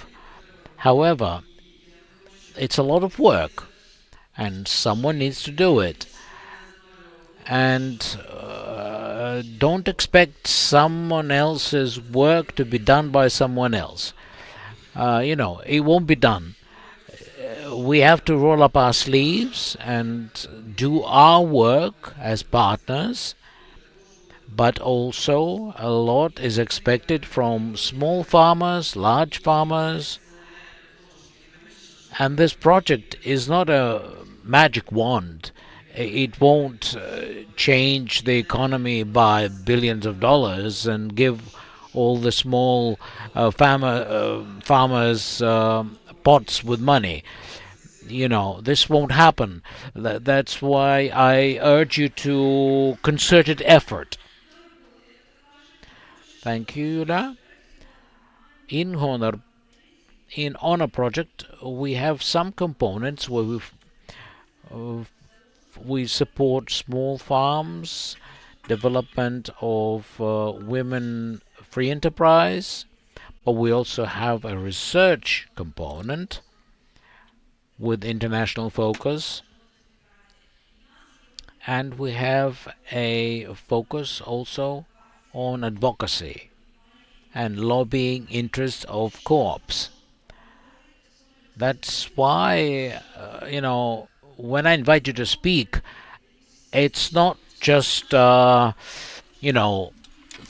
filling a gap in our program. It's an opportunity to take notes, plan what can we ask the parliament, the government to do for us, or what is the best course of action in the near time, in the near future.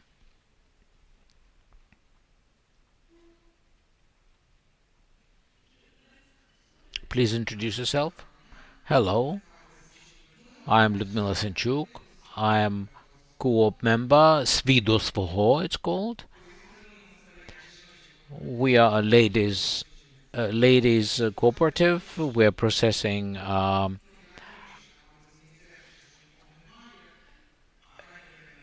beekeeping business. I have a comment regarding the law on co-ops, because our co-op has a specific problem with this particular law. The problem is that a co-op is a group of people who join forces to attain a certain goal, make a profit, etc. Under the law, we can be profitable, but from the moment of registration, there are no founders. There are only all cooperative members, and each has one vote. Now, at some point, we had to be polled with Privat Bank so that our account was extended. They asked us, give us information about beneficiary owner. But co-ops don't have that. But we as co-ops are still on the list of those who are supposed to submit information. They said you are a for-profit organization, so you have to submit that. So this is a loophole in the legislation. We don't have to pay this for this, exclude people from beneficiary owners. So it's just too much work in the co-op, especially if it's a small co-op.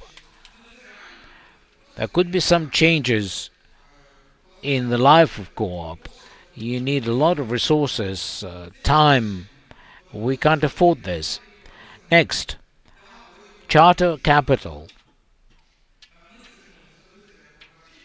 We as a co-op had a problem. One of the members made an extra contribution as housing, but the registrars were unable to do that. They didn't know how to do it. There was a diversity of opinion. They couldn't agree. Should he be introduced as a member or not? The point I'm trying to make is that we have the law, but it's imperfect. It often clashes with other enabling legislation. So I think the law needs to be fine-tuned, improved, so that we don't have to go through the re-registration process again. You're supposed to do it once, and it should last.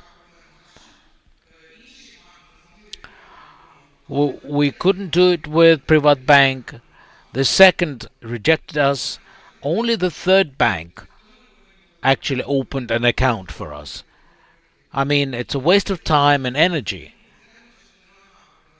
And I don't think that's the only problem with this law.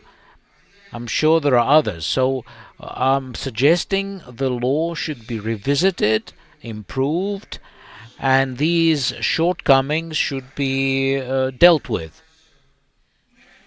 Thank you for hearing me out. I think Valeria has a comment. Thank you, Tatiana. Indeed. Excuse me, Ludmila.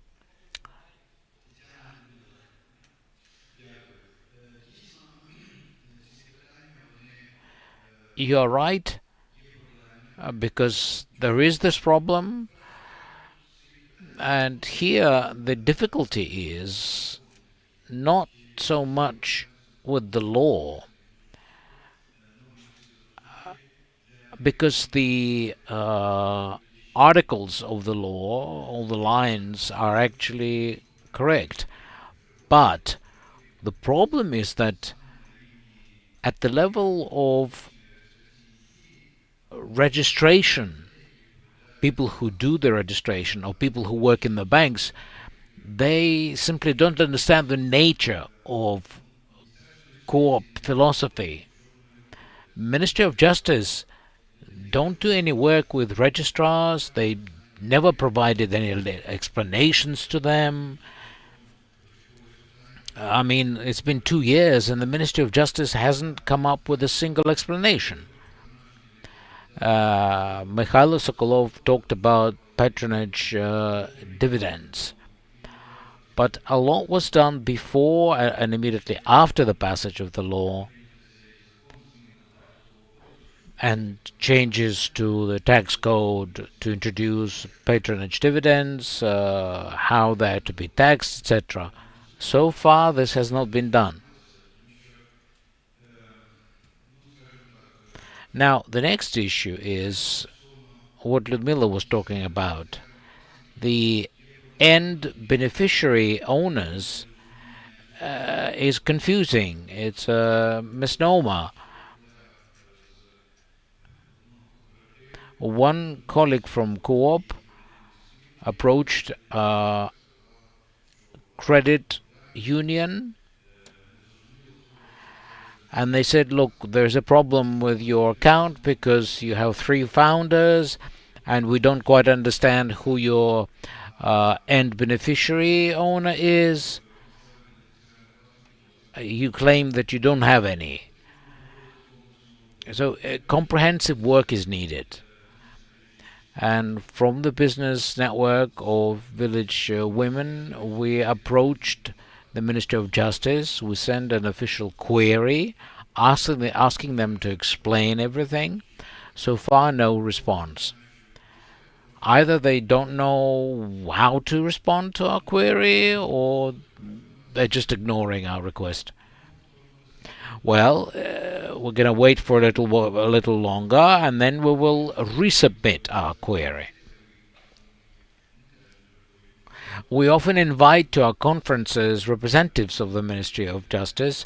They are not very much enthusiastic about joining our conferences. And there are actually issues that we could raise with them. And Ludmila is not the only one suffering from this discrepancy in the law. There are others as well, and no decision has been found yet. They just deal with it individually, and in each individual case they seem to use a different solution. Finally, we have an anarchy with a re-registration of co-ops in line with the new law, because some co-ops have re-registered while others continue to exist in the format that they lived in before the law was passed. What's going to happen to them? What is their destiny? We don't know yet. So there are a lot of legal gaps yet, and we're going to work on those. Thank you. Well, that's exactly what Julia said. Don't just, sit and relax. There's work to be done. On a project, sees that situations are very different and may vary depending on the region of Ukraine. It depends on the local authorities, communities, and we have both negative and positive experiences and observations. In Lviv region, for example, it's a good example of how co-ops happen to be a priority in agricultural development of the region, and the co-ops in Lviv region seem, rather feel, that they are valued, supported, helped. They are not ignored. We're hoping to disseminate this experience throughout Ukraine. So we're going to work with local governments to roll out this experience from Lviv and try to arrive at a synergistic effect. Because if there is misunderstanding with local authorities and co-ops are not supported at the local level, that is hardly constructive, and I think we should learn from our positive experiences in other regions. Okay, any other questions or queries? Tatiana, please take the floor. Then Yaroslava.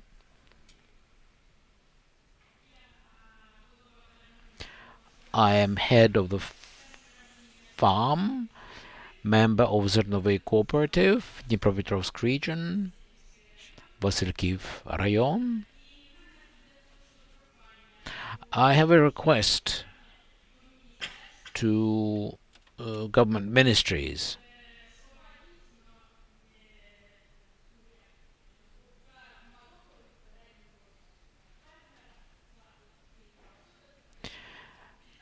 They only seem to talk about small and large farmers only on the eve of elections.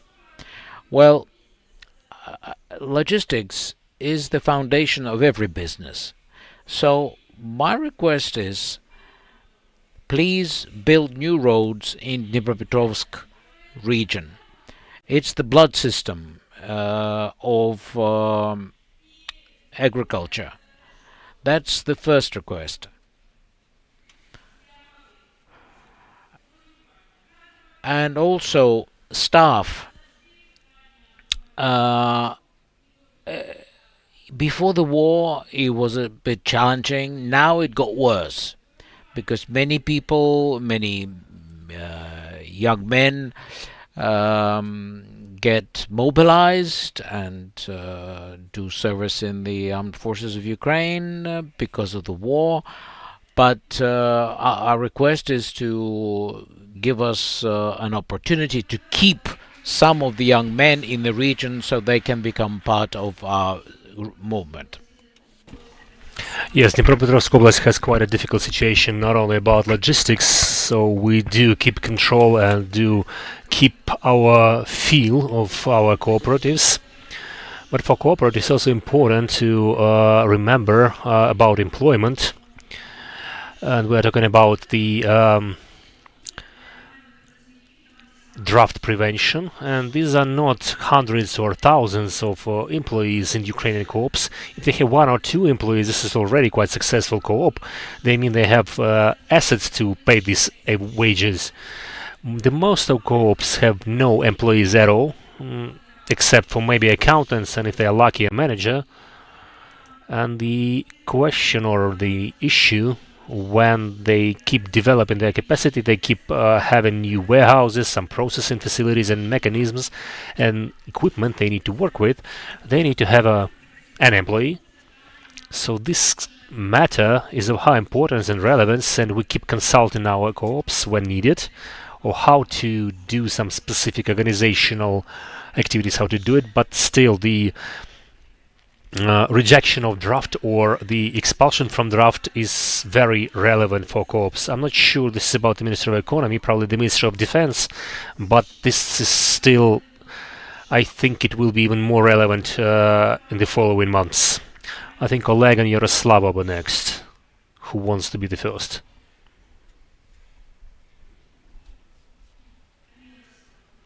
Mrs. Yaroslava is about to join us, I think. Dear colleagues, dear audience, the HONOR project has chosen mentorship as one of the direction of its activities, and we're quite aware of the fact what a mentor is, and from the classical point of view, so to say. We're going to start this classical program since the next year, 2027, but this year our mentorship and our mentors will be partly covering a study tours, 2 or 3 study tours, arranged to visit co-ops and involve women in co-op activities. And I have a question to Luba Klubok. Luba, can you please join me here, or at least raise your hand?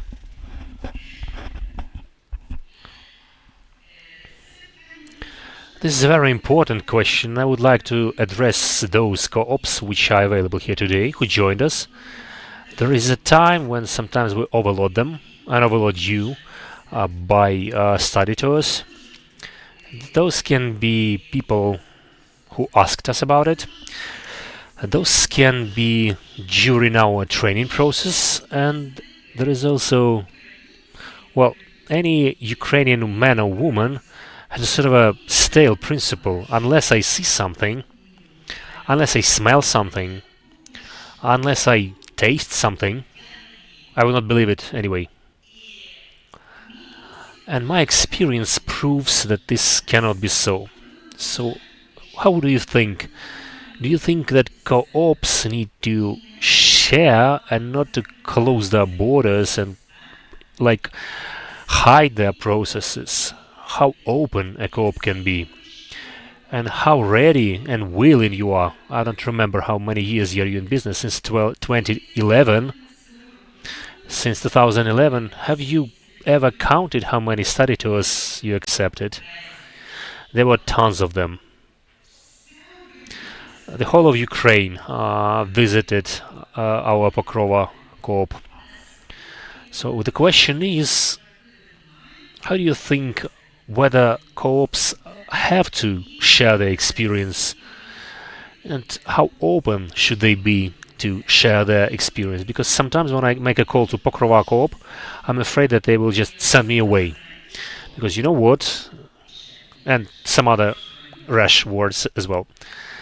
Well, you see, I'd like to say that we are established as a co-op thanks to the Government of Canada and thanks to the Canadian support and taxes paid by Canadian taxpayers, for which we're eternally grateful.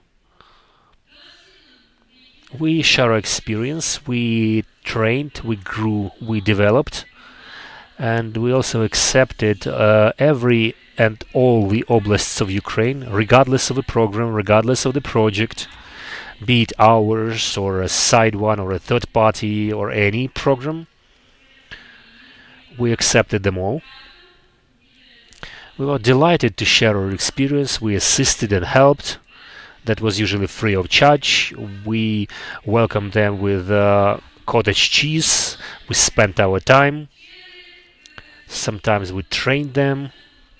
We shared them even with a copy of our charter. And then it turned out that our training was used for business purposes by creating a number of family farms, then co-ops, then processing facilities, and so on. And then I read some messages on the web that you need to pay 700 hryvnias to visit this or that co-op. But this is just the way we work. I never have any regrets. Let them develop and let them train. I also heard about the development of the cooperation movement and assistance for the farmers. Well, yes, our government decided not to pay attention to small farms at all. Even if a farmer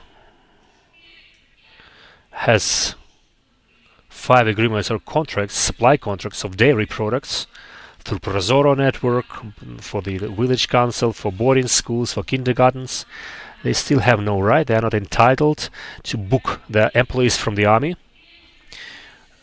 That might be even a single employee if it's a family farm, but that's how it goes. We had a bit worse time. I think we'll survive through this as well.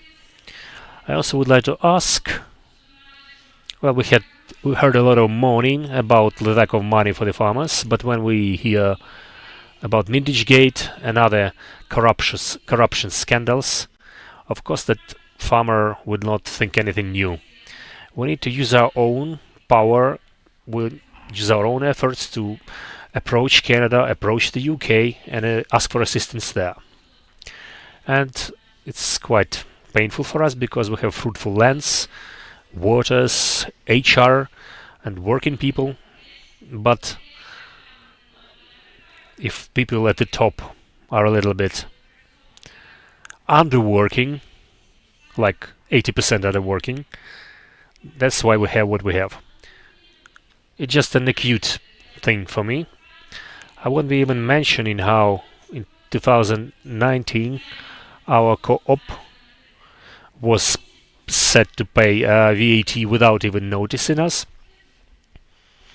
and then just notified us in 2 months. A lot of calls because nobody informed us that we have been moved to VAT payments. That should not have happened as thought, but we have what we have. I do think we are on the right way, on the right track, due to projects as such, due to Canadian government, due to the UK, US, and their support. Ukraine will stand tall, Ukraine will win, and we will be moving forward and develop Ukrainian villages. And I think that prospectively it will be better to live not in the city without power and light and gas, but in the village with logs, with a generator and everything else, with cows and milks and all the rest. Thank you very much, Mrs. Luba, but let us not have any dreams about cities without gas, light and power. Let us dream that we have it both, so to say, but create more perspectives to live in a village. Let us just focus on village without depriving cities of power or light, please. Thank you for your frank talk. Oleg, maybe you will join me. And then we'll be probably wrapping it up, unless there are any other comments. Oh yeah, we have another one. The question is of high importance related to dairy products and dairy manufacturing.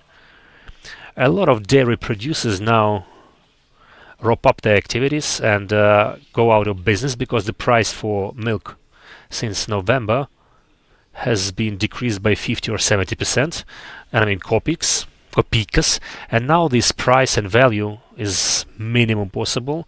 They cannot even compensate for the production cycle, and this is all because we started importing dairy products from abroad. And we never think that it is easier for farmers to produce there. Yes, they have donations there, they have advantages there, and now our producers and manufacturers who are yet to approach you because perspectives for the next semester is quite poor, and this perspective is about dropping the price for milk of like 10 hryvnias, and I have a suggestion that in order to develop co-ops and dairy co-ops in particular, please make at least some advantages for them, some I don't know, programs for them, so for people who would like to do dairy business would actually be willing to do so. This is a very painful matter and complicated, but it needs to be resolved. Yes, this is a result from the field, so to say, because we have the same comments from our online viewers. We also have a representative from a dairy co-op, Молочна ріка. He might actually comment on that as well if he likes. And Solomia too, if it's about milk, this is your competence. Good afternoon, my name is Костянтин. Молочна ріка, we are in Dnipropetrovsk Oblast, the city of Перещепино. But it happens so that geographically we combine two oblasts, Kharkiv Oblast and Dnipropetrovsk Oblast. And it's true that for our co-op it's quite a challenge because Ukraine is about to become a member state of the European Union. We're about to face new cattle treatment rules and so on. But the question is for our government and governmental bodies, we as a co-op want to cooperate with you, but they say, okay. However, where are your cows? Where is your cattle? And when we say then that we have people taking care of their cattle, they are all official registered within the DAR system. All the cattle are controlled by vets, but they tell us that, well, you're a cooperative. You have no cattle. Why and what we should be controlling within you? Well, alright, we're a co-op.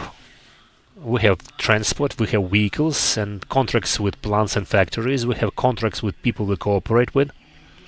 And we would like that our activities would be officially registered and transparent because we pay VAT. We pay officially, we work officially, we have no cash on hands. But the state also says that you're a cooperative. If you do not know how to do it, because he's registered in Dnipropetrovsk Oblast, but some of his cattle is in Kharkiv Oblast, that's okay. Then we tried approaching the state lab in order for us to have at least some expert opinion on our milk. And the state lab in Kharkiv Oblast responded. We signed a contract and started work. When we wanted to approach this dairy model and to have the certificate, they told us that we are from Dnipropetrovsk Oblast, so go to Dnipropetrovsk Oblast and make your dairy model there. We have a lot of challenges ahead of us. I will not be complaining a lot. We'll be trying to use all of our efforts to go through them and find some solutions, thanks to the great team who collected us here, and thanks to all the countries, including the biggest donor of Ukraine, which is Canada, and the government of Canada and Canadian people supporting Ukraine in these dire times. Therefore, I do think that there is light in the head of the tunnel, but we'll be fighting and we'll be trying to create something better. Therefore, the pricing policy existing within these animal product producers. Not all of us, but we'll become stronger and we'll try training others. So I would invite more youth into our ranks, even in these dire times. Thank you all very much for your attention. Solomia, if you'd like to join, no, it would be another side of the problem, so to say. One question is about donations or so-called advantages, but also about other type of products. This is a lot of import from Poland, from Italy, which is imported unofficially. They pay no taxes. It's much cheaper than the products we can provide, and the level of consuming gets lower and lower, and many people look for cheaper prices and cheaper products, and we lose our clients not because we have bad or poor products and poor quality, or that we are poor producer or manufacturer, but because we have illegal import. It is cheaper and people buy cheaper products. Thank you very much, Solomia. Valery wants to add a couple of words. Maybe a couple of comments. The question and the problem is not only about illegal import, because there is contraband, of course, but the problem is that Polish farmers have a lot of advantages for the number of hectares they serve, for the number of cattle they have annual support to processing facilities, they have tax advantages, and we as Ukraine, as a state, have some commitments on our trade policy with EU member states, and in case such big networks like Silpo never made such a surplus value, even comparing the price of our cheese and Polish cheese imported legally, they would still be 30% cheaper. This is not only about contraband, but also the lack of tools to protect national manufacturers and producers, because foreign manufacturers and producers have more loyal and better conditions for production as well as pricing policy. Afternoon. My name is Dita. I'm an orphan. I live in Dnipropetrovsk Oblast. This is the former Tsaritshinsky Rayon, now Dnipro Rayon, the head of a co-op, Kooperativ, and I would like to say that about involvement of youth. Not to involve any youth in co-ops. We need to support them. We need to help them to build a dairy farm and give them some cattle. And unfortunately, the state provides no money for that. And secondly, our co-op is in the standby mode. We want to relaunch it, but the question is about to the Ministry of Economy.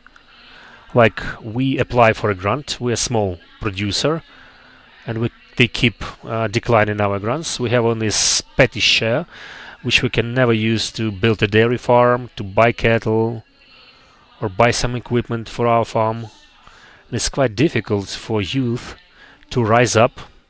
So therefore, we have a situation of depression in villages. We try fighting that. We try developing cooperation. I do hope you will help with that. Thank you very much. I also remember one hand raised, and on this occasion I would like to mention that while listening to all these speeches and presentations, I have a feeling that we need to create a sort of an office of an ambassador or an ombudsman for cooperatives to be heard at our government on the state level, or there is another option for co-ops, as mentioned by Mikhailo, is to create some sort of a common and joint capacity in order for their voice to be heard on a level of cooperative association of sorts, for their voice to be heard on the state level. We'll be working on this particular area as well under the HONOR project. All of your words have been important and very essential. Thank you very much. My name is Maria, Ecodia NGO, and we've been working on environmental, energy, climatic control issues. We're really delighted that climatic energy components will be included, integrated into the project and into co-ops, hopefully. This is one of the cases, or what inspired us, as Mrs. Yaroslava told me, when you had communication with the national park. So in general, all these climatic matters, water matters, greenhouse effect matters, we do hope that co-ops will be able to demonstrate how these environmental issues can be resolved, because it's often considered a burden at the moment, but I think we'll be able to show some success stories as well.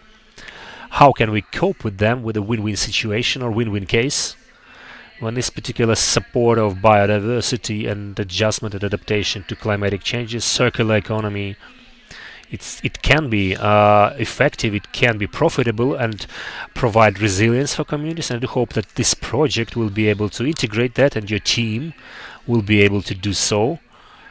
And I do hope we will be able and will be delighted to get involved wherever useful, because this format of dairy farms and support to meadows and sustainable land use, we will be always glad to cooperate with you. I will wish you success, and to everybody here, let's keep in touch. Thank you very much, Maria, because I would like to wrap up our session of comments and questions and recommendations and guidelines by thanking each and every organization who has been cooperating with the business network and consulting service and our international partners for a long time, for many years. I'd like to thank the government of Canada, other partners, other international global organizations. We have representatives from many of them for this loyalty, for this, yes, loyalty is a good word, loyalty to the values of cooperation, because should we never felt anything like that, I mean everybody here in this room or online, we would have never been here in the first place, and we would never talked about this in the first place, and we would not have been rooting for this in the first place. So let us applaud for everybody here and everybody with us. For this time, this is the second time that we made this ЗДВИГ, this movement. We managed to move this topic for future prosperity and strengthening of co-op movement in Ukraine. And I'd like to finish and finalize our conference with a joint resolution, joint claim. And I would kindly ask Valery Bondarchuk to join me here to announce and claim these lines and articles of this resolution.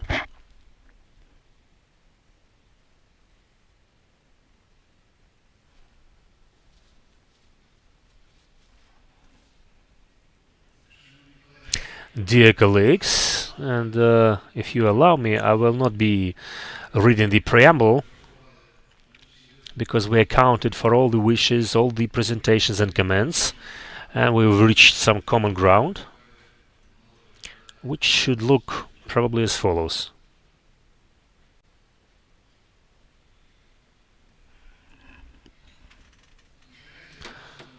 The conference hereby states to recognize the key role of cooperatives in strengthening food safety and their important economic social function for development of communities.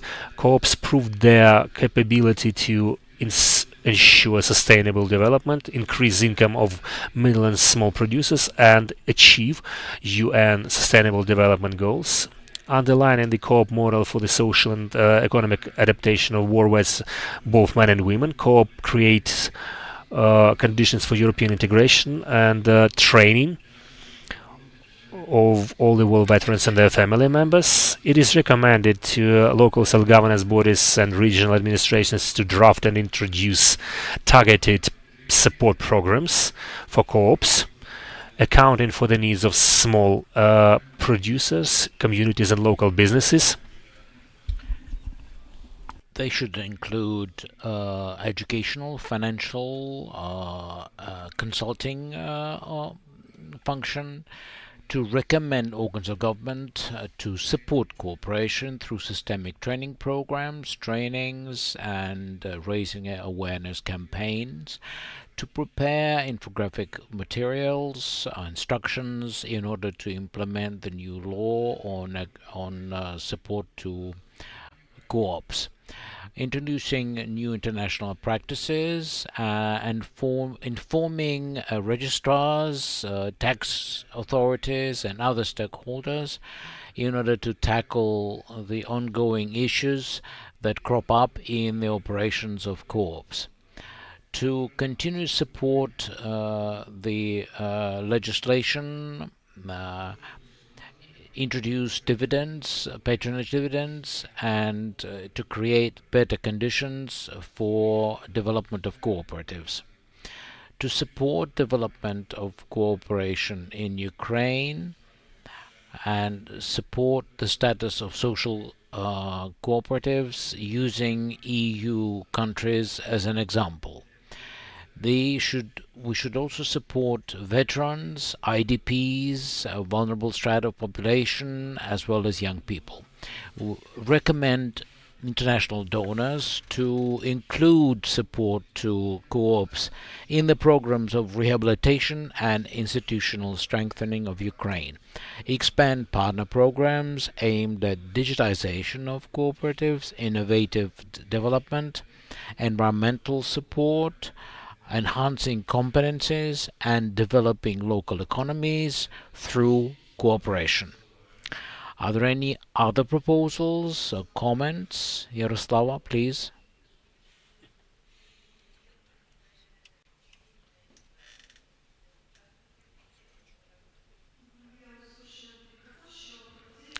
The proposal is to add gender sensitive issues. A gender and sensitive component. I'm sure that we will make this statement public in social media, on our website. So let's confirm this resolution as passed, as an official decision of this conference. Thank you, Valery. Thank you, all the participants. And now, to close conference, I'd like to give the floor to JP, Executive Director of the Cooperative.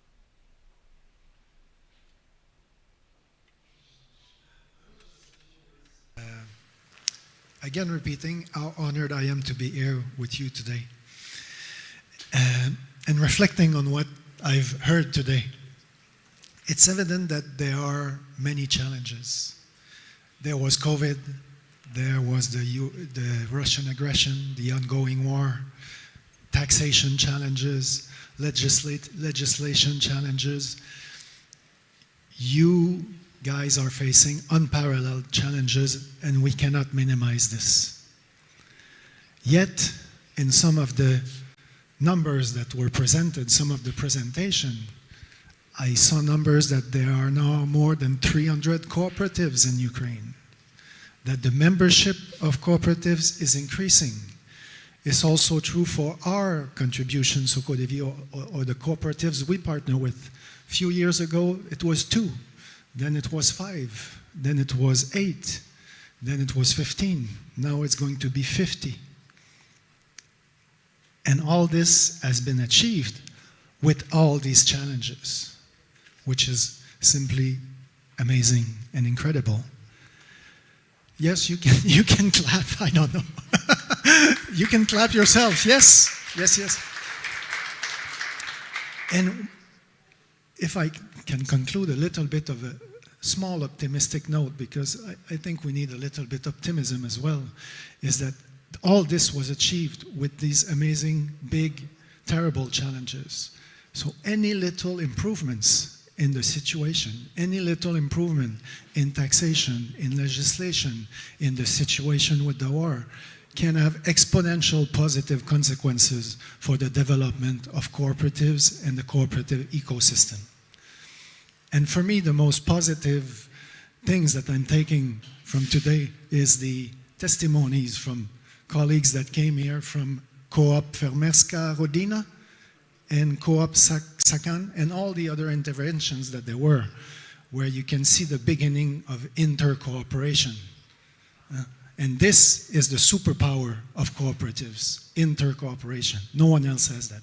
The private sector doesn't have that. So I think we should also keep this in mind and keep a little bit of optimism in this situation. I will also reiterate that COOPERATIVES is privileged to have the support of our government and Global Affairs Canada to be part of this initiative. And I will say this Ukrainian-led initiative to which we contribute to. We are lucky enough to have the best program managers, the best partner, and a nascent and very cooperative ecosystem in Ukraine that has a lot of potential to develop in the next few years. Thank you so much, and rest assured, COOPERATIVES will be here as long as we can by your side, me and the whole organization. It's an immense honor to be here with you. Thank you. Дякуємо. Дякуємо, Жан-Філіп.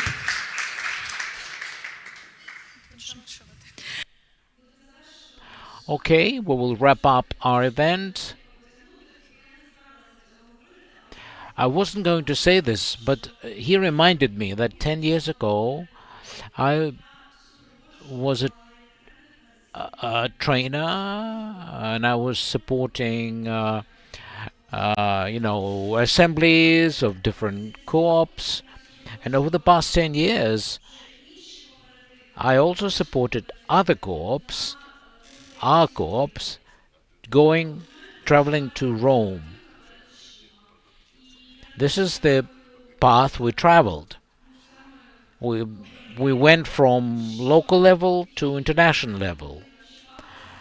And no matter how good your trainers are, whether they have PhD or etc., unless cooperatives are as resilient and dedicated to their work, we would never see this dynamic change.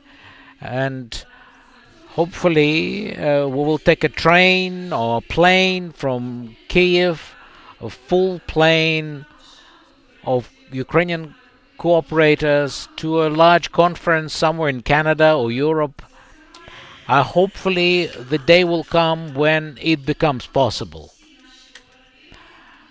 And all our co-ops will be present there, including the ones that come from deoccupied territories. Thank you.